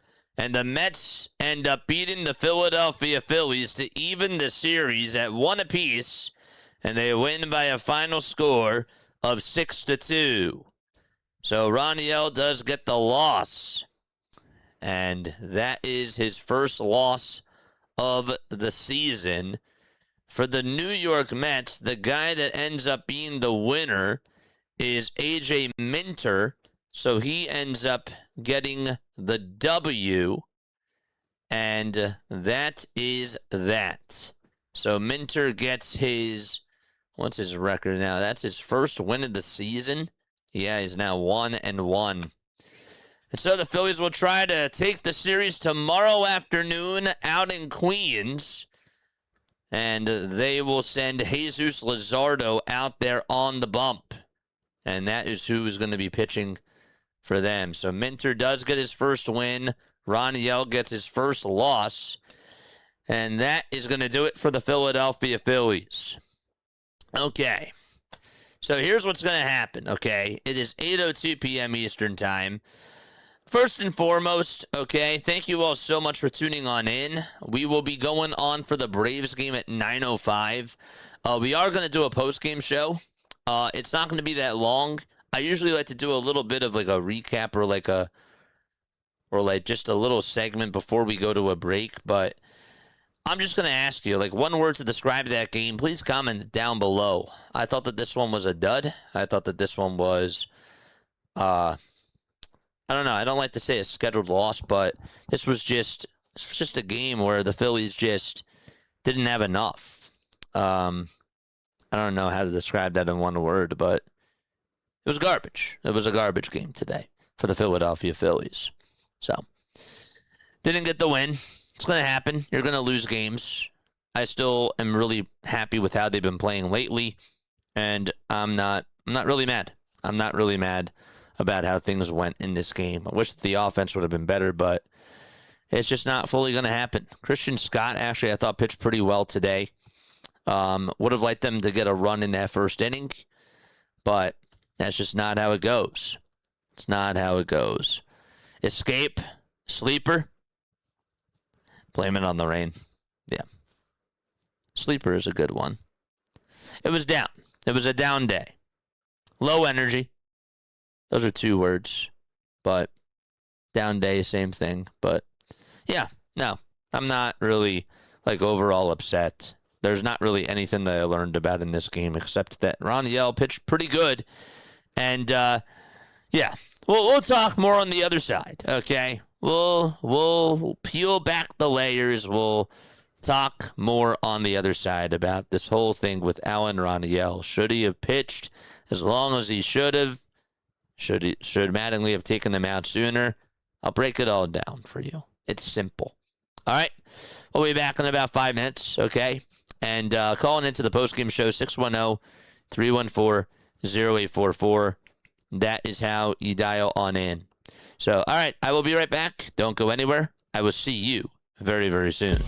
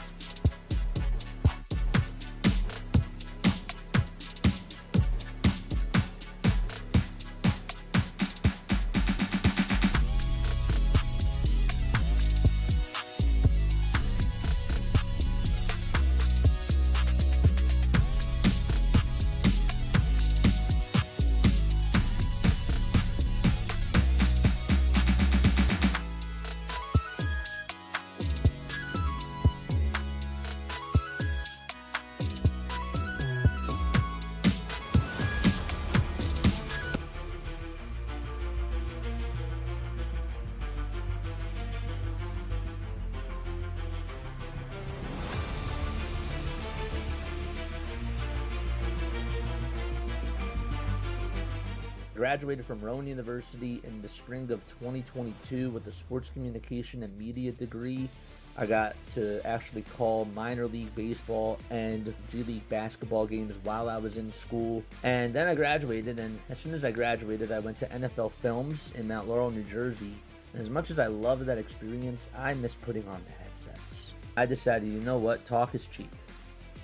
I have a laptop that's in my house, and so 21 months later, here we are, still on YouTube, calling games and building an incredible, loving community on here with the people that I call my Philly freaks with a capital P and a capital H. We go live for every single Phillies, Sixers, and Eagles game, and we do it like old school radio play-by-play style. I'm Jason Joseph, and this is Play-by-Play with JJ. I showed a swung on, barreled out to right field. Bye-bye baseball. That baby is long gone. Well, folks, you can't win them all, as my grandma would say. My grandma, after the Phillies would lose, she would look at me and she would say, Jason, you can't win them all. And that's sort of how I look at today's game. Would have been nice for them to take the series today. I expected that they were going to put up more runs today. That just was not the case. They've only put up 2 runs in each of their last 2 games. But they hopefully will come out tomorrow and try to win the series. But today was just another dud. Christian Scott was getting ahead into counts. He was really doing a good job locating his pitches. And the Phillies just were, it felt like that they were just, I don't want to say unprepared, but they just didn't really execute at all. Clearly, they just did not execute at all whatsoever. And Scott, I thought, was actually pulled a little bit too soon, but we kind of knew that he was going to be on a pitch count today, and it ended up being that he just went 4 2/3 of an inning. But he had 6 strikeouts, and he just gave up the 2-run home run to Bryce Harper, and that was it. The Phillies only got 2 hits against this Mets bullpen. This Mets bullpen, we've talked about it before, they have really good pitchers. A.J. Minter, Huascar Braziban, Luke Weaver, and Devin Williams lately have all been really good. Williams has not had a good season, but over the last month, he's been really good. And their bullpen held the fire. They really did. This team was just 0 for 2 with runners in scoring position. They got 5 men on base. There was a missed opportunity where I really wanted them to try to take advantage of that first inning. Unfortunately, that just wasn't the case. I thought that maybe Edmundo Sosa would be able to get on there, and he ends up lining out over towards Juan Soto's way. Sosa just had a lot of bad luck today, it looked like. It just felt like that he just was not able to get on base. And sorry, it was Bryson Stott who lined out over to left field to end that first inning. Sosa lined out over to short to start off the second. But, yeah, it was just not their day. The one positive that I do have for today is Bryce Harper, and I do take that as a big thing in regards to his 2-run home run that he had. Didn't like the single that he extended into a double there. That's just who Bryce Harper is, and we all understand. We've seen it plenty of times before, but that was just, Bryce, what the heck are you doing? Okay, it's a bloop single out over to center field. You're absolutely not going to get over to second base. Okay? And that's just how it goes. And I will say that that park truck simile was not my best. But regardless, just a boneheaded mistake. But it is nice to see that he's hitting the ball better. And it was just really good to see him hit a 2-run home run to give the Phillies the lead in the third. I did have a lot of confidence, and I thought that they were going to be able to pull this out. And they just were not able to do so today. Everybody else besides Brandon Marsh and Crawford, who got hits, and Marchand, who also got a hit, everybody else was over. I thought that there were times today where this team hit the ball hard, just right at guys, and they just didn't have their swagger today. So, and that stuff is going to happen. You're not going to be able to have your best offensive game every single day. But tomorrow, hopefully this fuels them, because I'm sure that they obviously are looking at that NL East, and they are saying to themselves, like, 4.5 games in back of the Braves, and if they lose tonight, the Braves, and they're still 4 games behind them, they can catch up. They absolutely can. So I don't have a doubt heading on into tomorrow. Today was just one of those games where it was just like, like you lose some a couple of times, and it's just like there's just really like not much to say. I am not worried about them. I'm not angry. I'm not like sad that they lost this game. This is just sort of the ebbs and the flows of what does happen. I do have to comment, though, and I will harp on what was said about Gabriel Rincones, because defensively, when you look at him defensively, he has not been good out in right field. There were a couple of balls. The 1 2-run base hit that was hit over towards his way was the RBI triple, by Juan Soto. That ball should have been cut off. That ball should have easily been cut off, and he just was not able to get towards that baseball out in right center field, and it just wasn't good. Was not good. He has to make that play. Also, on the 2-run triple by Francisco Lindor, that ball, when it went down the first base line, and Harper tried to make the diving stop there, it just went all the way towards the corner, and it hit off the bottom of the wall, and Rincones wasn't able to catch it as it bounced off the bottom of the wall, and it sort of took a bad bounce that Rincones didn't anticipate. Bottom line is that he has to field that better.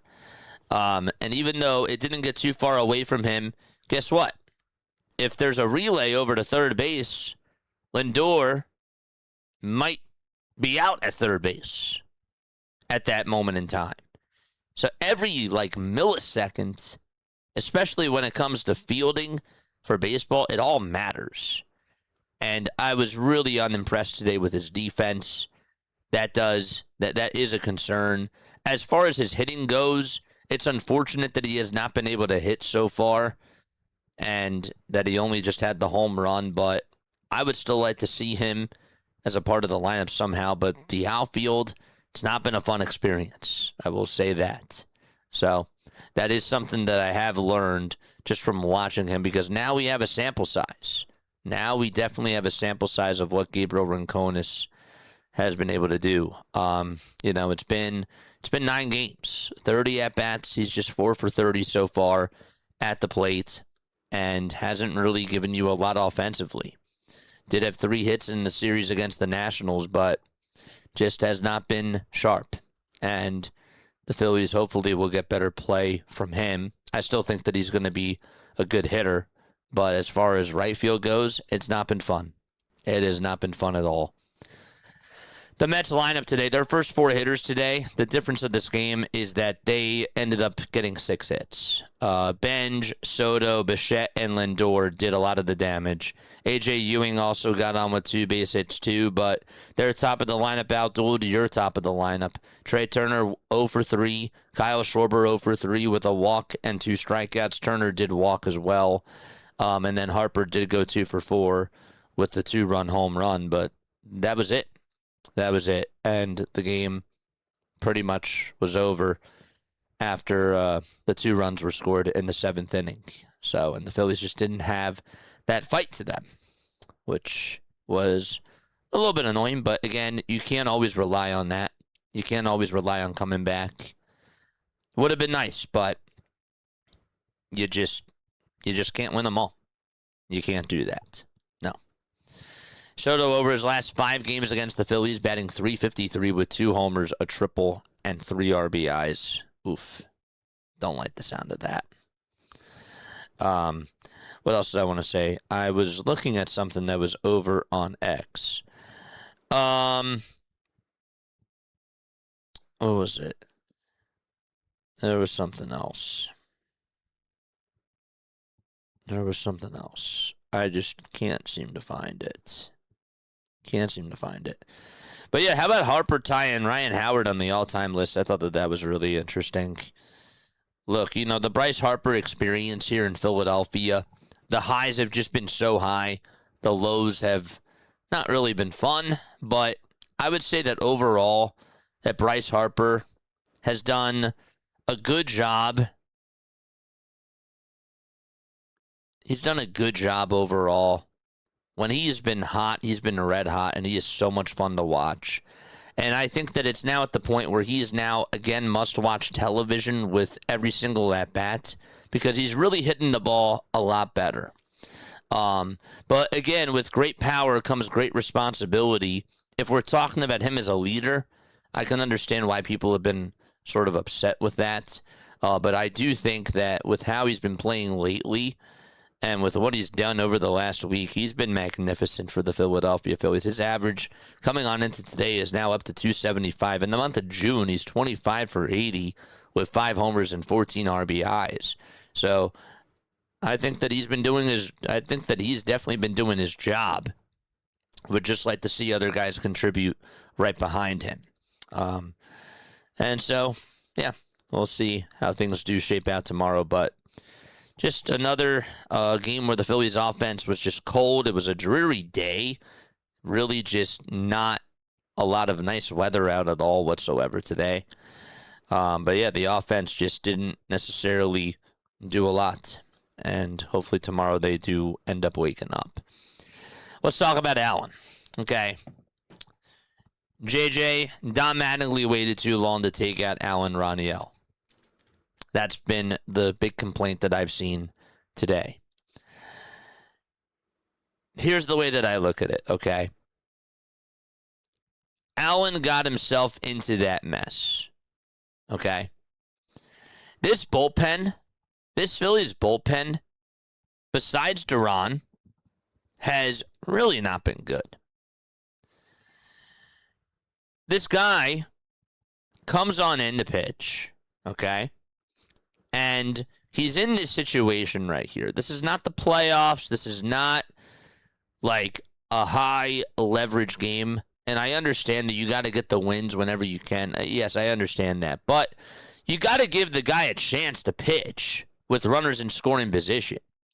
And he's going to have to face big league hitting. And so I was fine with him staying out there to face Francisco Lindor.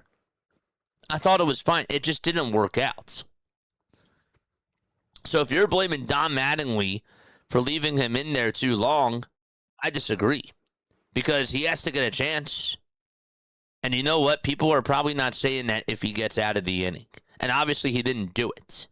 But he hasn't had many opportunities, and he deserves to have a chance. If he comes up big there, that looks great. If he doesn't do it, it looks bad. But he has to get a chance. You're going to screw up. That's just what happens. But he was pitching really well up to that point, didn't even allow a run, and he deserved to have an opportunity there. It just did not work out. It was a bad pitch, left out over the middle of the plate, and Lindor drilled it. So I just wanted to sort of give my 2 cents on that because it's not always going to work out, but he deserved to have a chance there, and now obviously that's noted. It's noted. And they had the lead. It'd be different if they were trailing. If they were trailing in the game, I understand. I get why they would pull him, but they had the 2-0 lead, and he was pitching just fine. Even before that, the hit by Bo Bichette was off the end of the bat. It wasn't even like it was a hard contact hit. And then Soto just went on over to third base after that. So I didn't really mind it. I thought that it was okay. And then he had him face Jared Young. And after Jared Young, he took him out. I really thought it was okay. I didn't mind it at all whatsoever. Figure it out. Try to get out of it yourself.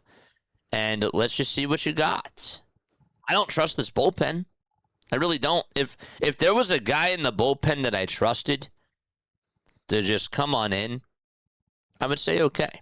But really, this bullpen, besides Duran, has lost my trust. I think that Orion has not been pitching bad. But it's too soon to have him come on in. What are you going to do? Put in Orion Kirkering in that spot and then not have him for the 8th inning? That doesn't really make sense. I don't know.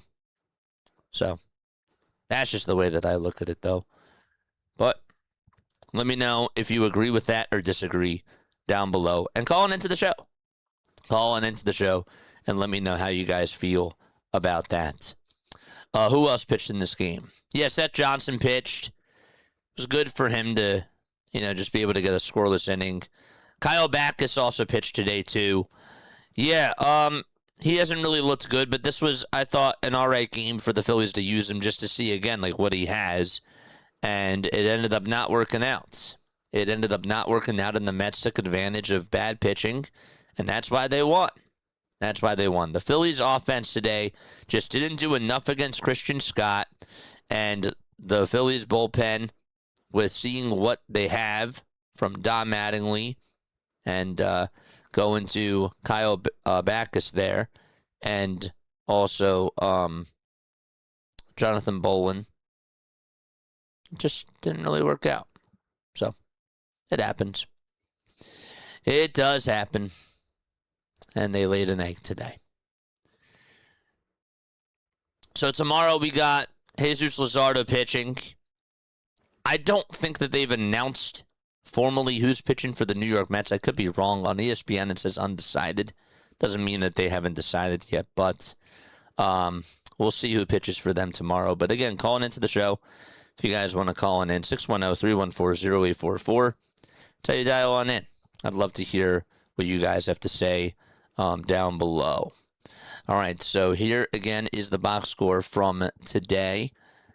This is what the box score looks like. Hold up 1 second to make sure that we get this up. Yes. Okay. So Trey Turner today went 0 for 3. Turner did strike out. He walked, also flied out over to center. Struck out swinging again in the 8th inning. Schwarber went 0 for 3. Harper went 2 for 4. Again, a boneheaded mistake by Bryce. But that is also a part of the Bryce Harper experience. We credit him when he's aggressive, and it ends up working out. And when he gets into his head and tries to be selfish, it happens. All right, so we got Scott over on the line. What's going on, Scott? How you doing, my friend? Not much. And, this was a stinger. What'd you say? I couldn't hear you at the very end. This was a stinger. This was a stinger? Why was it a stinger? Yes. And I can't take it when we lose to the Mets, especially. Oh, I understand that. No, losing to the Mets stinks. Of course. Absolutely. No, I agree with that for sure. But what did you see today that was there anything today that disappointed you or made you mad, or was it were you just not happy with the effort? When the Mets got the bases loaded in that 6th inning, I think it was. What'd you say? And no, I think it was the 6th inning. The Mets had the bases loaded in that 6th inning, and that was pretty much the ball game right there. Yeah, that's a good point. And I will also say, too, that I think that Jonathan Bolin, I know that this is going to be sort of scratched under the surface, but with the one hopper that was hit over to A.J. Ewing's way, it's not easy to just be able to field a little comebacker that's coming at you, but I think that he's probably thinking to himself that he probably should have had that. I think it was a tougher play personally, but if he makes that play there, that changes the game.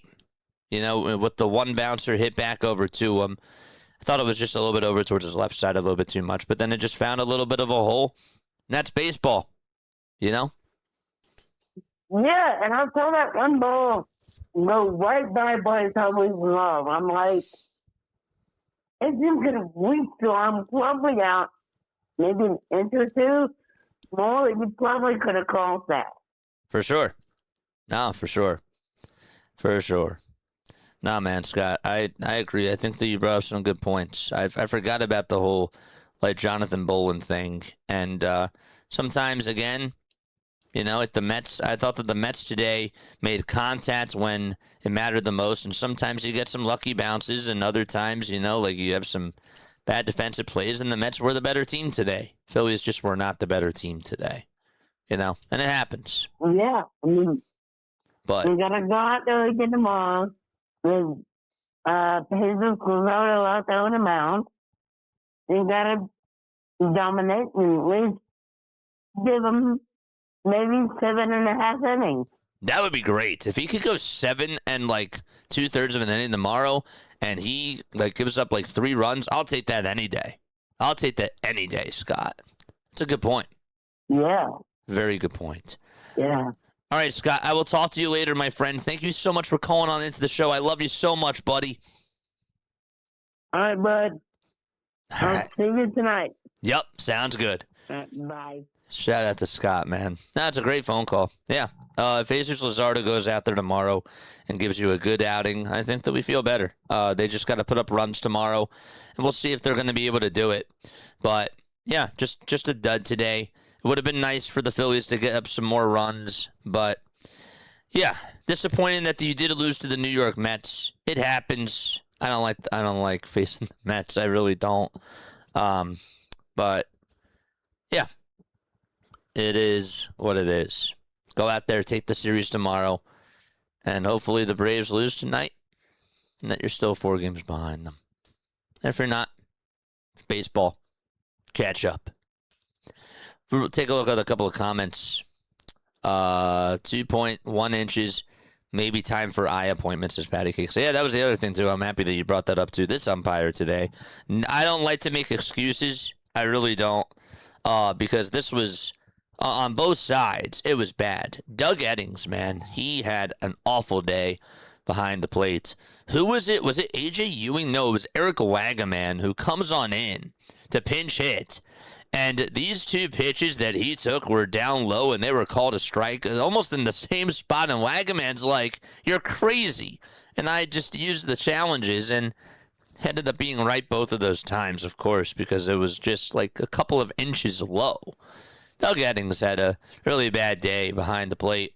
The blue was not good tonight, but that's not why you lost. Definitely not why you lost.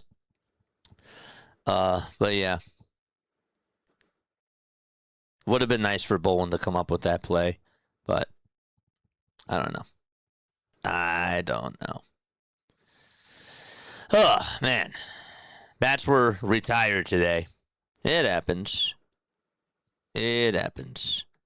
Alan didn't pitch bad. Again, he has to get experience.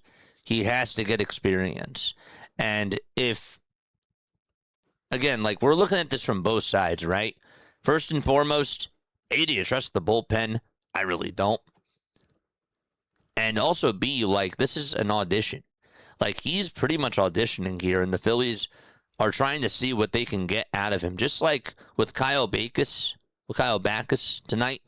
They're trying to see what they have out of the guys that are still here. And you're going to have to do that at some point. And so, didn't have to use Duran tonight. Didn't have to use Orion Kerkering. You're obviously not going to put them in those spots. So, just sometimes you just gotta pitch like who you have, and you gotta see what they got. That's how you get better. That's how you learn, and give them experience. So, I don't know. That's just the way I look at it. Anyhow, I love you. And I will catch you all on the next one. I'm going to be on at 9:05, okay? 9:05 p.m. Eastern Time. And we will see you all for that Braves game. Braves are going to be playing against the Giants. It'll be Bryce Elder versus, who's pitching for the Braves? Bryce Elder's pitching for the Braves. Who's pitching for the Giants? Logan Webb. Logan Webb is going to be pitching for the San Francisco Giants. I will redirect you guys over to, let's see. Let's go to our monologue screen for a second. Who should we redirect you guys over to? Who is on? I believe BW is on. Haven't redirected over to him in a little bit of time. Let's go redirect over to BW. He's on, right? Rhino, yes, BW is on. Good. All right, so let's go redirect over to Orioles Bird Watcher. Okay. Please make sure that you guys tell him that I said hello. I love you all very much. And I will catch you all later tonight. Peace out. Good night.